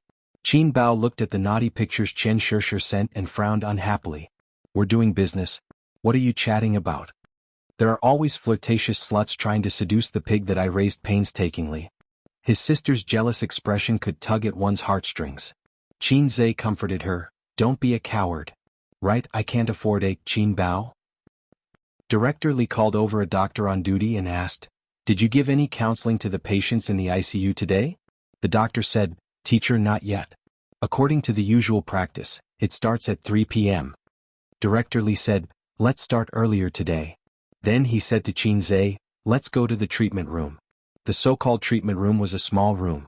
The walls were painted blue and the furnishings were simple. There was a table and two chairs. The light above their heads was very gentle. Director Lee said that simple decorations could soothe the patient's emotions. There was psychological knowledge in it. Psychiatry and psychology were closely related. The doctor's surname was Du. He was Director Lee's student. At this time he took off his white coat and wore a short-sleeved shirt. The white coat would irritate the patients and make them resist or even overreact. He sat at the table and waited for patient number 3 to be sent over. There was a huge mirror on one side of the small room. It was actually a one-way glass. Qin Zhe, his sister, and Director Li stood behind the glass and could watch the whole treatment process. Seeing the symptoms and treatment of schizophrenia patients with their own eyes would be helpful for Qin Zhe to write the script. Soon a patient was brought in by a nurse. It was a young man. He was no more than 25 years old. Except for his pale face, there was nothing wrong with him. Dr. Du said, "Hello, friend. We meet again." The young man glanced at him and did not respond. He just sat there in a daze. Dr. Du tapped on the table gently. It implied a certain rhythm and gradually attracted the young man's attention. "How's your health recently?" The young man nodded. Dr. Du casually chatted with him. The young man did not seem to have any special symptoms so far. Dr. Du said, "You have a girl you like?" "Yes." The young man said, "My Wei Wei is the prettiest and the cutest, but I can't find her." Suddenly, he became agitated and stared at Dr. Du with pleading eyes. "I can't find her. I can't find her. Can you help me find her?" Dr. Du nodded. "We have already informed the police. You just wait quietly. There will be results." "All right, you can buy some flowers and give them to her when you see her." The young man nodded hard. Dr. Du probed, "What do you think of chrysanthemums?" The young man's face changed. His expression became frightened. He fidgeted and his body trembled slightly. "Roses. I think roses are good." Dr. Du said, "What do you think?" The young man quieted down and nodded slightly. Behind the one-way glass, Director Li said, "You see, since he entered the room until now, he has been very anxious and does not like to communicate with people. This is a typical emotional disorder in schizophrenia." Qin Zhe nodded hard. "Did he suffer a setback in his relationship?" Director Li said, "No, this person is a web writer. Because of the huge workload, he could not bear the burden. Because he could not bear the increasing pressure, he stopped updating." Qin Zhe said, "This will get him a razor blade." Director Li said, "His situation is worse than a razor blade." After he stopped updating, a few readers pretended to care about him and enlightened him. They came to the city where he lived to meet and chat with him. That day they drank. After drinking, he was taken to a hotel by a few readers and was subjected to inhumane torture. Then he had schizophrenia. From then on, he could no longer hear the word chrysanthemum. We once thought that this was the cause of schizophrenia. Later we found out that it was not. After he was hospitalized, he often said the same thing, "I can't find her. I can't find her." The person he could not find was called Wei Wei. His girlfriend? No, that's the female protagonist in his book. He's actually mentally ill since a long time ago. He confuses the real world with the virtual world, imagining that he has a perfect girlfriend named Vivian. He has cut himself off from the rational world, and the things that the readers do are just the trigger for his illness. This is another kind of cognitive dysfunction in schizophrenia. What's his pen name? I think it's called? Director Li thought for a moment. Newspaper seller? Qin Zhe nodded. He had a better understanding of schizophrenia patients. The next patient was number 9. He was a middle-aged man. He was neither dull nor anxious. Instead he talked with the doctor. Director Li said, "He was locked up for intentional injury. You see, he doesn't seem to have any problems, but in fact his schizophrenia is the most serious." "What do you mean?" His wife had always been in love with her ex-boyfriend and had cheated on him many times. Later, her ex-boyfriend died unexpectedly and his wife was depressed. This man loved his wife so much that he imagined himself as her ex-boyfriend. After a long time, he started to believe that he was really her ex-boyfriend. The two identities caused his consciousness to be confused and he spoke incoherently. One moment he said he was her ex-boyfriend and the next he was sober. What he got was not his wife's love but her fear. During an argument, he accidentally pushed his wife down the stairs and she was seriously injured. So far, our treatment has not improved. Mental illness is very troublesome.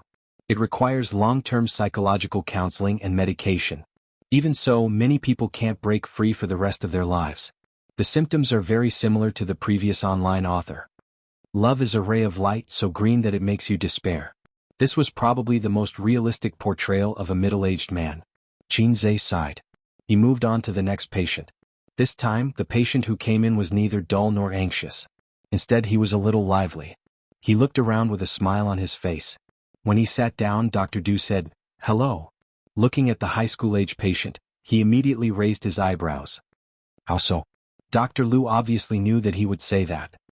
He said indifferently, I'm very happy to meet you again, old friend.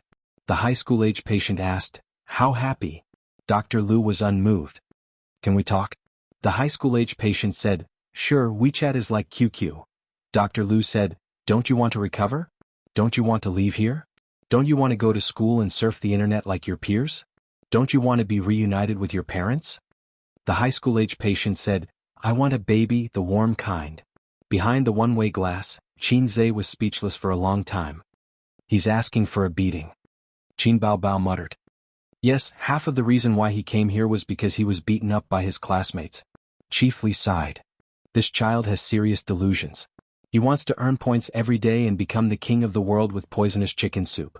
Otherwise the system will erase him. His so-called points are to scold his classmates, parents and teachers every day. He is complacent and thinks that he is different from others. He is proud of it. In fact, his approach is just to isolate himself. In real life, such people are asking for a beating. They are not worth looking forward to or learning from. He is beaten up every day in school. His parents sent him here, hoping that he can return to normal. He said that he can communicate with the system. This is a classic perception disorder. Qin Zhe's balls tightened, and his chrysanthemum turned cold. Am I also king schizophrenic? For this reason he opened the points store. Although others could not see it, he could see and feel its real existence. He was relieved. Let's change. Qin Zhe did not want to continue with this case. He said, is there anything more serious? Yes. Chief Li contacted Dr. Du in the small room through the microphone. Bring patient 11. Patient 11 arrived in a short while. He was very thin, skinny, and his eyes were sunken. He was led by the caregiver and he looked very nervous and anxious. Dr. Du said, what's your name? Patient 11 said, Lao Yang. What's your job? I am the emperor. Why don't you kneel? Patient 11 spat at Dr. Du and said angrily, kneel now or I will drag you out of the Meridian Gate and behead you. Dr. Du waved his hand helplessly. The caregiver immediately went forward and carried him away. Let go of me, let go of me. Patient 11's shouts could be heard faintly. There are always unruly people who want to harm me, there are always unruly people who want to harm me. This is hopeless. Chief Li sighed. As a doctor, perhaps it is not suitable, but it is indeed hopeless. He already has very, very serious schizophrenia. He said that he is the emperor, but the lie detector could not detect it because he believes from the bottom of his heart that he is the emperor. Moreover, he is the emperor in distress whose country is in a precarious situation. He always feels that someone wants to harm him and usurp the throne. This is the thinking disorder in schizophrenia. In layman's terms, it is persecutory delusion. Chapter 602. Schizophrenia patients are really diverse. Qin Zhe sighed. Multiple personality disorder was a person with one or more personalities.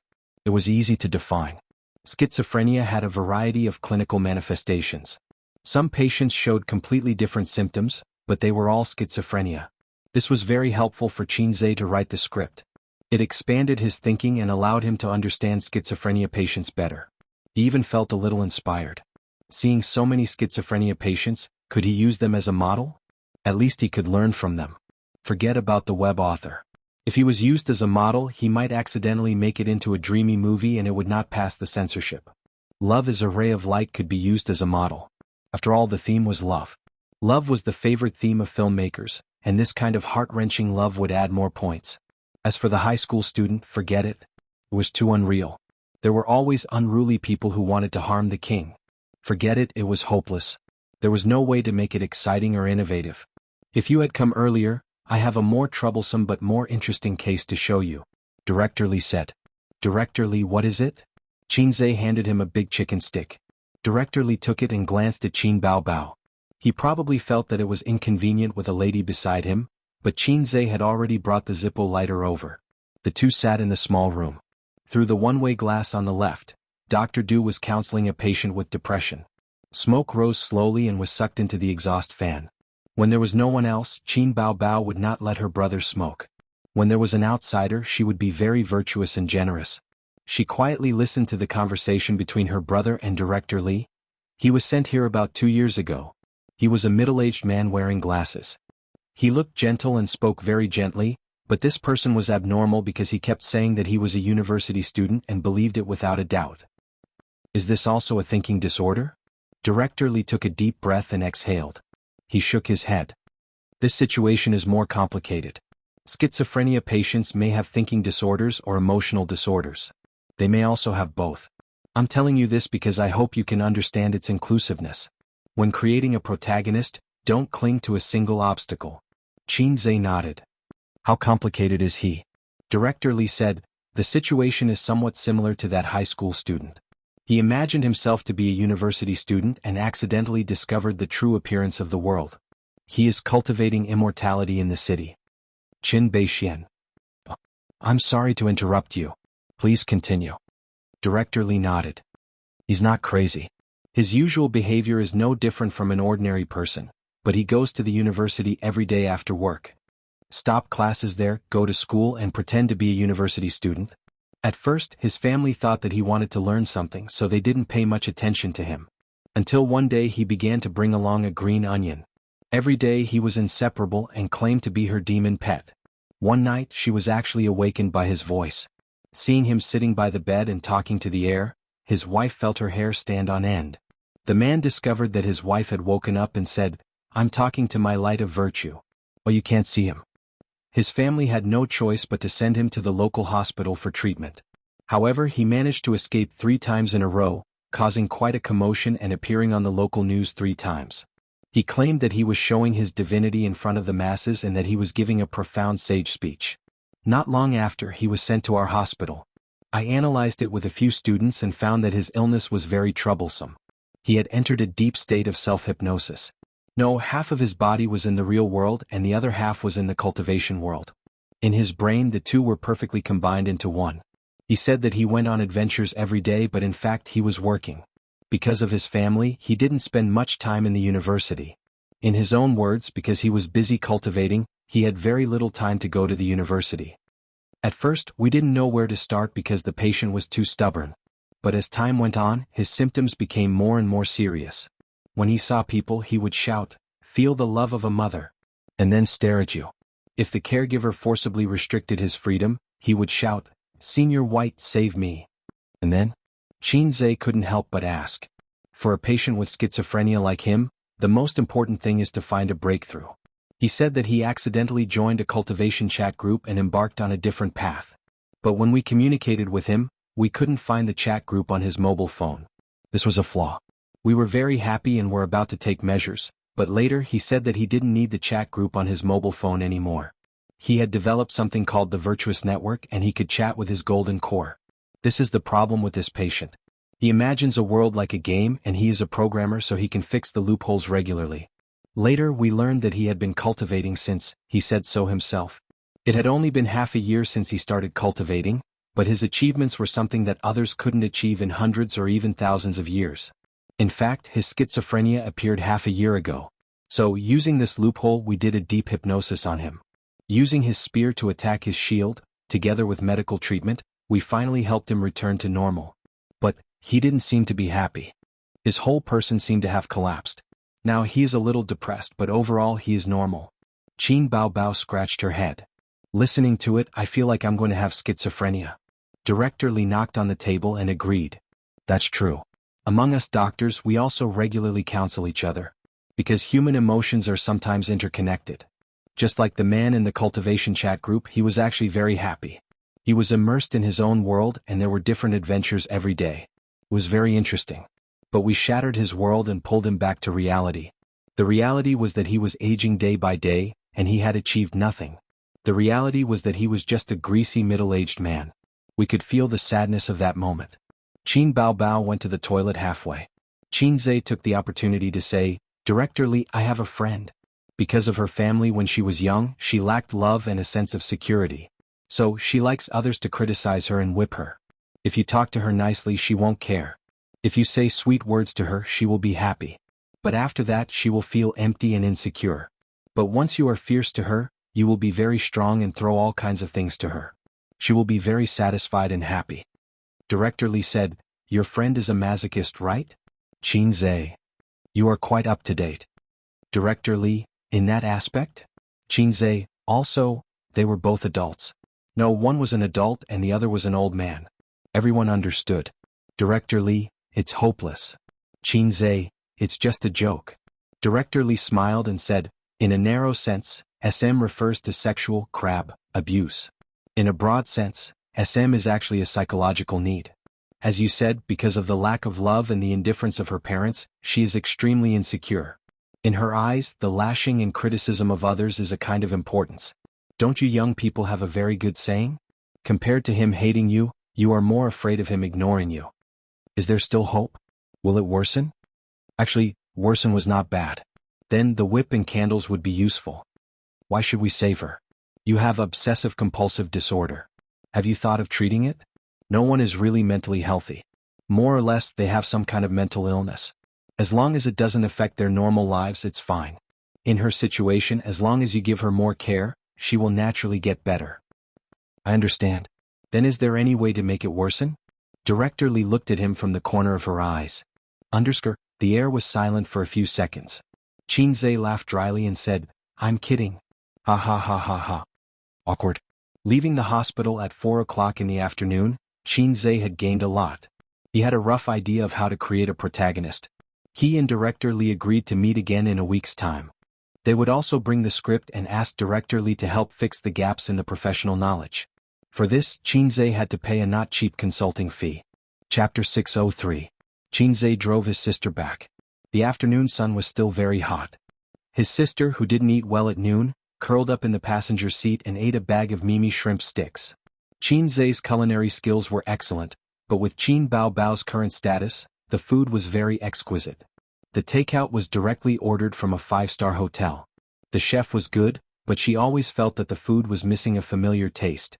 She was such a nostalgic person. For dinner, Wang Zijin and Qin Bao cooked noodles at home. Wang Zijin complained that Qin Bao's noodles were not mushy enough. Her stomach had always been bad. Qin Bao complained that Wang Zijin's bottom was muddy and not chewy. They could have ordered takeout, but they refused to do so. They claimed that the noodles they made were delicious and pretended to enjoy it. Give me a few. Qin said, I didn't eat lunch on the high-speed train. I'm hungry. Why don't you eat? The food must be delicious, his sister said softly. The lunchboxes on the high-speed train are too bad and they're all frozen. It's not healthy. I'd rather eat instant noodles.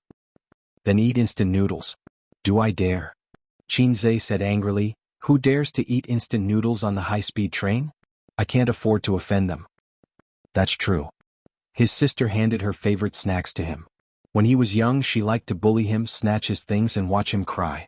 When she grew up, she liked to share good things with him. Humans were so strange. Unlucky woman, I'm driving. How can I eat? Feed me. Qin looked ahead. Big sister fed him one by one and soon a generation of prawn crackers was gone. She said happily, Big sister fed you until you were young, right? Yes. Your juice is delicious. It would be better if you could make milk tea for me. Qin didn't care about his sister's teasing at all. Milk tea? Qin Bao said, sure, I'll make it for you when we get home tonight. Qin finally turned his head and looked at her. To be precise, he looked at his sister's chest. This might have to wait until you're pregnant. Passing by the Shanghai City Tower, the tallest city in the country, Qin Bao sighed with emotion. I've always wanted to take a look. He didn't have the chance in the past, but it was inconvenient now. Oh, I promised you before that I would go up and take a look, Qin said. He suddenly had a strong urge to bring his sister up there to take a look. He remembered the first time he brought Sister Ziwei here. Afterwards, his sister looked jealous and disappointed. At that time he really didn't have time. He had a lot of time, but his sister didn't. Later on he forgot about it. No, the paparazzi are very annoying and I might be recognized if I'm not careful. Qin Bao said with a straight face and fixed her eyes on the screen. There are no paparazzi. Qin said, I observed on the road. There are no cars following us. It was impossible for paparazzi to tail them 24/7. They were not CIA agents. Moreover, the siblings' private lives were too serious. There were very few paparazzi who persisted until now. At most, they would squat at the entrance of the neighborhood. Occasionally they would come to the company, but they didn't see them today. This was because Qin and the bodyguard said that if they saw paparazzi taking photos secretly, they would beat them up until they called for their father.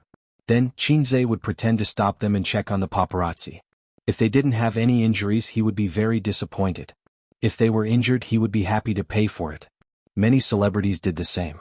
However, most celebrities didn't have personal bodyguards. Qin Zhe and his sister only had bodyguards at the company, but they didn't have any at home. They bought tickets and went upstairs. Standing on the observation deck, they were wearing masks and sunglasses. Even their mother might not recognize them. Baby Qin was still able to attract a lot of attention. Just looking at her pair of long legs was enough to make people fall in love with her. She also had a pair of cropped pants that outlined her buttocks. She had a full chest under her short sleeves and a small waist that could be held with one arm. A woman with a good figure could attract attention even if she didn't show her face. Many people like to climb up and look into the distance. However, in first-tier cities like Beijing and Shanghai, it was actually not recommended for people to climb up and look into the distance. Because in addition to looking at the scenery, there was also humility. Look, the owner of each house was richer than you. There were 1.4 billion people in China and you were probably behind 1.3 billion. It hurt. The two siblings looked at the scenery and didn't dare to get too close. They were afraid of heights. A few days ago, Qin Zhe accompanied Su Yu to play the jumping machine. He really felt that he was only one step away from death. The last time he was so excited was 24 years ago. He was almost caught by a group of brothers and sisters behind him. Qin Zhe looked at the scenery of the Bund, the curved Huangpu River and the densely packed buildings. He sighed. Last year when he came with Sister Ziwei he was still a little salted fish. This year when he came with his sister he was already the king of salted fish. Now he was rich and counting money until his brain cramped. Next to him was his tall and charming sister. For a moment he was full of pride. Qin Zhe pointed at the scenery below and said, "What do you see?" "What a beautiful scenery." Wrong answer. Qin Zhe slapped his sister's butt. Answer again. Picturesque mountains and rivers. Qin Baobao rubbed her butt. Wrong answer. Qin Zhe slapped her again and said, "Wrong, it's my picturesque mountains and rivers." Qin Baobao, okay, act tough king, let's go downstairs for coffee." His sister rolled her charming little eyes. Unfortunately, Qin Zhe couldn't see through the sunglasses. Weren't my words cool? In the elevator downstairs, Qin Zhe asked his sister. Yes, very cool. His sister said perfunctorily. If you are the emperor, then what am I? She thought. They had a cup of coffee in the cafe downstairs and brought some desserts to fill their stomachs. When Qin Zhe and his sister returned home, it was almost dark. Sister Ziwei's call, help me answer it. On the way he received a call from Wang Zijin. Qin Zhe handed his phone to his sister. Hello Ace, are you home? I want to eat today. Before Wang Zijin could finish, she was interrupted by her best friend. He's not home. He's in Shin City. What the hell? Where did this flirtatious bitch come from? Why do you have my Ace's phone? Wang Zijin said sarcastically. You're asking for a beating. Qin Baobao raised her eyebrows. I'm scared to death. Qin Zhe shouted, Sister Ziwei, we're on our way home. Wang Zijin heard and replied, then I'll get off work early too. Anyway, there's nothing going on in the company. Well, if you arrive first, let's meet at the entrance of the community. We'll go grocery shopping. Let's just meet at the store, Qin Zhe said. Therefore, when they were about to reach the community, Qin Zhe turned around and went to the supermarket. They waited there for Wang Zijin. Wang Zijin was different from her sister's casual dressing. She was wearing an office lady's suit. She had a beautiful oval face, long black hair and a smile on her face. If she was wearing home clothes, she would be a smiling girl next door. I want to eat a big meal today. Wang Zijin stared at Qin Zhe and kicked her heels. She complained, Bao Bao, the shoes you bought for me are clinging to my feet. It's so uncomfortable. Nonsense, Qin Bao Bao said, this is a high-end luxury. It's only worn at important banquets, balls and cocktail parties. Of course it's uncomfortable for you to wear it for the whole day. This was probably the difference between rich people and ordinary people. When ordinary people buy shoes, they first look at the style and then try it on to see if it's comfortable. Rich people don't do this. They only pay attention to high-end products that are worthy of their status. Whether it's comfortable or not is secondary. If the shoes are dirty, should they be washed? Just throw them away. Oh, rich people's shoes won't get dirty because they won't go to messy places. You should have said that these are prom shoes. Wang Zijin took the opportunity to hug Qin Zhe's arm. My feet hurt all day. Give me your arm. Qin Bao Bao said in a disdainful tone, useless thing. Qin Zhe reacted abruptly. Damn, Sister Ziwei's tricks are as deep as the sea. What clinging to her feet, what discomfort, it's all fake. Not only can she hold his hand intimately, but also not let her best friend suspect. In contrast, his sister is a bit immature in this respect. She only bullied Suyu. Although Suyu likes to make trouble, her harem skills are actually not high. At most, she's a beginner master. His sister is an intermediate master, and Sister Ziwei is at least a senior master. Outside, with familiar people around, his sister would more or less restrain herself from hugging Qin Zhe's arm. Otherwise, with two great beauties on his left and right, even Hai Zhe King's thick skin would not be able to withstand the burning gazes of passers-by. Wang Zijin, who has always been a vegetarian, is picking meat dishes today as if she hasn't eaten meat for half a year. What's wrong eating so much meat? Qin Zhe wondered. I want to eat it. Qin Bao Bao went to pick seafood, and Wang Zijin's tone changed from serious to coquettish. You ate too much noodles. Qin Zhe hit the nail on the head. Yes. Not only did she eat too much, but she also cooked noodles with vegetables for 4 days. Her mouth is so bland. After shopping and returning home, the moment the burglar-proof door wrapped in a layer of sandalwood opened, the three of them covered their noses. What's this smell? Qin Bao Bao frowned. It seems like a gas leak. Wang Zijin said. You must have left the gas on when you cooked noodles last night. Bah, then we can't live to see the sun today. You got up in the morning to cook noodles? You didn't turn it off. Then it's definitely not a gas leak. It's something else. They are quarreling. Qin Zhe slowly took out a lighter and said quietly, Is it a gas leak? I'll try to make a fire. Slap. Slap. Two small hands slapped the back of his hand at the same time and the sisters shouted, Do you want to die? Blow it up. Qin Zhe said angrily, Then why are you still standing at the door? Turn off the gas. Fortunately, I'm back today. A few days later, do I have to attend your funeral? Chapter 604. It was indeed a gas leak. His sister had forgotten to turn it off when she was cooking noodles in the morning. She turned off the gas and came out of the kitchen. She was so guilty that she was afraid of being scolded by her brother. Qin Zhe opened the living room window and took a few breaths. Damn, it was leaking all day. What an unlucky woman.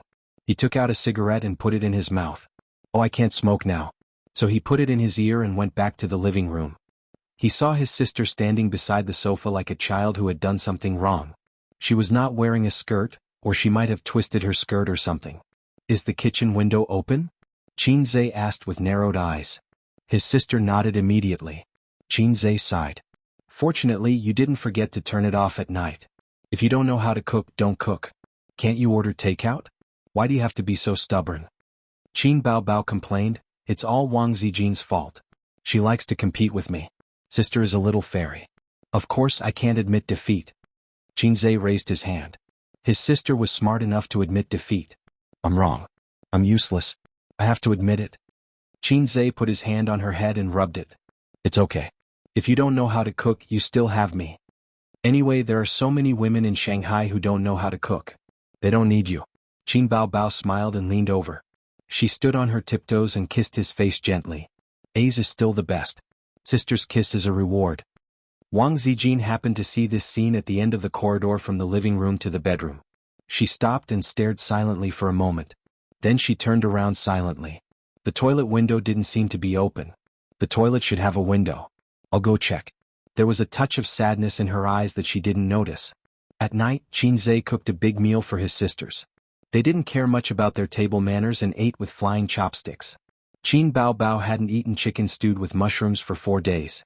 She couldn't wait to hold it in her arms and not share it with the wolf in the house. In fact, she was the only one who liked chicken stewed with mushrooms. Wang Zijin had long been sick of it, even though Qin Zhe's cooking was delicious. Eat slowly.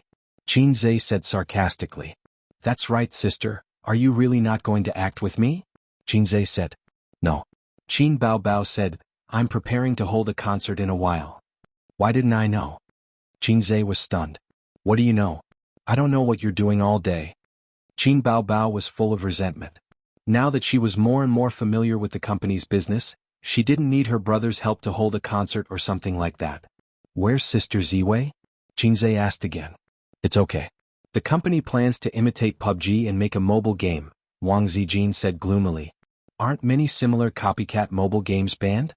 We're different, Wang Zijin said calmly. She did have the confidence to do so. Qin Bao Bao seized the opportunity to rebuke her best friend. What's the difference? Did you grow up eating shit? Wang Zijin snorted and sang, saying that we're different is actually the same, because we're all wearing plain military uniforms. She had been rebuked by Qin Baobao like this before. Now she had already thought of a way to break it. Let's see how you're going to respond. Qin Baobao thought for a moment and wanted to say a few words, but the image of the national emblem suddenly appeared in her mind. Her state of mind was suppressed and she was suddenly speechless. After dinner, her sister and Wang Zijin sat quietly for 10 minutes and then did a set of aerobics as an after-dinner exercise like on TV. After returning home, her sister changed into a short skirt. Her two white and firm legs blinded Qin Zhe's dog eyes. The skirt itself was very short. Even if it was an after-dinner exercise, it would still float up. Qin Zhe stared hard, trying to peek at the infinite scenery under the skirt. Unfortunately, she was wearing a pair of safety pants inside. Did she have to wear safety pants at home? Where's the trust between people? Who invented such an anti-human thing like safety pants? Wang Zijin was wearing fitted pajamas. Before she met Qin Baobao, she had unparalleled confidence in her figure and beauty. After meeting Qin Baobao, she was still confident in her beauty, but not so confident in her figure. Qin Zhe had comforted her many times in private. Your figure is also very good. You exercise every day and your proportions are very nice. But in front of long legs and 36D, even a confident woman would find it hard to not mind at all. It was like a man who did it 7 times a night. He was 12 centimeters, but in front of 18 or even 20 centimeters big shots, he would inevitably feel guilty. Even if the big shots only did it once a night. Well, that was the truth anyway. After the aerobics exercise, her sister went to take a bath. She had a toilet in the master bedroom, but she liked to take a bath in the bathtub and didn't King lock the door. Wang Zijin was sweating all over. She ran to the kitchen and took out the tea leaves and tea tray from the tea cabinet and made tea in the living room. Little Ace, do you want some tea? I have tea, Guanyin. Wang Zijin took out a can of tea leaves as if she was presenting a treasure. Zhao Taizhu sent it to me. He got it from his father. It's something that you can't buy even if you have money. Little sister, do you want some sex? I'm genetically modified. Qin Zhe winked. It's been stored for 24 years. The taste is pure. You can't buy it even if you have money. Wang Zijin, Ace was being naughty again. She tilted her head and tried very hard to think of how she should respond. According to her style, she would glare at him and hit him. That was all. If it was Qin Baobao. An image appeared in her mind. Sob, sob, sob, I want to eat it so much. Then she would do a hand chop. Wang Zijin shuddered. She couldn't learn it. She couldn't learn it.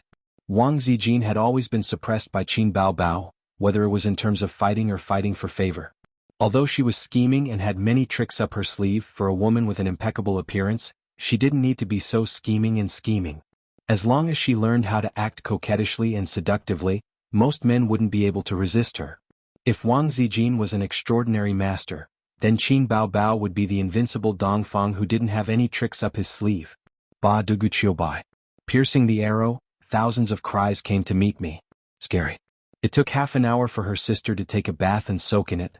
When the sound of the hairdryer could be heard faintly, Wang Zijin and Qin Zhe finished a pot of tea and went to the bathroom twice.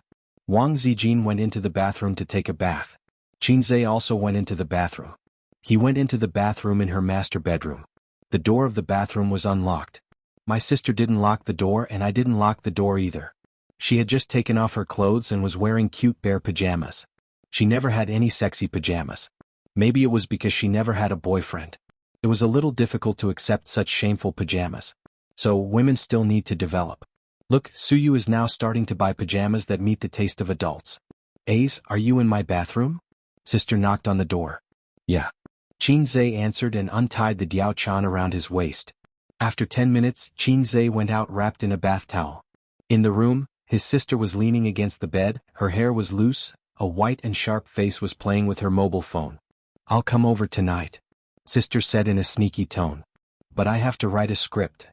Is writing a script more important than sister?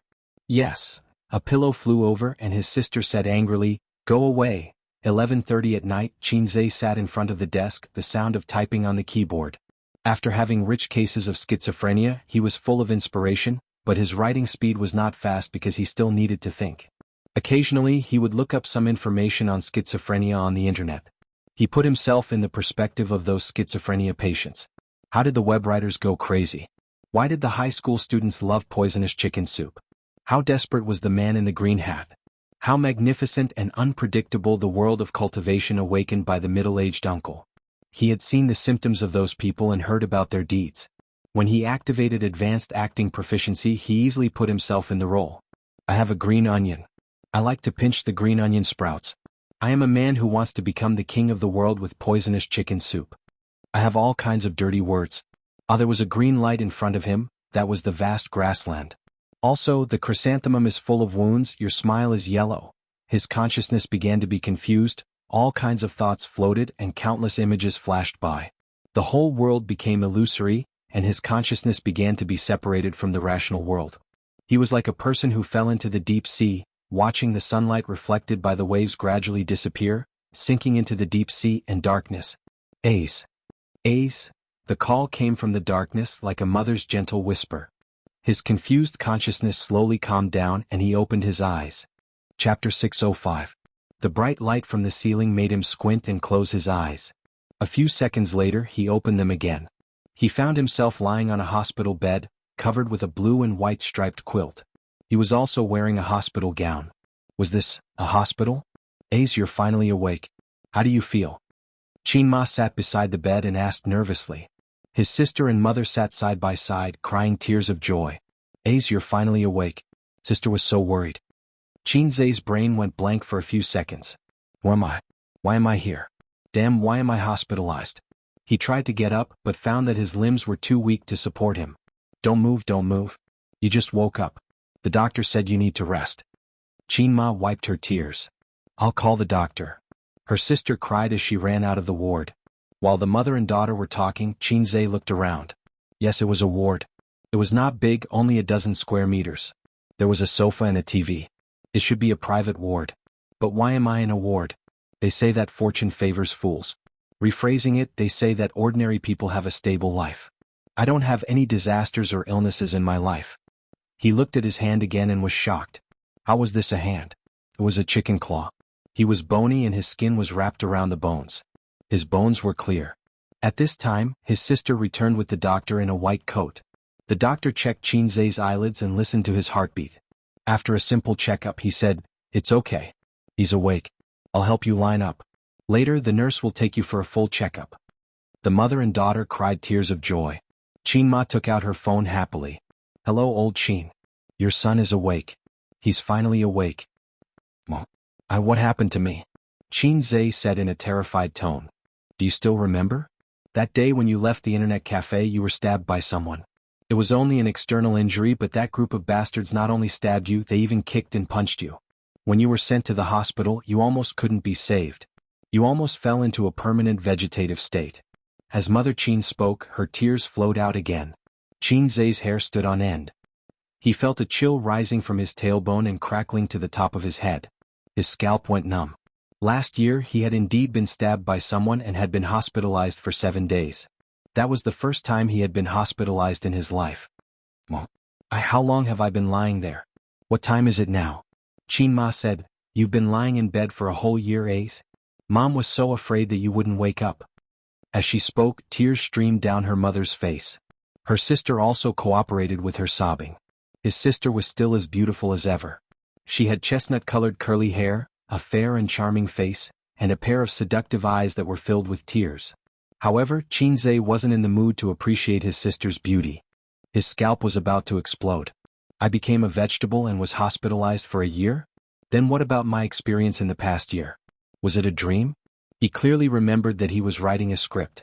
Because he tried to put himself in the shoes of a schizophrenia patient, his brain was overwhelmed and his consciousness was in a mess. Although he woke up, he found himself lying in a hospital bed. His thoughts were clear and there was nothing wrong with them. But it was because of this that he was terrified.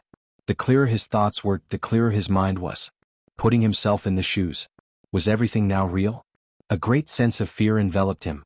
Soon the old man arrived as well. His leather shoes made loud and clear notes on the smooth tiles. They hadn't seen each other for a few days. A year. The old man had aged a lot. His hair was white and the crow's feet at the corner of his eyes were deeper. He stood by the bed. His eyes were wet. He gently touched Chinze's greasy hair and choked. It's good that you're awake. It's good that you're awake. It's my fault. If I didn't let you learn from Professor Lee, You wouldn't have encountered such things. It's all my fault. The old man's face was full of regret. Qin Zhe felt an inexplicable sadness. This man must have really wanted a son back then. So he was strict with himself and hoped that his son would succeed. So his mother made up a big lie and raised him as a son. No, if all this is a dream, then what is my background? Qin Zhe looked at his sister. Mother Qin held her daughter's hand and said earnestly, "All right, now that your brother is awake, I'll arrange a blind date for you. You're already 26 years old today. If you don't get married soon, you'll be an old lady." Qin Zhe was speechless. "Mom, your son has just woken up and you want to marry my sister off? Are you still my mother?" His sister's bright eyes fell on him. She hesitated and sighed. "I know, Mom. Then you have to go on blind dates. Don't be perfunctory." "Well, if I see a suitable one, I will go with him. If he is good, I will marry him." Qin Zhe's heart sank. "I can't marry him." "Why?" his parents asked in unison. His sister's eyes also lit up. "I can't marry him too early. I have to wait until I get better," Qin Zhe said weakly. The light in his sister's eyes dimmed. "By the way, old Qin, let's go down and pay the bill. The nurse just reminded me this morning. It's time to pay the bill." Qin Ma told Qin Zhe to rest well and left with the old man. The ward quieted down. Only Qin Zhe and his sister were left. Qin Zhe whispered, "Sister, are you really going on a blind date?" The beautiful sister nodded. "Yes, I'm already so old. Even if I don't get married, I should get a boyfriend." "What about me?" Qin Zhe's voice was hollow. "You." His sister looked at him strangely and smiled gently. "You are my brother-in-law." Qin Zhe stared at her and thought, "You are too good at pretending. It's as if we have never coveted each other. What happened to going to Europe to see the orthopedics doctor? You parachuted halfway and left me alone on the plane?" "But where is Sister Ziwei? Where is she?" Qin Bao felt even more strange and said in a surprised tone, "Who is Sister Ziwei? Don't you only have me as your sister?" "She is your best friend." Qin Zhe was stunned and his heart beat wildly. He thought of a possibility. "My best friends don't call it tissue," Qin Bao said angrily. His heart seemed to be dug out. It was so painful that he could hardly breathe. "Then do you know Suyu?" "Who is Suyu?" his sister wondered. She frowned and touched her brother's forehead. "Is it because you have been unconscious for too long that your consciousness is confused?" System, where are you?" Qin Zixin called out to the system in his mind. Soon he was flustered and exasperated. "System, come out. Come out.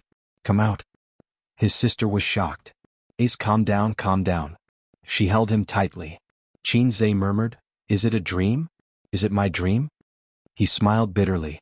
There was no Wang Zijin, no Suyu, no system. What investment company? What entertainment company? What Teddy Sue? They were all just a dream he had when he was in a coma.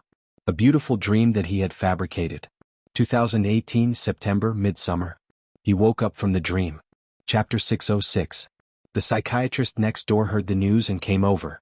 According to the family, the patient might have a serious mental illness. He was talking nonsense. He said that the world was fake, that he had a system, and that he was a fast shooter, a famous fast shooter. The psychiatrist was puzzled for a long time after hearing the situation. He guessed that it should be schizophrenia, but patients with schizophrenia usually imagine the opposite of reality. The more failures in reality, the more glorious and successful they would be in their imagination. Fast shooter. What was going on? What was a system? After rushing to the ward, he found that the patient's mood was actually quite stable. He leaned against the bed, his eyes dull. He motioned for the family to go out and give the patient private counseling. But then, the patient suddenly looked up and said, "You're here. You're the psychiatrist, right?" The psychiatrist was stunned and nodded. "I had a strange dream." "Let's call it a dream for now," the patient said. "In the dream I was a big boss with a net worth of 10 billion. I owned 3 companies. Besides, I was also a god of stocks, a fast shooter, and even knew martial arts. All of this was because I got the system one day. A system that could change my fate." The psychiatrist thought, "Damn, this illness is not clear. According to your professional terminology, I have schizophrenia, a typical sensory disorder. Because I am dissatisfied with the real life, my mind is stimulated, and my imagination runs wild. I peel myself away from the rational world and start to believe in the things I imagine. This is the so-called schizophrenia." The patient's tone was clear and calm. The psychiatrist started to get serious. He found that he had encountered a very difficult and rare case. A patient who knew that he had schizophrenia. If you don't mind, I'll ask you a few questions, the psychiatrist said. Go ahead. Qinzhe nodded. Name, origin, school. Qinzhe, born in 1994, local, graduated from the University of Finance. I didn't graduate, I was in a coma for a year. What are you afraid of the most? Afraid of heights. What do you like the most? Sister. The two sounds of came from the parents. The psychiatrist frowned. Why are you still here? Didn't I ask you to leave? The family left obediently. The psychiatrist said, ignore them, continue. Why do you like sister? Qinzhe glanced at him. Yes. The psychiatrist, was this really schizophrenia? Why did she look so normal and even a little naughty? But then the doctor changed his mind. The patient began to tell his story. He said that he was a loser and a salted fish. He was born in a well-off family and had no merits. He was very stable in all aspects, so stable that it made people despair. This was nothing. There were many mediocre people out there. But he had a very outstanding sister, so outstanding that it made people despair. She was pretty and smart. She was a top student praised by her teachers and classmates in school. At home, she was the apple of her parents' eye. The boy had once longed to be like her. He had always longed for this sister of his. But no matter how hard he tried, he was still unknown and mediocre like a salted fish. The only person in the world who overestimated him, oh no, the thing was his bag. Until one day, an accident changed his life, giving him unlimited possibilities. His sister was no longer unreachable, and his life was no longer mediocre and hopeless. He had become a successful person in the eyes of many people. He was rich and handsome. His relatives and friends would give him a thumbs up whenever they mentioned him. No one would tease the tiger siblings anymore. There were many women who liked him, but he had only touched 2 leaves after passing through thousands of flowers. The psychiatrist thought to himself, damn, you really love this sister of yours. The doctor was silent for a long time before he confessed, your situation is different from many cases I've seen. Because you have a clear consciousness, you realize that you have schizophrenia. This is a good thing. It means that you can still be saved. How about this? I'll perform a deep hypnosis on you. Let's see the results. Okay. Qinzhe nodded. The doctor took out his pocket watch and began to hypnotize Qinzhe. Relax your consciousness. Lie on the bed. If you feel tired, you can sleep. Qinzhe closed his eyes and did not make a sound. His face was very peaceful, as if he was sleeping. The doctor actually lied. He was not trying to hypnotize him, but to brainwash Qinzhe. After listening to his words, the doctor concluded that the source of all the problems was his sister. There was no system, beautiful CEO, or best friend. They were just part of an illusion. The core was still his sister. So he had to erase the sister from the patient's mind. Erase all the longing and yearning he had for his sister. This was the knot in his heart. Okay, that's it. Relax. After the deep hypnosis, the doctor spoke slowly. Actually, you're a single child. The doctor observed Qinzhe's expression. Very good, very calm. Yes, you're a single child. Your parents have only had you from the beginning to the end. You may be ordinary, you may be mediocre, but you don't have a sister. The patient began to frown. You don't have a sister. Forget her, get rid of her. Forget her. Get rid of her. But at this moment, the patient suddenly opened his eyes. He was like a furious demon or a beast forced to the edge of a cliff. Shut up. With a roar, he reached out his skinny claws and grabbed the doctor's neck. If you dare to get rid of her, I'll kill you. I can't live without her, I can't live without her. It's all fake, it's all fake. Then what about my year? Nothing. Qinzhe was discharged from the hospital and his spirit recovered a lot. He no longer fantasized that he was a big shot worth billions. He lived a peaceful life, went to school on time, listened carefully in class, and lived a peaceful life.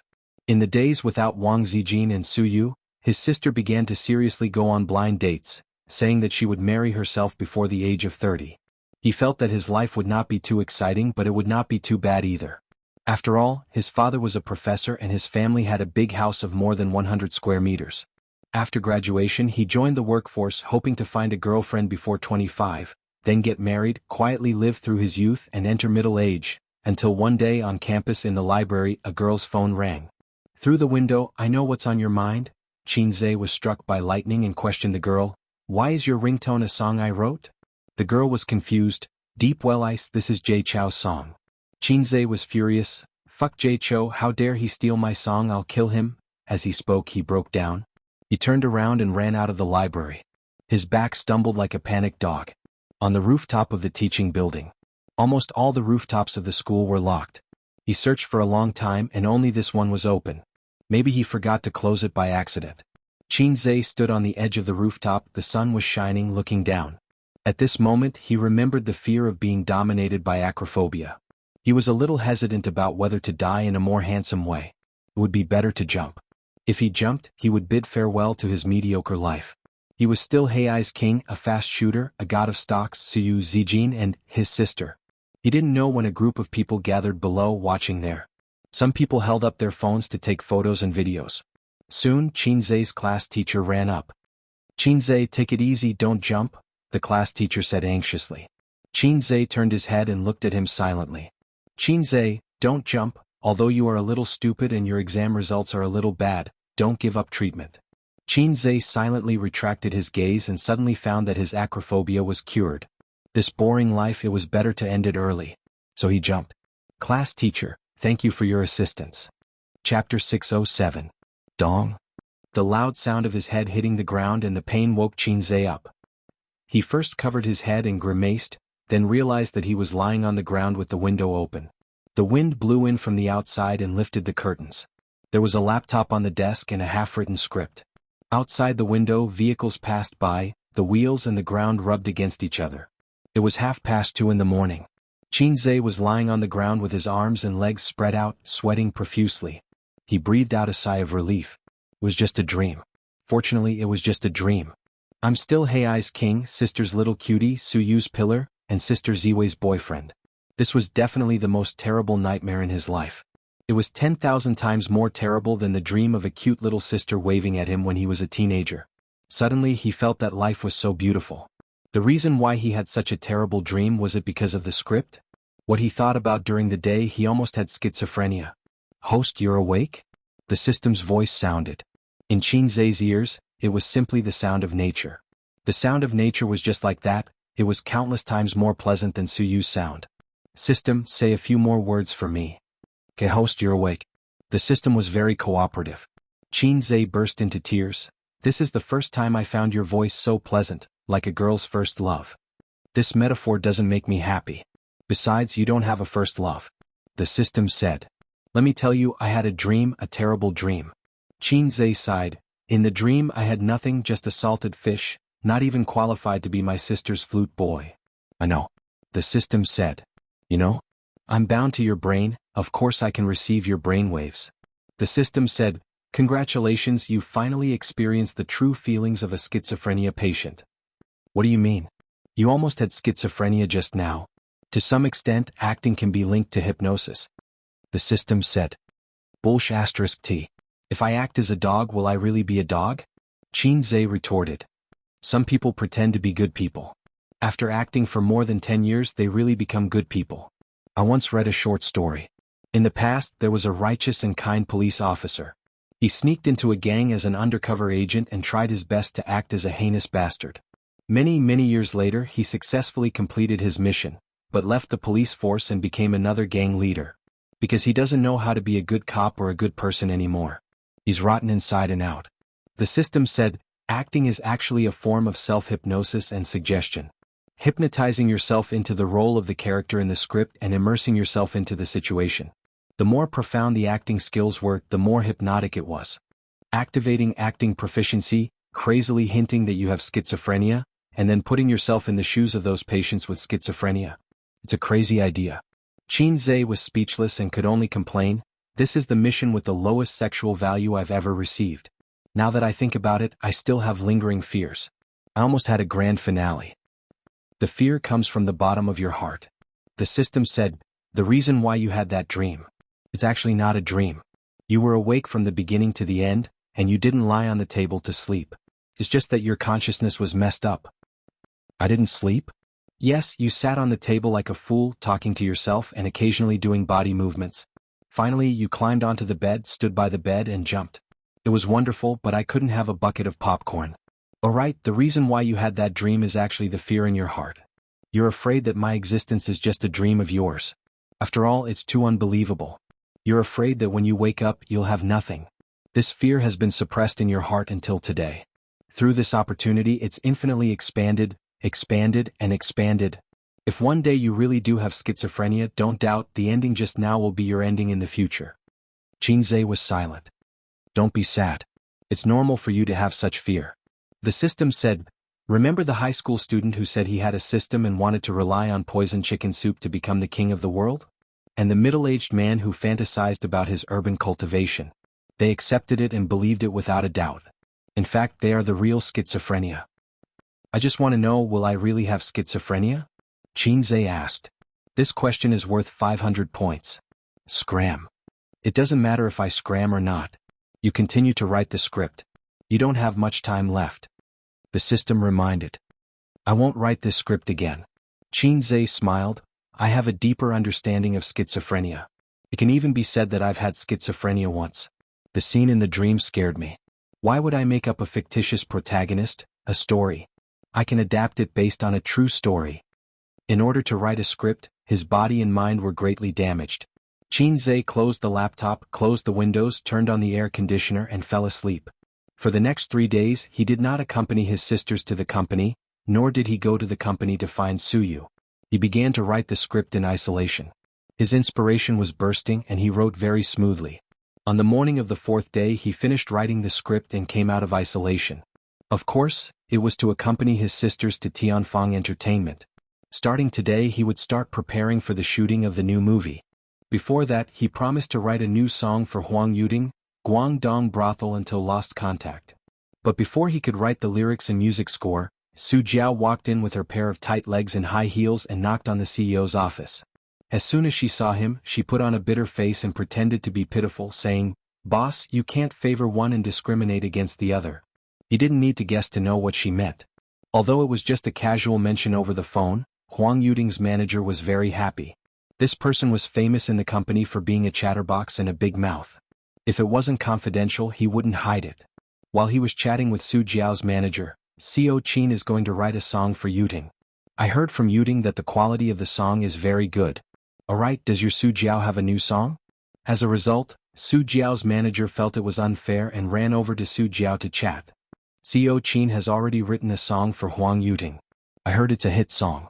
Jiao, don't wait around. Hurry up and ask Xiao Qin for it.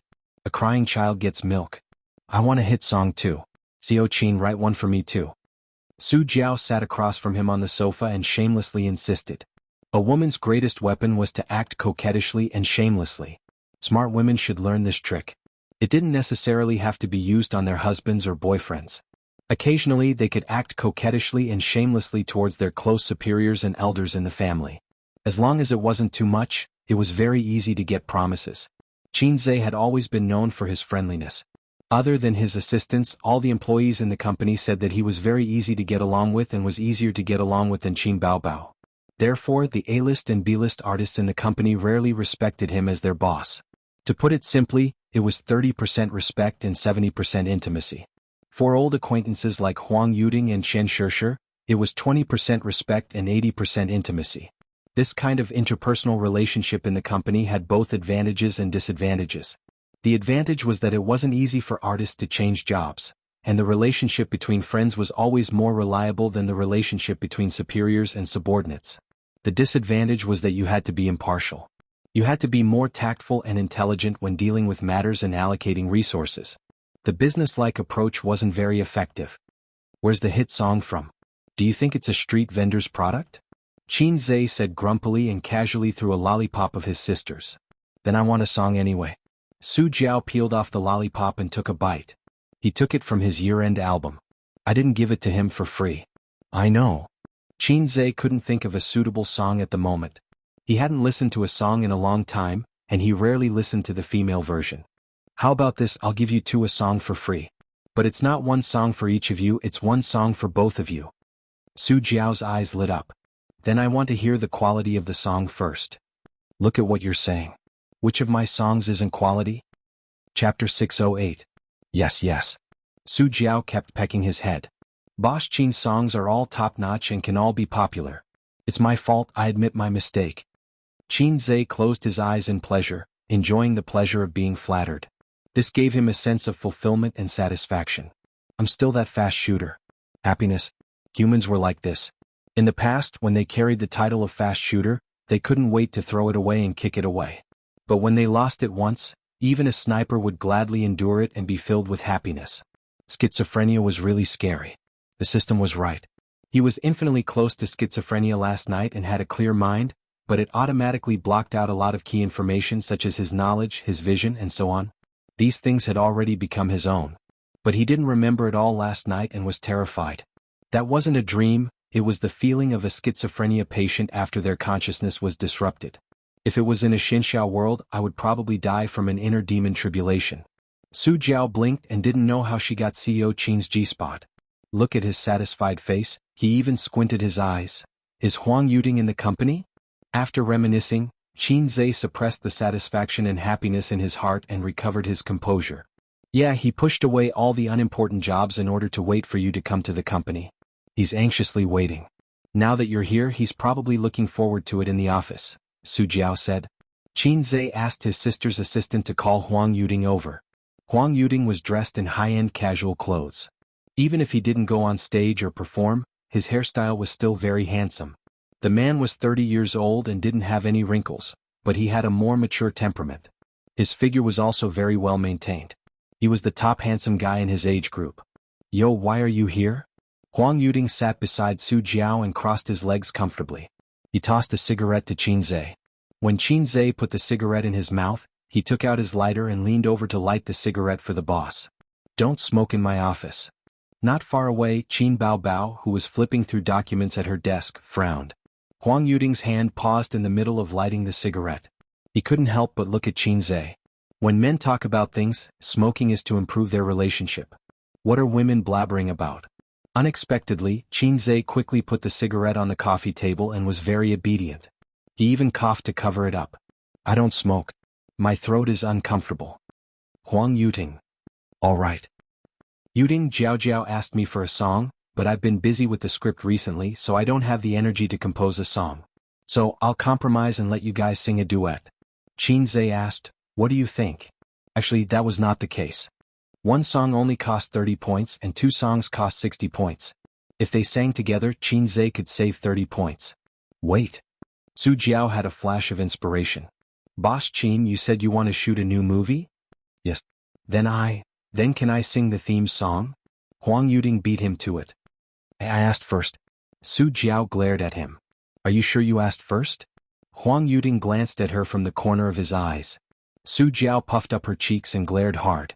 Huang Yuding didn't budge and glanced at her from the corner of his eyes. She rolled her eyes and said sweetly, Boss Qin, ladies first, right? Let me sing the theme song. Then do you still want a duet?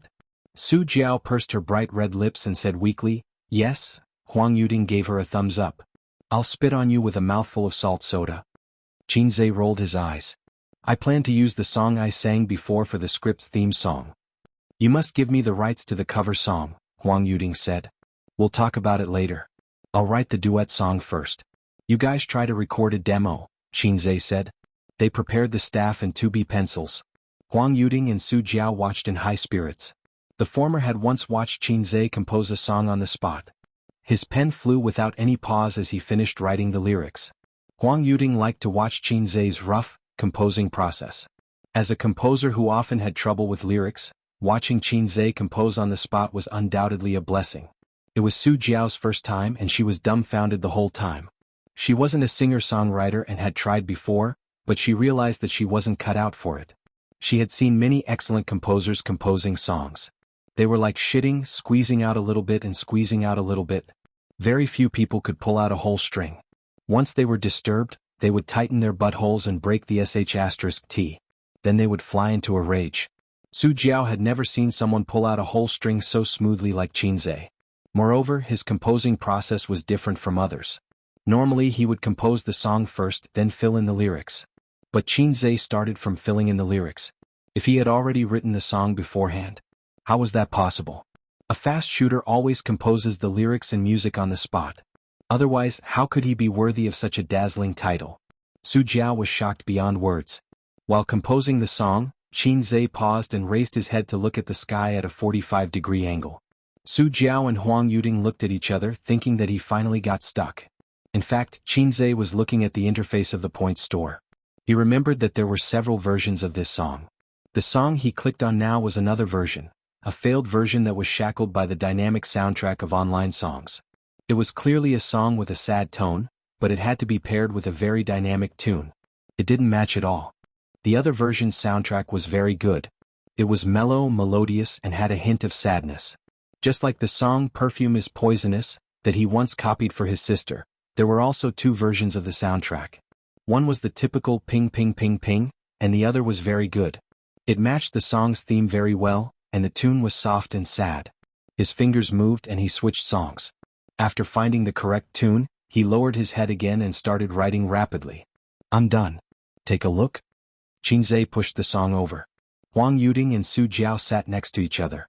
They were very close and couldn't wait to see the song title. Let the Whole World Know I Love You. A male and female duet. After going through the song and lyrics, Su Jiao said disappointedly, Xiao Qin, is it a saliva song? Huang Yuding said, to be precise, it's an online song. There were still differences between online songs and normal songs. From a professional point of view, the characteristics of online songs were: the vocal structure was fixed, the tune was fixed, and the lyrics were forced. 10 online songs that talked about the bitterness of love, from depression to climax, the tune was similar. At the climax, there would always be a FGC harmony. In layman's terms, it was like the difference between online novels and traditional novels. Online novels were all the same. They just changed the background and characters. Traditional novels, on the other hand, had many types and expressed different ideas. Therefore, the latter could be passed down for decades or centuries, while the former could only be popular for a few years. But online songs are easy to get popular. They're catchy and they're easier to be accepted by the public than songs with deeper meaning. For celebrities, it's easier for them to become famous, Qinzhe said. It was just like how there weren't many people who could calm down and read literary novels, but there were many people who liked to read online novels. You guys sing, Qinzhe said again. I no longer have the right to love you. We can't go back to the past. Goodbye, you're both strange and familiar. I cry because I'm happy. After singing the song once, they stumbled a little. Sing again, Qinzhe said. The second time they sang the song, it was much smoother. The catchy characteristics of online songs were reflected. When they sang the song for the third time, Su Jiao said, it's so magical. My head is full of this song now. Huang Yuding was pleasantly surprised. After singing for a while, your emotions will be stirred up. Feels not bad. Especially when you sing to the climax. Qinzhe, right? It's not a problem to let you guys be popular for a while. Huang Yuding and Su Jiao left happily. Qinzhe lay on the sofa and stretched. Beloved concubine, come over and massage my waist. Beloved concubine, you're so young but your waist is failing? Qinzhe, young people need to take care of their health. They don't know how expensive their waists are when they're young, and they'll be haggard when they're old. Sister was in a good mood today and happily agreed to help her brother take care of his waist. She lay on the edge of the sofa and rubbed Qinzhe's waist with her two small hands. In the hot summer, she was only wearing a shirt with 2 buttons on the collar. If Qinzhe was lying down instead of lying on his stomach, he would be able to observe her breasts up close.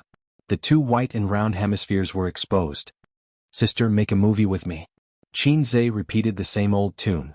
No, get lost. Qin Bao Bao spat. No, I changed the script. I feel like I can't do it without you. Oh, you can't do it without me, right? Now you know how important I am. Qin Bao Bao smiled with her eyes squinted. Qinzhe groaned twice. This job should be handed over to Suyu. After all, she was the one enjoying life and she was also the one collecting public grain. Is there a kissing scene? It can be added. What about a bed scene? It can also be added. Then I'll think about it. Chapter 609. Late at night in an inconspicuous restaurant. The location of the restaurant was not remote, but it was not very good. It was not even as good as the ordinary hotels in Shaxian.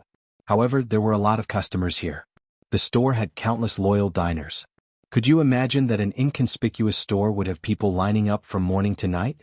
The popularity of the store was no less than that of a specialty food store with a good reputation in the CBD. But tonight, after the young store manager closed the store, he left 2 more hours for the crew and promised to play a cameo role that didn't need to talk. The camera slowly moved from the brightly lit neon building to this small shop on this street. After work, Qin Hao, who was 28 years old, asked his friend out for a drink. He ordered 2 bowls of noodle soup and a bottle of wine. Slightly tipsy, his friend burped and said, How was the job interview today? Qin Hao took a sip of wine and shook his head. I didn't go. His clothes were no more than 500 yuan, including a cheap suit, cheap leather shoes, a counterfeit Vacheron Constantin watch, and a LV men's leather bag. He was a loser who didn't have a good life in the big city. The only good thing about him was the ancestral small house of 50 square meters. His friend clicked his tongue and said in an exasperated tone, "It's not that I want to criticize you, but I've been looking for this job for a long time. You have connections. The job interview is just a process. You will definitely be hired. 5 insurances and 1 housing fund, with a monthly salary of 6,000 yuan. Where else can you find such a good job? Why don't you go? If not, why are you dressed like this? If you have a decent job earlier, will your girlfriend leave you? It's not that I don't like you, not because you have no money, but because I can't see the future with you. Are you heart-wrenching? To be honest, I can only help you occasionally. You have to rely on yourself in life." His friend kept nagging. His nagging brought out the character of Qin Hao, who was born in Shanghai. His parents were both dead and he grew up with his adoptive parents. He was mediocre all his life. When he was 28 years old, he still achieved nothing. At this time, Qin Hao whispered, "She got married today." He said this in a very flat tone, but at this moment the whole restaurant seemed to be quiet. Silent diners and silent friends. It was very quiet and there was no expression on their faces, but the atmosphere became inexplicably heavy. This scene almost made the director forget to shout, "Cut." "Okay, we passed," the director announced. After that, he cautiously asked for Qin Zhe's opinion. "Boss Qin, what do you think?" Qin Zhe nodded and buried himself in the noodles. Although the price was outrageous, the taste was amazing. The crew members stood outside the shop talking and moving the equipment. The director did not need to do this. He sat beside Qin Zhe and said to the young shop owner, "Boss, give me a bowl of noodles and 2 tea eggs. The tea eggs in your shop are really expensive." The young boss said coldly, "We're sold out. You can leave after you're done. We're closed." Director: "Hey, is this the attitude of a businessman?" After Qin Zhe finished his noodles and wine, he smiled and said, "Boss, your cooking skills are better than mine. I'll bring my sister here to try some other day." The young boss: "Remember to get a number and line up." Qin Zhe asked again, "Why didn't you choose the CBD?" The young boss hesitated. "The conditions don't allow it." "Is it because you don't have money?" "I can invest." The young boss did not answer. Qin Zhe did not ask any more. He was too lazy to be ignored. He took a few tissues and said to the director, "Start the next scene." "Are you ready?" "We'll start the next scene immediately," the director shouted. The director's surname was Zheng. He was a second-tier director in the company. Most of the time he was in charge of some MVs or commercials. Occasionally, when the company needed to promote a newcomer, he was in charge of some low-cost web dramas. Fortunately, MOU had gone overseas with the crew. It was a rare opportunity. He was chosen by the big boss and worked very hard. Qin Hao and his friend left the shop. He declined his friend's offer to drive him home and crossed the road alone. He did not know if it was because of the alcohol or because he was in a bad mood, but he was a little absent-minded until the sound of a horn woke him up. He looked up and could not open his eyes because of the strong light. A speeding car hit him and sent him flying. The scene changed. His friend, who had just opened the car door, turned his head in horror. "Cut!" the director shouted. This time he did not ask for Qin Zhe's opinion. There were no technical difficulties, nor were there any tests of acting skills. On the other side, the staff came forward to help Qin Zhe remove the wire. "That's all for today. By the way, is the shooting for Qin Bao Bao's wedding finished?" Qin Zhe asked as he took a bottle of mineral water from the director. When the scene of crossing the road was released in the future, the female lead's wedding scene would be edited into it. The female lead was thinking about today's heart-wrenching scene and was hit by a car. "It's finished," the director said. In the shop, the young manager stood at the door and looked at the busy crew. He asked curiously, "Don't you pay attention to the rules? Why did you ask me to make an exception today?" "I feel like I met an old friend." "An old friend?" "I'm not sure. Maybe it's an illusion. The other party has a special hiding technique. I can't catch it." "Oh." The door closed and the lights were turned off. The shop was plunged into darkness. Qin Zhe drank some wine and could not drive. The director personally drove him back. He was willing to be his lackey and serve him everywhere. The law of the workplace. Sucking up to the boss will always give you a better chance of promotion than working hard. So far, Director Zheng's performance was average, which satisfied Qin Zhe. As long as he was not too useless, Qin Zhe was still willing to train him. Perhaps it was because of the perpetual system, but Qinze was more casual when it came to using people. As a self-made entrepreneur, he was more rigorous in the use of talents. After many years, he would often be able to cultivate the skill of identifying people. But Qinze did not need that. His success and rise came from the system. As long as they were not useless, Qinze would use them and was willing to use them. In other words, even if all the directors and artists in the company all jumped ship, given some time he could still build a new entertainment industry capital company. I have countless good dramas and songs. I can do well wherever I go.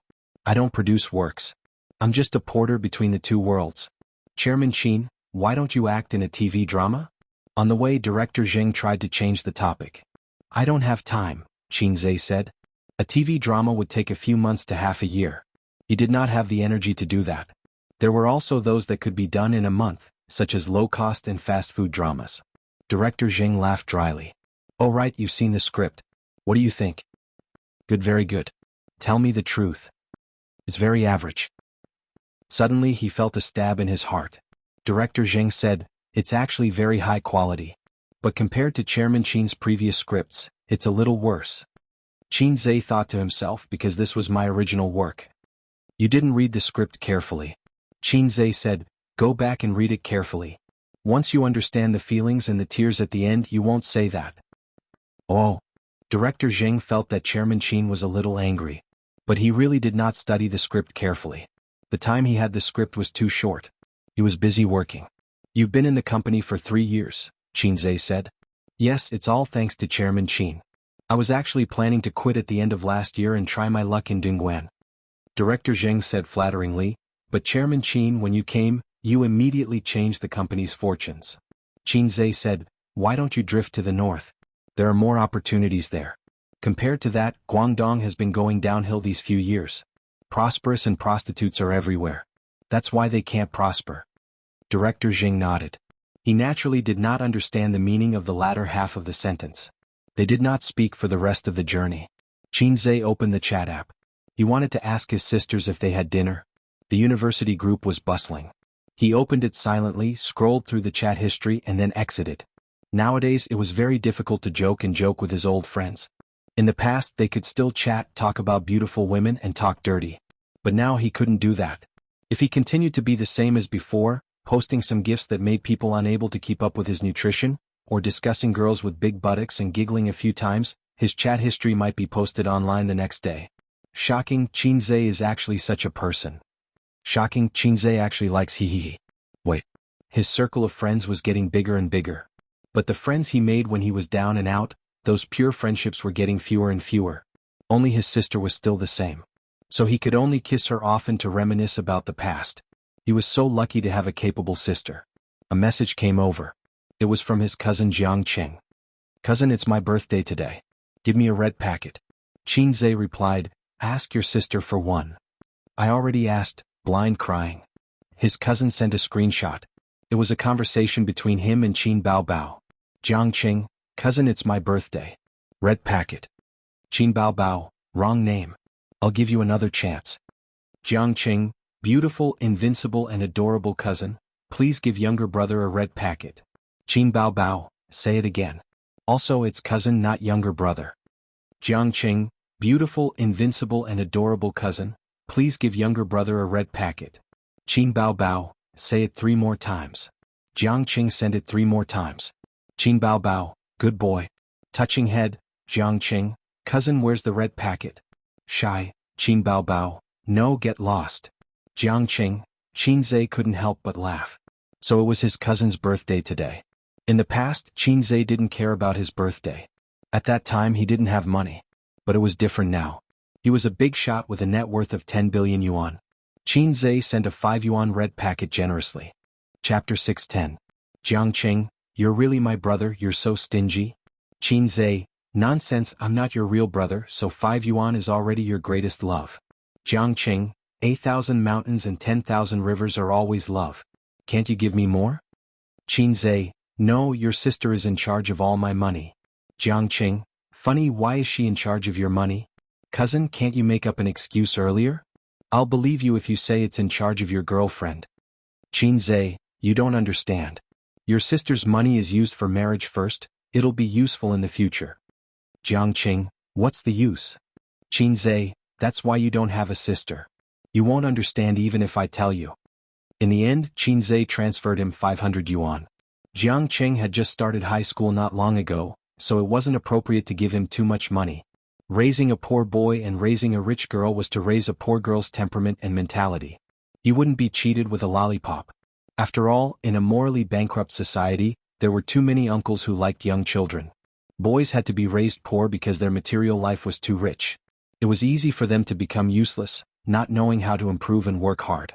Take his sister as an example. She didn't have to worry about food and clothing since she was young. She had everything she wanted. Even if she wasn't rich, her life was very comfortable. That was why she didn't get cheated of her lollipops when she was young. In addition, Jiangqing was already half useless. His aunt spoiled him too much, causing his cousin to have a rebellious personality. If he didn't spend his money on his girlfriend, he would spend it on games. Out of his cousin's love, Qin Zhe wanted to help his aunt educate his son, but his sister said, "It's hopeless, give up." According to his sister, people who were already in high school would have a fixed personality and temper. Unless there was a big change, they could see the future. Qin Zhe thought about it and felt that it made sense. After all, not everyone had a crush like him and gave him a system. This wasn't a Xinxiao world where families would be destroyed at the slightest provocation. You wouldn't even have the chance to explode even if you wanted to. Unless it was like what those losers on the internet said, men realize their poverty but women don't realize their dirtiness. It sounded like a chinibyu. Abandoned by the female voice and then exploding. Although her cousin was not tall, rich and handsome, he was still a local. His family was well off and he was handsome. This trick would not work. Furthermore, this was the plot of the main character.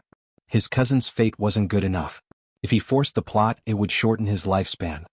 Cousin is still the best. Cousin loves me. Jiangqing said something mushy. Can red packets represent true love? Of course. Why would someone who doesn't love you give you a red packet? Qin Zhe had an idea.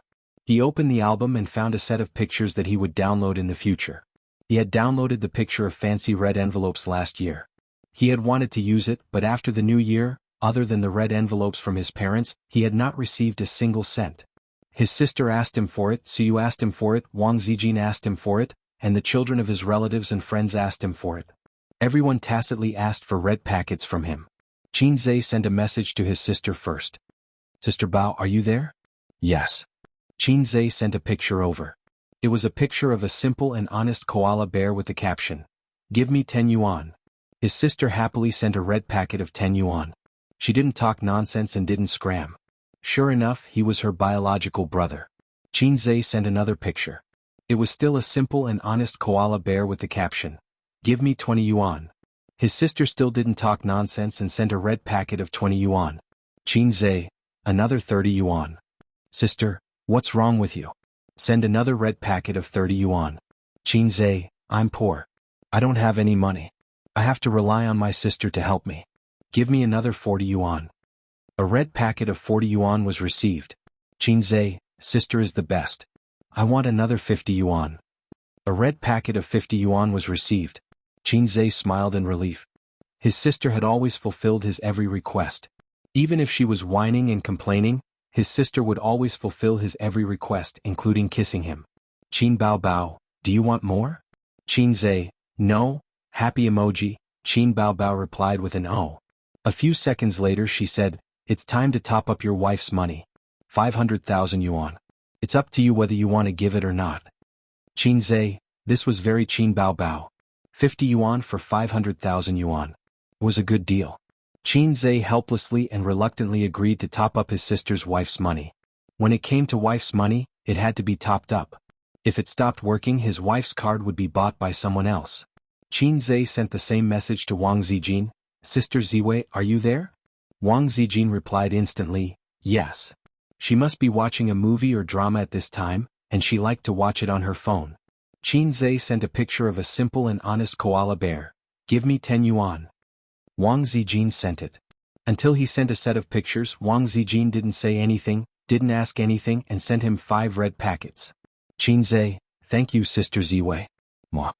Wang Zijin replied with a touching head emoji, "Well, I'll continue to watch TV. Sister Ziwei was so good. She loved her brother and didn't bargain with him. Bah, she loved her boyfriend. he sent the same picture to Suyu, give me 10 yuan. A few minutes later, Suyu sent a red packet of 10 yuan, okay honey. Qinze, give me 20 yuan. Suyu, okay honey. Qinze, 30 more. Suyu transferred 5,000 yuan to him. Qinze, it doesn't need so much. Suyu, then come over and let me sleep with you. I'll be your girlfriend. Suyu began to be naughty again. Qinze suddenly thought, would Sister Man spoil me so much? As soon as he thought of this, he couldn't control himself and couldn't help but send a picture to Nan Man Pei. He didn't reply until the car drove into the parking lot of Royal View Mansion. The director said he would take a taxi back and watch Qinze enter the elevator. In the elevator, Nan Man Pei's reply came late, I was busy just now. What's wrong with you? She sent a red packet to him. Qinze, give me 20 yuan. Nan Man Pei sent another red packet. I'm busy. If you have something to say, just say it. Qinze, it's nothing. I just want to see if Sister Man spoils me. Another 30 yuan. There was no response. Qinze was a little disappointed, but soon another 30 yuan red packet was sent. Qinze climbed up the pole, another 40. Another red packet. After sending a set of pictures, Qinze received 5 more red packets. Happy. Qinze, Sister Man really spoils me. Mwah. Nan Man Pei, Master, it's me. It's me. Awkward. Nan Man Pei, it's not your aunt who spoils you, it's your lovely disciple. Qinze, damn it. Qinze said angrily, Li Donglai? Where's your aunt? Nan Man Pei, aunt said she didn't have time to deal with a psycho like you. She threw the phone to me. Was this the so-called feeling good about oneself? Nan Man Pei's psycho? Qinze was melancholy for a moment and typed, forget what you said just now. We can still be master and disciple. Nan Man Pei, you want to be my uncle, don't you? Qinze, scram. After you scram, delete the chat history. I can't afford to lose face. Nan Man Pei, Ziki was watching from the side. She looked at me with disdain and disdain. Do you want me to take a picture for you? Qinze. Chapter 6:11. Qin Hao woke up from his dream and opened his eyes. He was in a small dark room with a single bed. The curtains were drawn, and the sun shone through the gaps in the curtains. He stared at the bikini photos of the 90s Hong Kong actresses on the wall, as well as the popular cartoons. After a few seconds of confusion, he suddenly sat up from the bed. In the dark room, there was a quilt embroidered with mandarin ducks playing in the water. There was an old-fashioned desk opposite the bed and he was wearing boxers. Qin Hao hadn't worn boxers for many years. Memories flooded his mind, and his face was full of disbelief. This is my home when I was in high school? He couldn't wait to open the window. The sun shone on him and he squinted subconsciously. After adjusting to the strong light, he saw an old neighborhood. This was the neighborhood where Qin Hao lived in high school with his adoptive parents. After college, he moved away and hadn't come back for many years. There was a calendar hanging by the desk. It was March 2008. When he woke up, he had returned to 10 years later. The door of the room was pushed open. A young woman in a short-sleeved shirt and shorts was holding a cucumber with one hand on her waist. She said while eating, Qin Hao, are you awake? Go out and buy groceries. It's already 10:30. The woman was very beautiful. She was tall and bright with long legs and a slim waist.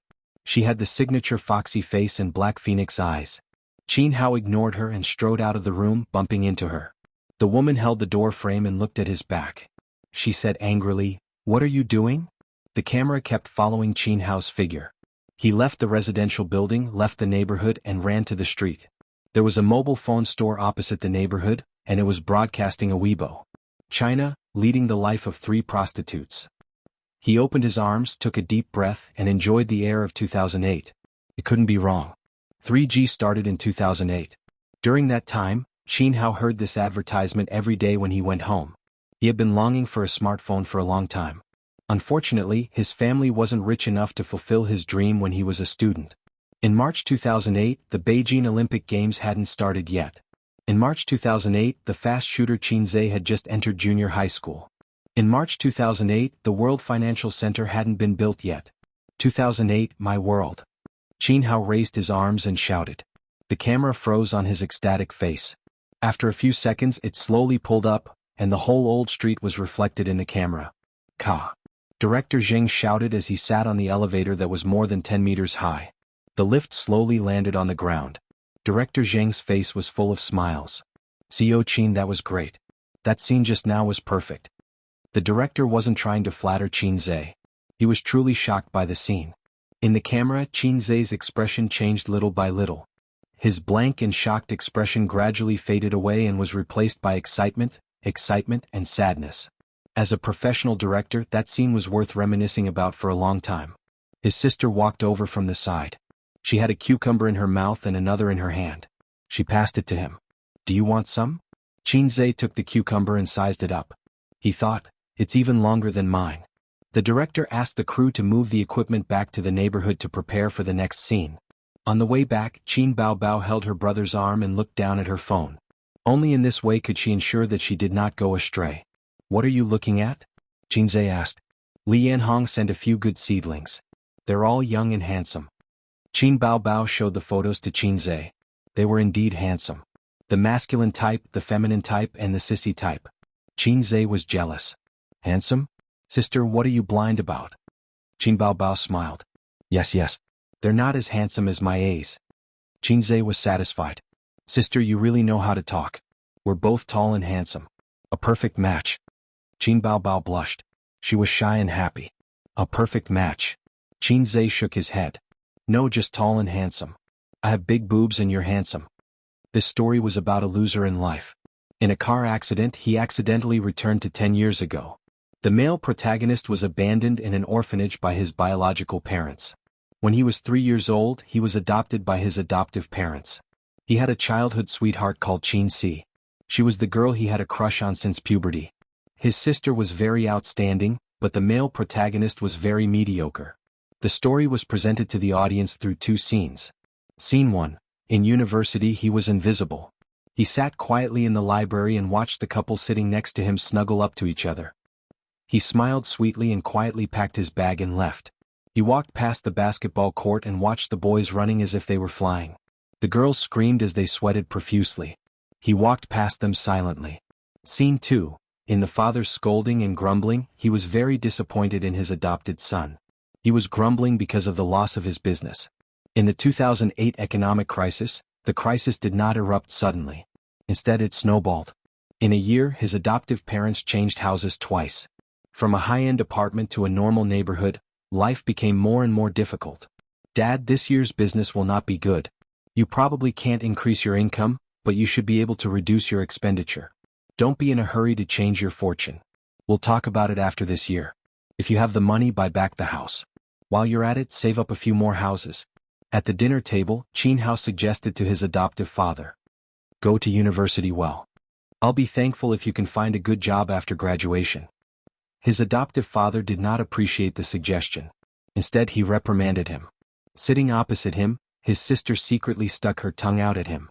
She was playful and cute. This scene was over. The filming went smoothly. Director Zhang passed him a glass of water. When he thought of Qin Zhe's appointment, his excitement and joy faded. He was more nervous and anxious. He called MOU and asked about the things to take note of when filming with Qin Zhe. MOU replied that he was obedient, sensible, and serious. He just needed to watch from the side.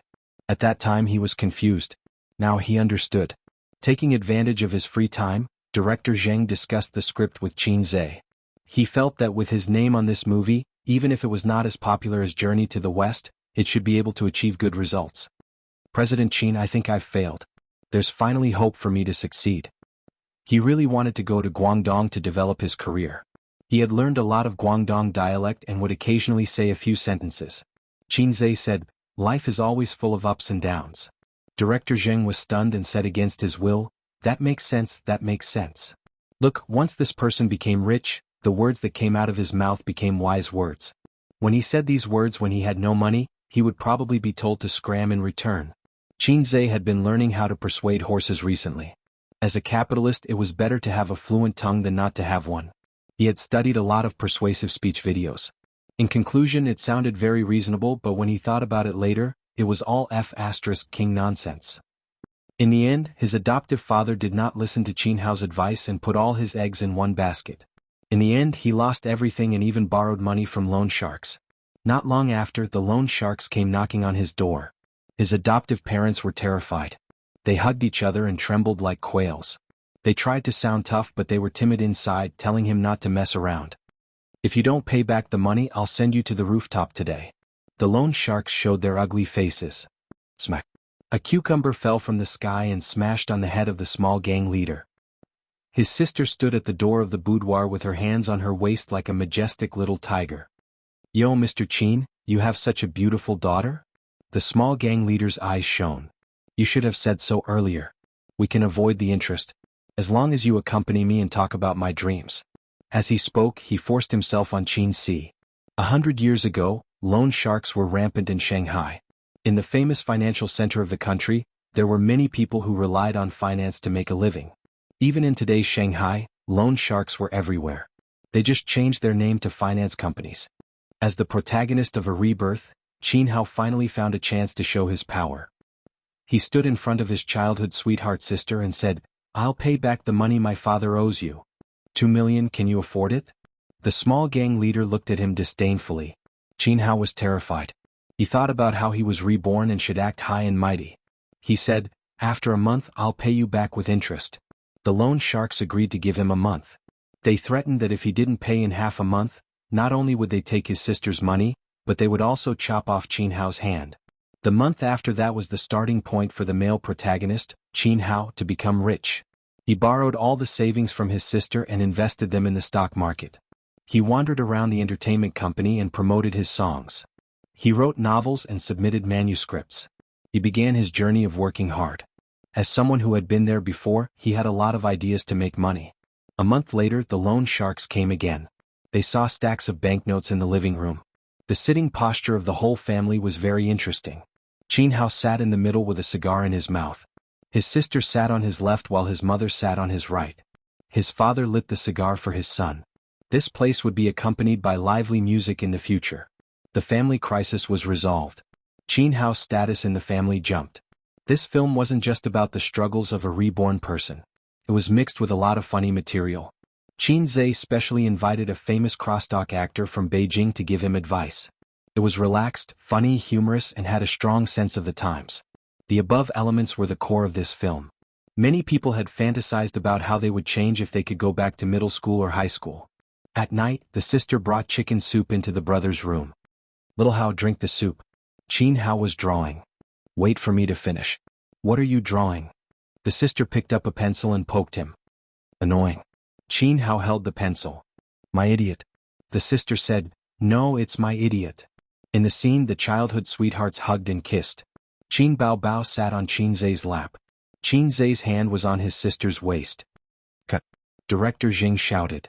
"Chairman Chin, the next scene is the bed scene." "Okay." Chin Zhe and his sister separated and nodded. Director Jing didn't know if it was an illusion, but he felt that the two of them were a little unsatisfied. "However, shouldn't we shoot some memories?" Director Jing asked. Before the bed scene, the male lead would recall the past of his previous life. He and his sister liked each other during puberty. They were careful to get close to each other, but they were afraid of crossing the line. After graduation, they stopped contacting each other and went their separate ways. His sister, who was his childhood sweetheart, found another boyfriend. One time he went back to his adoptive parents' house and saw his sister getting out of her boyfriend's car and hugging downstairs. The filming method was to be done in the present. From time to time, the male lead's memories would be mixed in. The downfall of his previous life and the glory of his current life were a sharp contrast. Chin Zhe asked for his sister's opinion. Chin Bao Bao tilted her head and thought, "Let's shoot this bed scene. I feel it now." Chin Zhe, "What kind of feeling, sister?" "Okay, then let's start the next scene." The director nodded. Chapter 6:12. "I think it's more efficient to shoot in groups," Chin Zhe said. Director Zheng put on a serious expression and listened attentively. "How about this, you bring the stuntmen over to shoot the flashbacks and the assistant director stays behind," Chin Zhe said. "Wait a moment, I'll make a call to see if Huang Yuding and Su Jiao are free right now." Most of the artists in the company with more potential and those who were already famous had already gone out with the crew to shoot the real sex scene.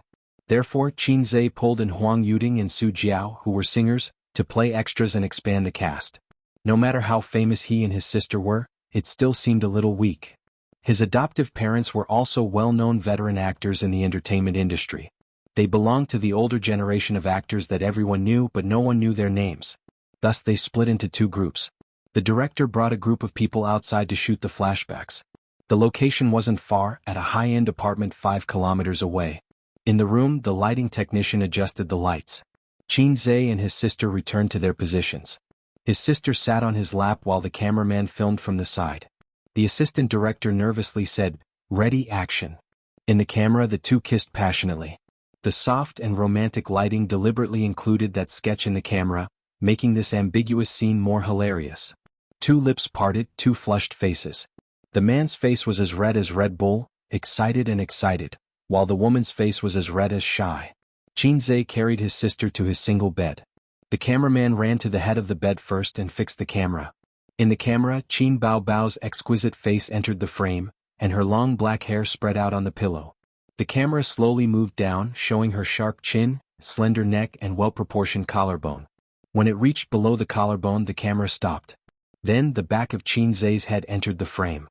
He buried his face in his sister's neck and kissed her, going from gentle to frantic. Qin Baobao closed her eyes and her red lips parted slightly. This kissing scene on the bed lasted about 10 seconds. The cameraman moved the camera to the side of the bed. He held the camera with one hand and grabbed the prepared clothes with the other, throwing them on the floor. What a coquettish operation. After the cameraman was done, he slowly pulled the lens away and filmed the couple kissing passionately on the bed from a slightly further angle. Then he noticed a flaw in the shot. Qin Zhe's back was arched too high. In a normal position where the man was on top and the woman was on the bottom, the two of them should be close to each other. However, Qin Zhe's posture was a little exaggerated, so it was very out of character. The cameraman could understand. After all, the two of them were siblings, so when filming intimate scenes, they would subconsciously keep a distance. Cut. The assistant director shouted. On the bed, the siblings turned their heads simultaneously. Qin Baobao's hands were still wrapped around Qin Zhe's neck. Because of the passionate kiss, her lips were even brighter than usual. The assistant director coughed and dryly smiled. "Chairman Qin, don't bend your back. You should lie down a little. This is too exaggerated." Qin Baobao tilted her head and looked at her brother's back. She said, "Don't half kneel on the bed. Lie down a little." "Then never?" Qin Baobao asked. Wait a minute." Qin Zhe shouted. He turned over and sat cross-legged on the bed. He did not lift the quilt even though their clothes were intact, at most a little messy. "I'm not in the right state. I can't find the feeling," Qin Zhe said. "Rest for 10 minutes. Filming paused. The assistant director, cameraman, lighting technician, and other crew members left the room and went to the living room to smoke. There were very few crew members who did not smoke. When work was tiring, they often stayed up late. Sometimes, for filming, it was not strange that they would drive overnight. They needed to smoke to refresh themselves. At the same time, smoking was the best way to get closer to the men. They gathered together to smoke and chat. At the very least, they could get to know each other. "What's the matter? I feel quite in the right state." Qin Baobao pulled the quilt. "Why are you wrapped in the quilt?" Qin Zhe held it tightly and said in a low voice, "Don't pull, don't pull." Qin Baobao was stunned, but she quickly reacted. Her eyes glanced at Qin Zhe's crotch. She quickly looked away and said, "Shameless." Qin Zhe interpreted this as his sister's arrogance. Was funny. If he did not lust after his sister, should he lust after his brother? In fact, he had never lust after his sister in bed scenes before.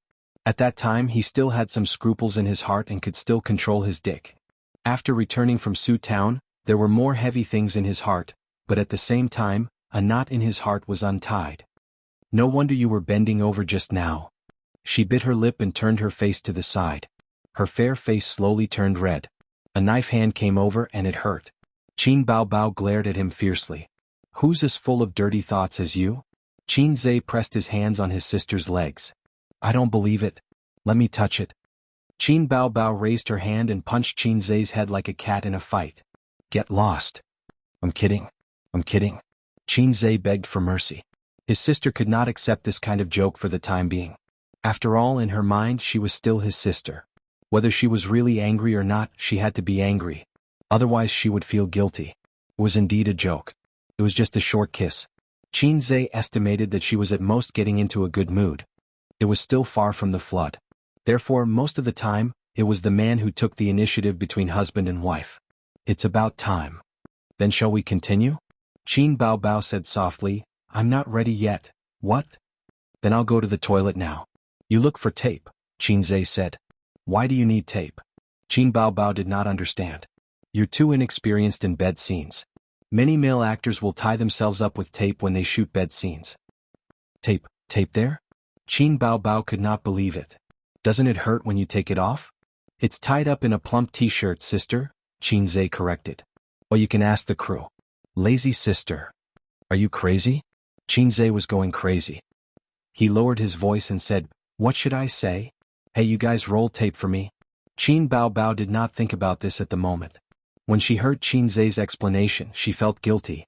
She moved to the edge of the bed and put on her canvas shoes as slippers. She swayed her plump hips and walked 2 steps. Then she suddenly stopped. His sister rushed back and said angrily, how do you know how to use tape? I don't even know. How do you know? Other than me, who else have you filmed bed scenes with? That was why it was troublesome for a woman to be too smart. She might not have noticed the loopholes in your words at first, but she would definitely be able to figure it out later. Fortunately, Qin Zhe had a clear conscience. He said, Li Wei.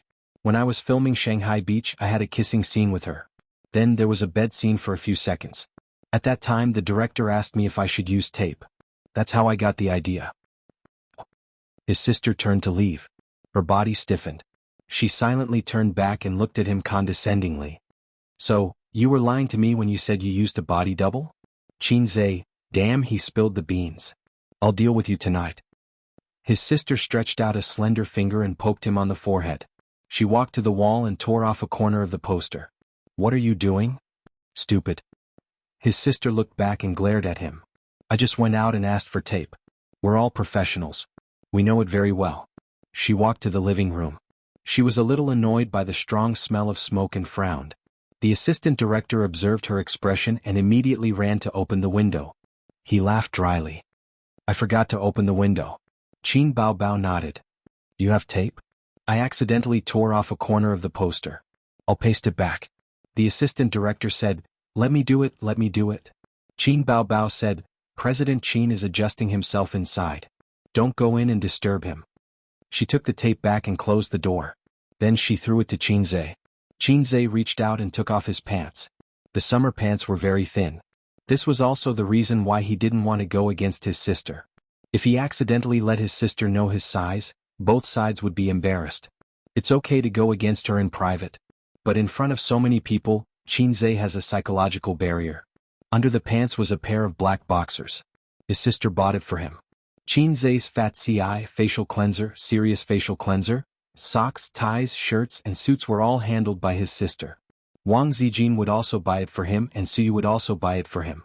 When Suyu bought clothes for him, Qin Zhe would say that he bought it himself. The tape was wrapped around the boxers and tied up in circles. Before, nothing could be seen. After the tape was tied up, the swelling between his legs became more obvious. It was like being stung by a wasp and a big bulge appeared. This way of describing not compromising and starting over was just like hiding a rubber ball. Qin Baobao couldn't help glancing at it. You have a needle eye. Qin Zhe joked. His sister blushed and spat. After that, he put on his pants. The bed scene was shot again. This time it was easy to pass. The next scene was tomorrow morning. There was a scene of catching adulterers in bed. Qin Zhe and his sister drove home first. When they got home, it was 9:30 in the evening. Wang Zijin ate the leftovers from lunch. The living room light was dark. At this time, she should have taken a bath and lay in bed to watch TV series or movies. She should go to bed at 10 o'clock. At 5:30 in the morning, she should get up and run with Qin Zhe. While his sister was taking a bath, Qin Zhe slipped into Wang Zijin's room. She really didn't sleep. She was sitting at the head of the bed with her mobile phone on her lower abdomen. There was a plate of cut dragon fruit on the bedside table with a toothpick inserted. Qin Zhe threw off his slippers and got into bed. Sister Ziwei, I'm coming. He stretched out a finger and gestured on her chest. Sunflower acupoint technique. Let's see if I can hit the bullseye. Wang Zijin ignored him. Qin Zhe was in a difficult position. He deliberately pointed at the wrong spot and pretended to be disappointed. Sai, it seems that my experience is shallow. I still need to practice harder. Okay. Wang Zijin was relieved. Don't look at your phone. Let's make out. He straightened Wang Zijin's body and made her face him. Then I'll only give you 10 minutes. Wang Zijin chuckled. 10 minutes is not enough. Qin Zhe bargained. Half an hour. No, I want to sleep before 10 o'clock. Wang Zijin brushed her bangs and rested her head on his chest. They lay on the bed in this position and looked at the ceiling. Qin Zhe said, "You don't love me at all." "I love you quite a lot." "I don't feel it." "Is taking advantage of you love me?" He squinted. "Hey, when the boyfriend comes back, the unqualified girlfriend will wait for him to cook. The qualified girlfriend will wait for him after cooking, and the best girlfriend will hold the bowl in one hand and the bra in the other. She will ask, 'Hubby, do you want to eat first or drink milk first?' Then I'm an unqualified girlfriend?" "Yes." "Then you can change to another one." "I can't change, little sister." "Why?" "Once the goods come out of the closet, I won't be responsible." "Sounds familiar." "Bank?" "Yes, this is the style of the Red Party. It's your shameful fourth generation. So I can't return it. If you don't agree, then tell me about qualified and unqualified boyfriends." "Unqualified boyfriends don't do any work and only sit and wait. Qualified boyfriends will help with the housework after earning money. The best boyfriend will ask, 'Honey, do you want fresh milk?'" Wang Zijin. Chapter 613. They had agreed to sleep at 10 o'clock, but they ended up chatting until 10:30. Qin Zhe didn't take advantage of her. He just lay on the bed and chatted with her. He joked and occasionally made dirty jokes, which either made Wang Zijin laugh or made her speechless. It was best for men and women to complement each other. If they had similar personalities, it was easy for them to dislike each other. Excluding those scheming people, Wang Zijin was a relatively decent woman. She couldn't act coquettishly like Qin Baobao. She only acted like a little girl in front of Qin Zhe occasionally. Qin Zhe's flirtatious and flirty style just made up for her well-behaved style of life. People like her who came from a family were taught to be righteous and moderate since childhood. They always acted within the rules. This way no one could find fault with them. Unorthodox ways would only lead to a miserable and quick death in the official career. This was one of the reasons why she liked Qin Zhe. When she was with him, she could always laugh happily and unrestrained. Occasionally she could indulge herself, occasionally throw a tantrum, and occasionally break her image and act coquettishly. There was no pressure at all. This was something that Zhang Mingqing couldn't give her. Zhang Mingqing was too well behaved. He wasn't as sinister and cunning as his sister. The older generation thought that he could be cultivated. However, this was the flaw that Wang Zijin hated the most.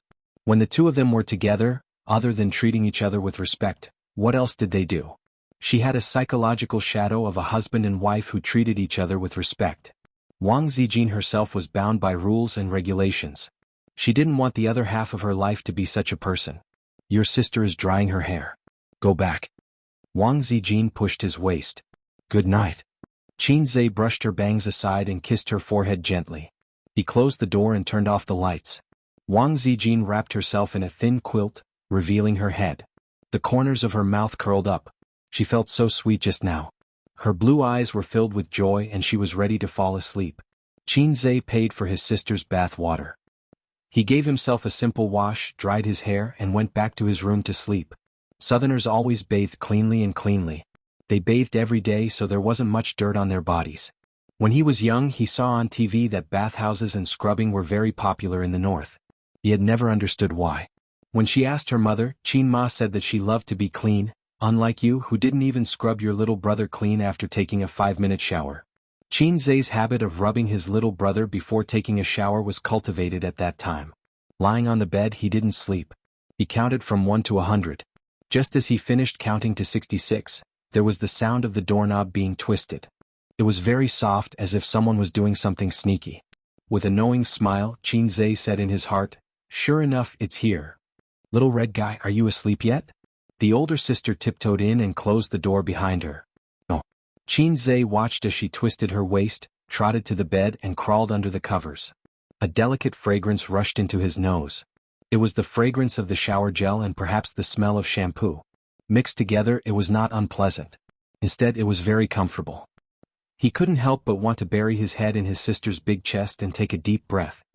"I haven't chatted with you for a long time," the older sister said, trying to cover it up. "What are you chatting about? Let's sleep."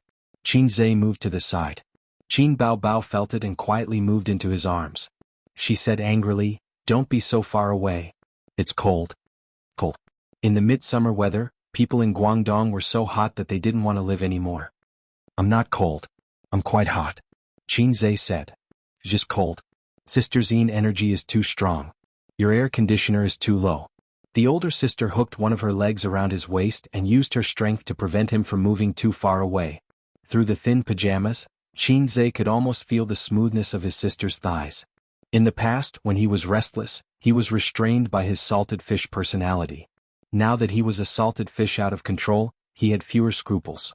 Moreover, at that time, Brother Eel did not know the taste of meat and was already very satisfied with the five-fingered girl. Now he couldn't. It was like a person who was used to riding the high-speed train. How could he be willing to take the green train? He thought to himself. What a sin. In the past he was the one who flirted with his sister. Now it was his sister who flirted with him. His sister was still the illiterate sister from before, and he was already an experienced driver. Sister, let's sleep in plain clothes, Qinze said. Qin Bao Bao stared at him in the dark and giggled. Pretentious. Qinze was speechless. There's a bed scene tomorrow.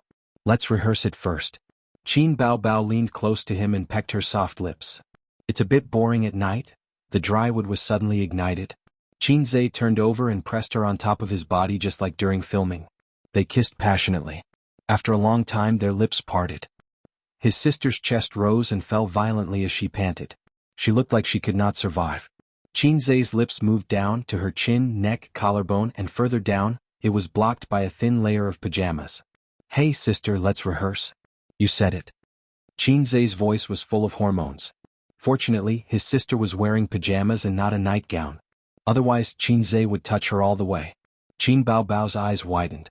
It was as if a bolt of lightning had struck her mind. There was only one thought left. How dare he? In the past, they were very particular about propriety when they kissed. Qinze touched her but slightly through her pajamas. This was the limit of what Qin Bao Bao could tolerate. Since the last shower, Qinze had seen his sister's magnanimity up close for the second time. Every time he saw it, he had different feelings and exclamations. It looked like a mountain range from the side with different heights from the distance. He did not know the true face of Mount Lu, but he was in it. It made King sense. Qinze's head was pushed away fiercely. His sister hurriedly pulled down her pajamas. At this moment she should have given him a backhand slap. However, she did not. Perhaps it was because she could not bear to, or perhaps she did not hate him like this. Hence, she merely glared at him. They looked at each other silently. In the silence, the bottom line between them was shallower and shallower. Today it was slightly broken. Qinze sighed. I'm sorry. There were many things that could not be done without fear just because they knew each other well. When they were not tearing off that thin layer, both of them wanted to break through and look forward to tearing it apart. However, when they really reached this step, they realized that it was not easy to tear off that thin layer in their hearts. After returning from Shujia town, Qinze's knot in his heart was untied. He could face his sister more calmly now. However, his sister's shackles were not untied yet. She could not accept that kind of thing. Putting the truth aside in terms of relationship, she was his sister. Qin Bao Bao gradually calmed her rapid breathing. The expression on her face was complicated. Shyness, nervousness and fear. Biting her lips, she squeezed out a sentence weakly, I'm not sleeping at your place anymore. Her hands gripped her clothes tightly as she moved to the side of the bed. Putting on her shoes, she left with a slightly panicked back view. Chapter 6:14. Look at your cowardice. After his sister left, the system, which had been silent for a long time, mocked him. This is not called cowardice. This is called respecting women. Men and women are equal. A man who only cares about himself is a scumbag. I'm obviously not a scumbag. Qinze defended himself. Hee. The system replied. Hee, your sister. It's all your fault. If you were a flirtatious system, I would be able to become Long Out Yin, become a CEO, marry a beautiful and rich woman, and reach the peak of life. I would be able to *ck someone as fragile as my sister. Qinze pushed the blame. Aren't you a CEO now? Isn't Suyu a beautiful and rich woman? Haven't you reached the peak of life? Long Out Yin's strength lies in his heart. Even if a salted fish has a system, he's still a salted fish. The system's words were sharp. Get lost, you lowlife. Qinze said angrily. Okay, I'll get lost. Along with the system's words, an electronic voice sounded in Qinze's mind. System uninstallation. 100%. 90%. 50%. 30%. Qinze was so scared that he peed his pants. How could the system be uninstalled? Hey, don't be like this. I was joking. I was wrong. I can't leave you just like how a woman can't leave her moisture. Qinze was shocked. Now you know how important I am. the system said proudly. The uninstallation sound stopped. You're getting more and more naughty. Qin Zhe complained and heaved a sigh of relief. The system ignored him. The next day he only ran for an hour before going back. Wang Zijin was obviously not satisfied. She complained, "Why didn't you last for long today?" Qin Zhe said, "I have something to do later. I have to rush to the set." Then he bought breakfast and went home. His sister was not awake yet. Qin Zhe called her, but she ignored him. She twisted the door handle. Find the door was locked. Afraid that I would attack at night? Is there no basic trust between siblings? She's not awake yet? Wang Zijin grabbed a fried dough stick and pinched it like an orchid. Savory tofu pudding with fried dough sticks was her favorite. Qin Zhe's tofu pudding was sweet, and it was also his favorite with fried dough sticks. There were two heresies in this world, the siscon and the savory tofu pudding. Qin Zhe had tried to convince Wang Zijin that sweet tofu pudding was the way to go, and savory tofu pudding was shameful and unacceptable. However, Wang Zijin didn't think that there was anything wrong with her at all. She even accused him and her sister of being crazy. Deep Well Ice actually ate sweet tofu pudding. Was there something wrong with his brain? Therefore, every day when he bought tofu pudding or soy milk, he would specially say, 3 tofu pudding, soy milk, 2 sweet and 1 salty. Sweet tofu pudding was delicious, especially in the summer. When it was hot, sprinkle a spoonful of white sugar and add some almonds before chilling it in the fridge. The sweetness of the tofu pudding mixed with the aroma of the almonds.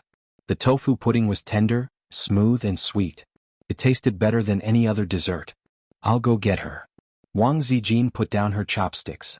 A moment later there was a violent knock on the door in the corridor. Sleep your ass. Wake up. Sister was rudely woken up just like that. With dark circles under her eyes, she was listless. She couldn't sleep last night, and it was difficult for her to express her feelings in words. When she wasn't paying attention, the pink and tender grapes were eaten by her brother. She felt as if there was an electric current flowing through her body, and goosebumps rose all over her body. She was shy and frightened, nervous and guilty, and there was also a sense of guilt that couldn't be erased. All right, she even took a shower after returning to her room. She walked to the living room and looked at Qin Zhe's back with a complicated expression. She quietly sat down in her seat and buried her head in breakfast. Wang Zijin frowned. She realized that things weren't that simple. The three of them had been together for a year and were very familiar with each other's way of interacting. Qin Baobao was usually very lively when she was eating, but today she was too quiet. She carefully looked at Qin Zhe, but didn't see anything strange on his face. He looked fearless and calm, as if he was the successor of communism. After breakfast, Qin Zhe and his sisters left the house. They took the elevator to the underground parking lot and waved goodbye to Sister Ziwei. Sister was holding her bag with both hands and was standing in a very ladylike manner. It was abnormal for her sister to be like this. It just showed that she was still nervous and conflicted about what happened last night. Qin Zhe drove to the set. Sister, according to my estimation, the movie can be finished in a week at most, Qin Zhe said. Oh. Qin Baobao replied. I'll make tofu pudding for you at noon. Put it in the fridge and you can eat it at night. Qin Zhe said casually. Qin Baobao nodded and quietly observed him. He was very calm, without the slightest awkwardness or guilt, as if eating grapes was a basic thing that he didn't need to worry about. Qin Baobao bit her lip, feeling wronged. She was in a mess, but her brother was still calm and collected. Baobao suddenly felt wronged. She was also a little disappointed, although neither of them would feel awkward with his attitude. Of course, her brother's state of mind was different from his sister's. Brother, I was one step away from having sex with her. Sister, I was one step away from falling into the abyss and couldn't survive. They arrived at the set at 8:30 in the morning. The crew was already there and waiting for them. Let's start. Let's try to do it in one take. In the room, Qin Zhe quickly took off his short-sleeved shirt and pants, leaving only a pair of boxers, and got into bed. In the past, Qin Baobao would happily admire her brother's figure, just like a man appreciating a woman's figure. But today she glanced at the center of the boxers. Cross it out, the center of the crotch. She immediately retracted her gaze, looking very uneasy. Boss Qin, go over there and change your clothes. Director Zheng asked the lighting engineer and cameraman to get into position and said to Qin Baobao. Qin Baobao needed to change into a wrap, the kind that exposed her shoulders. She couldn't lie in bed in a short-sleeved shirt. The male actor was much more casual and didn't need to go through so much trouble. He just needed to wear a pair of boxers. Let's get a stunt double, Qin Baobao said. Qin Zhe was stunned. But we don't have a stunt double, Director Zheng was in a dilemma. There were no action scenes, no danger scenes, and no stunt doubles in this movie. The lighting engineer suggested, "Director, let the female colleagues in the crew do it." "I'll do it." "Director, let me do it." "Boss Chin, I'll be the stunt double." At the door, several female colleagues in the equipment team raised their hands. "Qin Bao Bao, so many people? So many people want to take my place?" Qin Bao Bao frowned and suddenly changed her mind. "Forget it, I don't need a stunt double." The female colleagues hissed, their faces full of disappointment. The morning sun shone in through the window and the room was quiet. A man and a woman snuggled together. The girl's hair was messy, and her head was buried in the man's neck. Her side profile was as beautiful as a painting. Their clothes were scattered under the bed. There was a knock on the door and the man and woman woke up with a start. After a few knocks, the door opened and the camera pointed at the door. The middle-aged woman stood at the door, dumbfounded. You. The middle-aged woman said in a trembling voice. The cameraman gave her a close-up. As expected of a veteran actor, he played the expression of, "Oh my God, my son and my daughter are in bed," very well. Chapter 6:15. Just like that, this pair of childhood sweethearts developed feelings for each other, and the fact that they couldn't help but have sex with each other could no longer be concealed. "How did I give birth to such a shameless daughter like you?" His father flew into a rage in the living room like an enraged lion. "Dad, it's my fault." "Don't scold my sister," Qin Hao said loudly. "Pa." His father slapped his face and became even angrier. "How can you face me? How can you face your mother? How can you face our kindness of raising you?" Qin Hao clenched his fists. "My sister and I are truly in love." "You still have the face to say that. She is your sister after all. How can I face you? How can she face you? The biggest mistake I made in my life was to adopt you. Get lost now. From now on, our family has nothing to do with you. If you dare to contact us in private again, I will break your legs." The slap was real. He didn't use a dislocation technique or a stunt double. A bright red palm print appeared on Qin Zhe's face. The veteran actor's acting skills were superb. He portrayed the image of an enraged father clearly and powerfully. It indeed made the eyes of the crew, including the director, light up. The camera focused on Qin Hao's face, and he first revealed a dazed expression. In this scene there would be a flashback. In his previous life, Qin Hao and Qin Si would also have feelings for each other, and they would also have sex, but their parents wouldn't allow them to be together. In the end they broke up. In his previous life, Qin Hao didn't have the courage to fight against his parents. He was too mediocre, too ordinary. Without the support of his adoptive parents, he couldn't even finish college. Memories flashed past. Qin Hao and Qin Si had no choice but to separate. From then on, they went their separate ways and walked on their own paths.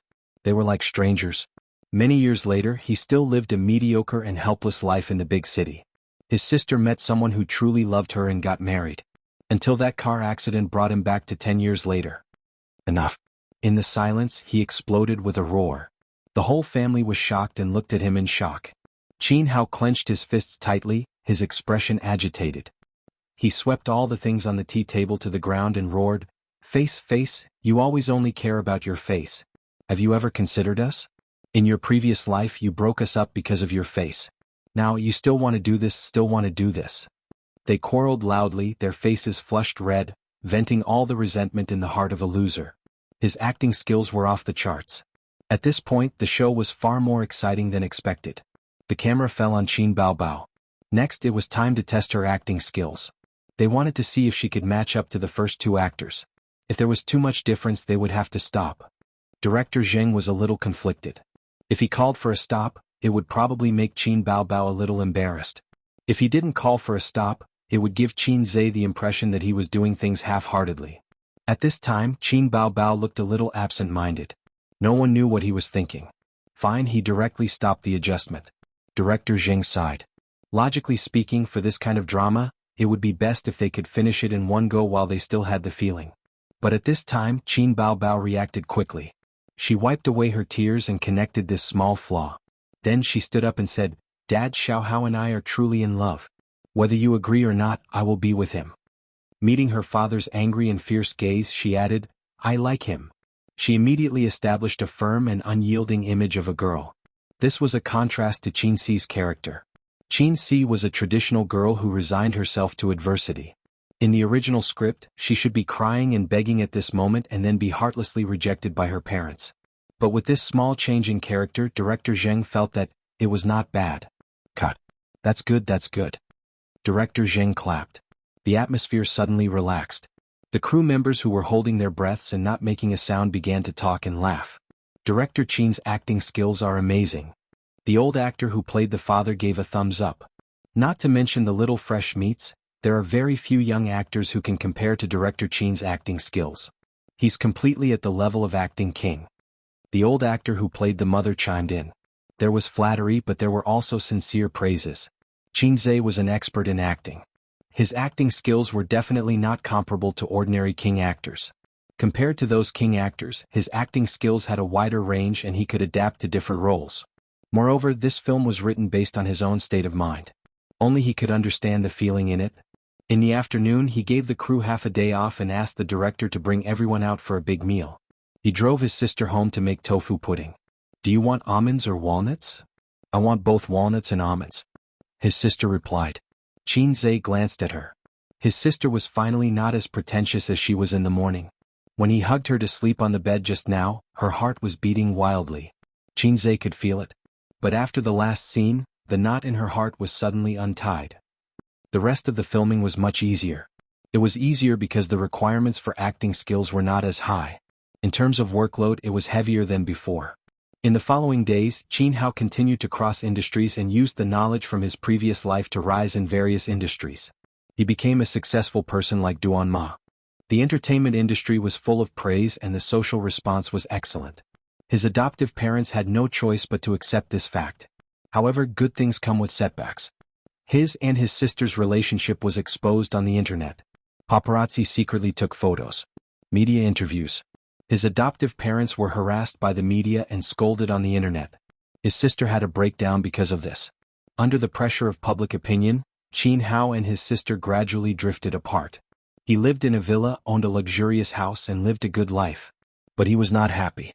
After a few years, he suddenly heard the news that his sister was getting married. Qin Hao woke up. He had lost his love in his previous life. In this life he finally came back. He could not let the tragedy happen again. So he drove away from home to stop his sister from getting married. He drove in a hurry and was racing against time. Usually, when one was driving emotionally, they would get into a car accident. Qin Hao was no exception. He collided with a van. The broken car rolled to the side of the road. The person in the car was bleeding and unconscious. The music floated, tired, trying to stay awake as usual, also thinking of you as usual.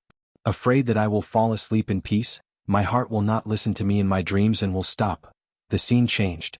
A blurry white light appeared first, and then the scenery slowly became clear. On the hospital bed, there was a seriously injured person in a coma. Outside the ward, the family and the doctor were anxiously communicating. The music stopped here. The doctor shook his head. He's awake. Go in and see him for the last time. The adoptive parents were struck by lightning. His sister rushed into the ward, followed by her newlywed husband. In the ward, on the bed, Qin Hao opened his eyes. He tried hard to open his eyes and looked at Qin Si. It was as if he wanted to imprint this face in the depths of his mind. In silence, the siblings looked at each other. The music floated again. Listen, breathing is like waves. The more beautiful it is, the more uneasy it makes me. What else can I cherish? If I can't even control my own pulse. Qin Hao raised his hand wanting to hold on to something, but he was too weak. He couldn't change anything. He could only smile at Qin Si and close his eyes. His life gradually faded. The heartbeat meter suddenly straightened. If I become a memory, withdraw us from this life. Leaving you crying in shock.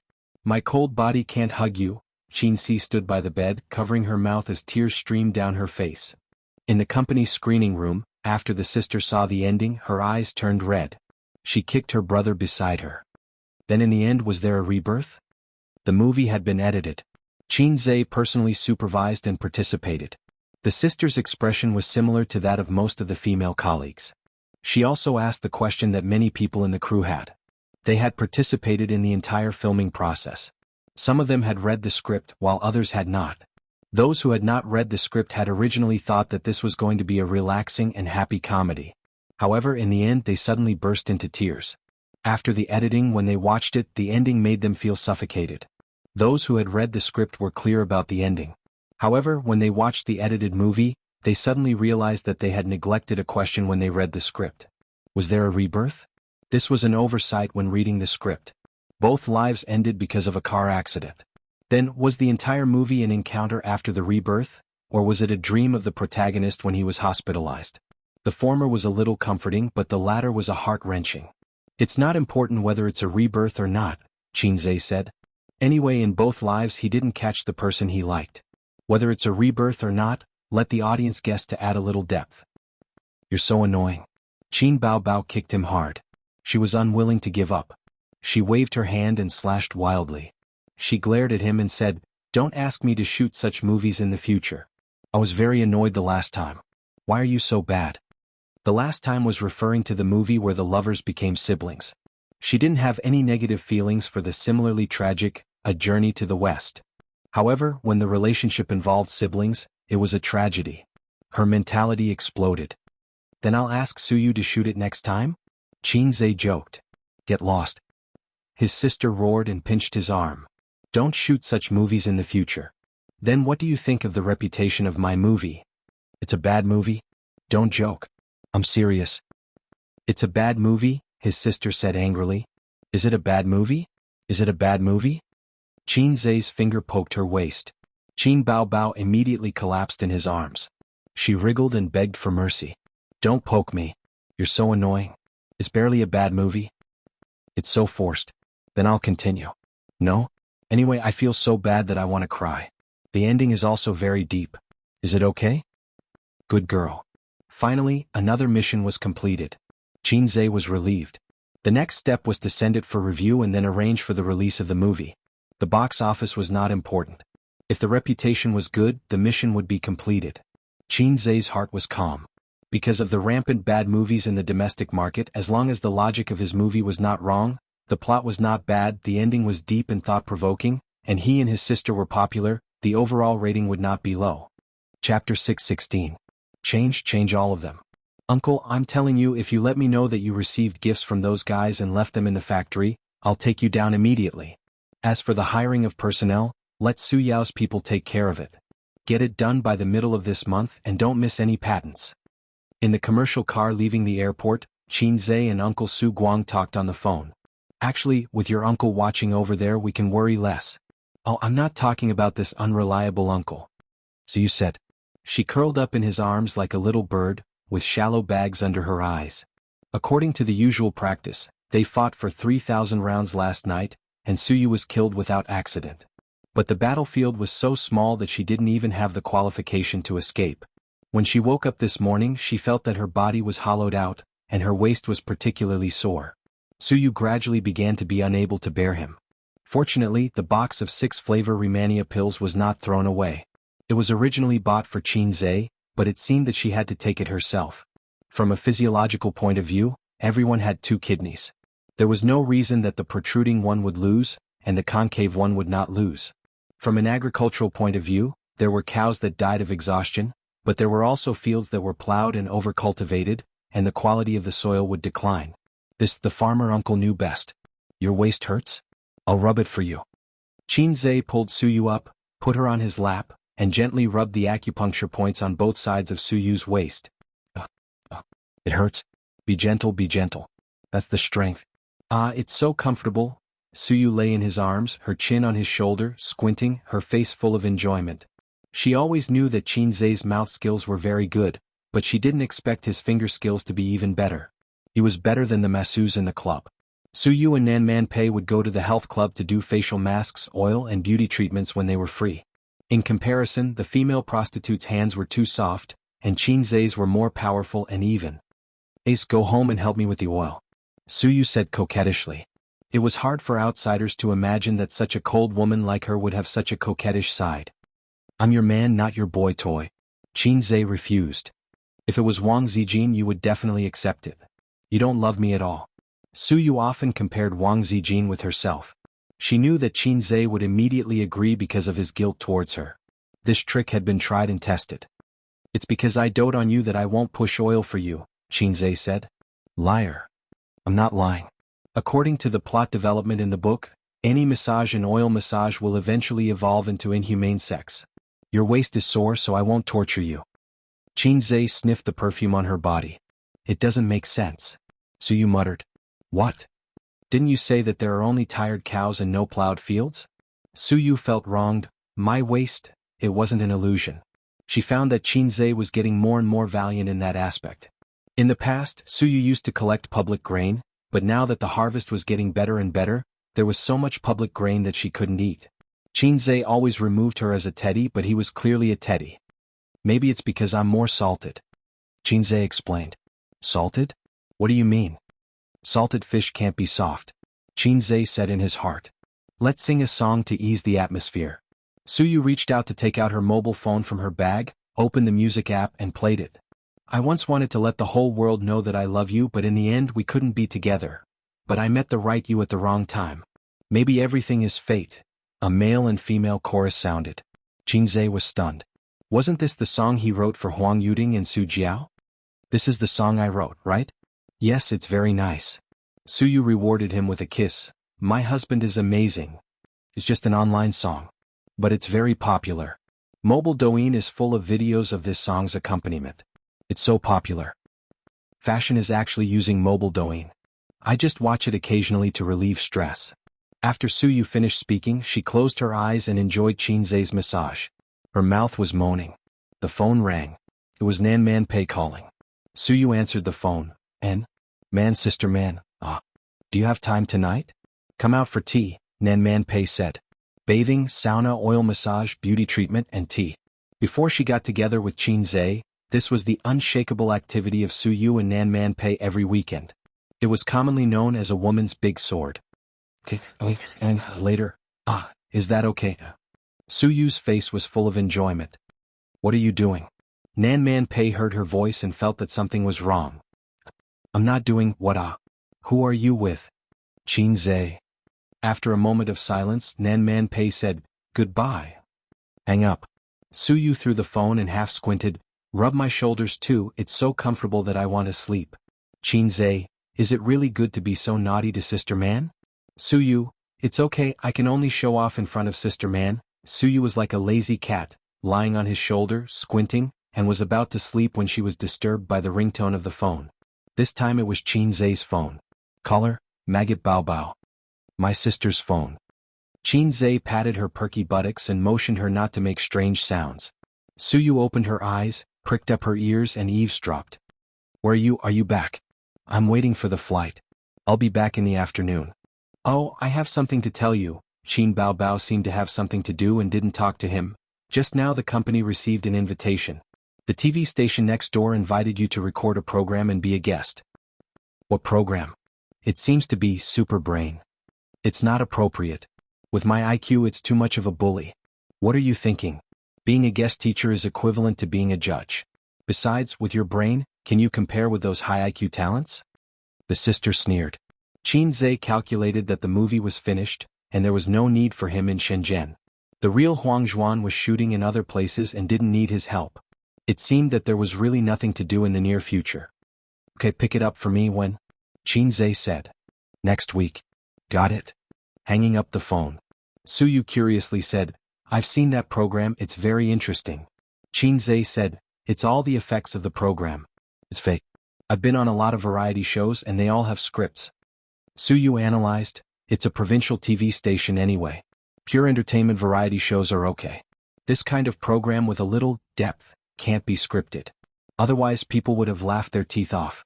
I've watched a few episodes before and admired the contestants' speed calculation ability. Ordinary people feel incredible and even suspect that it's a script, but in fact, speed calculation ability can be practiced. You're a science student. You know this and there's not so much requirement for IQ. At my peak, if I practice speed calculation for a few years, I can do it. Suyu is a genius. What she said makes sense. In fact, this program is not about IQ but about the brain. The gap between the two is very big. IQ is too one-sided. Many of the programs on it are more about memory, spatial imagination, speed calculation ability, etc. For example, playing Rubik's Cube in fact relies on practice but it has little to do with IQ. Suyu bragged, sister is old and the program group didn't invite me, otherwise the contestants would have nothing to do. I can beat them. Qinzhe smiled and said, bragging. Suyu giggled, I'm not bragging. Qinzhe said, if you don't believe it, I'll ask you a question. Suyu became interested. Say it. Qinzhe said, Hor Shengyu Wai Sheng Liang? Suyu, ah. She opened her small mouth and looked confused. Qinzhe said, you can't answer it. Suyu, since Shengyu Wai Sheng Liang. This is not a question, this is an exclamation, okay? She pouted. You're cheating. If you don't know, then don't know, Qinzhe snorted. You're a PhD student. You've read too much. Your brain can't turn. You're too inflexible. The driver took them to Suyu's hardcover apartment. Qinzhe put on a mask and sunglasses. Suyu took him, and the two walked to the nearby vegetable and fruit supermarket. Qinzhe took a basket and Suyu took his arm. After buying the vegetables, Suyu said coquettishly that she wanted to push the oil first and didn't want to eat. She had essential oils at home and would give them to him. She took off her clothes without saying a word. She took off her coat but didn't take off her underwear, deliberately leaving it for Qinzhe to take off. It was so exciting. She lay on the bed, her black hair spread on the white pillow. Qinzhe unbuttoned the B-cup, and the buckle slipped down along her smooth and tender skin. Her snow-white back, the vertebrae from her hips to the back of her neck, walked in a sexy arc. She had a good figure, well-proportioned, but it felt bony.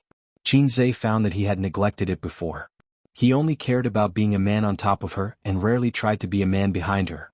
He poured the oil, pushed her back and let the thick liquid spread all over her back. He had taken the Chinese medicine proficiency skill book, and the acupoint technique was more powerful than most men. Suyu was served by his hands and gasped comfortably. Chapter 617. Ace, I've thought about it for a long time. Suyu sighed and felt comfortable all over. What are you thinking about? Qinzhe asked without stopping. Since you was born, why was Liang born? How do you answer? Suyu wondered, is there an answer? In her opinion, it was a very ordinary sigh. What kind of question is this? I refuse to answer, Qinzhe said. Why? No reason. Qinzhe bowed his head and massaged carefully and patiently. A regular answer. Of course it's because Liang gave birth to Liang. A casual answer. Hey. Qinzhe ignored her and Suyu was silent. It was mainly because she was too comfortable. Last night she tossed too late, her waist hurt and she lacked sleep. When Qinzhe asked her if she was hungry, she was already asleep. Her face was quiet, like a newborn child, innocent and innocent. Probably every beautiful woman sleeping quietly looked like this, and his sister was the same. When she closed her eyes, her temperament changed greatly. Sister Ziwei's oval face was even cuter. People couldn't help but want to pinch it, but they were afraid of waking her up. He didn't know what she looked like when the baby fat on her face was still there. Qinzhe helped Suyu cover the quilt and wanted to wake her up and let her sleep in a different position. She was not big, and if she was squashed. After thinking about it, he didn't disturb her. He closed the door and left the room, put on an apron, washed vegetables and cooked. There were a few times when he rested here. He found it troublesome and wore a pair of boxers to cook. Suyu said that he looked very sexy in boxers and apron, which made her fall in love with him. But Qinzhe imagined the picture of himself stroking his hair coquettishly, and he never did it again. When shopping in the supermarket, Suyu unreasonably bought a bunch of vegetables, so much that the refrigerator couldn't fit them. Qinzhe didn't often come here to cook. She didn't know if she was seeking psychological comfort or simply enjoying the joy of shopping with him. 2 meat, 2 vegetables and a soup. The soup was stewed pork ribs with wax gourd. There was celery in the vegetables, which Qinzhe didn't touch. For men it was like killing their children. But Suyu loved it. Outside the small window on the left, the sun was shining brightly. The constant noise of cars in the big city was annoying. Qinzhe missed the sound of cicadas when he was young in Shujia town. At least it was lively. He recalled the conversation he had with Su Yao when they parted ways at the airport. Actually, I've been looking for him, Su Yao said. Why are you looking for him? Are you trying to make trouble for yourself? Find him. Sink him into the sea. Qinzhe looked at him and didn't say anything. He was thinking, why are you telling me all this? Are you going to get rid of my biological father with me? I'm not Yang Guang. Or to give me a heads up in case something like this happens in the future? Ace, watch carefully. Today your uncle will show you his skills and turn your old man into a box. I know, a box that sinks into the sea. That's your business. It has nothing to do with me. If you find her, and I mean if, don't rat me out. Otherwise my mother will be dead. He was now a big shot with a net worth of tens of billions. If that useless son of his knew about his existence, he would be finished. He would definitely pester him endlessly. The whole world would know about it. He felt that something was wrong. I know. I won't tell anyone. Su Yao said, I don't want his life. I just want him to experience the taste of despair. Have you found her? No. There are so many people. I haven't found her. If you're looking for her, remember to send me a video when you sink her into the sea. Okay. Before boarding, Su Yao said, oh right, your cousin's name is Su Yanyan. I'll send you a photo to confirm it. Qin Zhe stir-fried the shredded meat and thought, so? Are you trying to remind me of something? Or do you want me to acknowledge my cousin whom I've never met? Don't joke around. I don't even want to acknowledge you as my uncle. Last year, when he first met Su Yao, Qin Zhe thought that he was his sister's biological father. Later, when he read the old man's diary, his guess was like this: I'm Auntie Su's son. The man suspected of being my mother's adulterer turned out to be my biological father. He and Auntie Su had a son together and left him to my parents. At that time he thought, that's right. With your mediocre face you must have the same genes. Then he sighed in anger. Dad, come, your son will personally take off your crown. He was sincerely happy to be your son. Later, in the information that Sister Man gave him, the mediocre Su Yao was actually Auntie Su's younger brother. At that time, Qin Zhe's heart was traumatized beyond words. He imagined many kinds of immoral love that the secular world could not tolerate. But there was a trace of doubt in his heart, and he felt that something was wrong. After Su Jiazhen confessed, he found out the truth. There were so many twists and turns. The truth was far more complicated than he imagined. The spring of 1995 was a pain that could not be erased for Auntie Su, Mom, and Su Yao. Forget about his uncle. At most, he would be sad for his nephew who died prematurely. At the same time, Qin Zhe also understood what was wrong. It was said that close relatives were either geniuses or idiots. Are you kidding me? With my IQ, am I qualified? If I were a genius, I wouldn't have lived in my sister's shadow for more than 20 years. I wouldn't have endured the humiliation of the old man's magic weapon for more than 20 years. I think too much. Qin Zhe made lunch and returned to the room to wake up Su Yu, but she had already woken up. Leaning on the bed, holding the clothes of her small chest in her arms, and the other hand holding the mobile phone to send a message. This erotic scene caused Qin Zhe's chicken to move. The blanket was very thin, and it highlighted her graceful figure. It happened to cover her lower abdomen, and there was a kind of temptation to stop talking.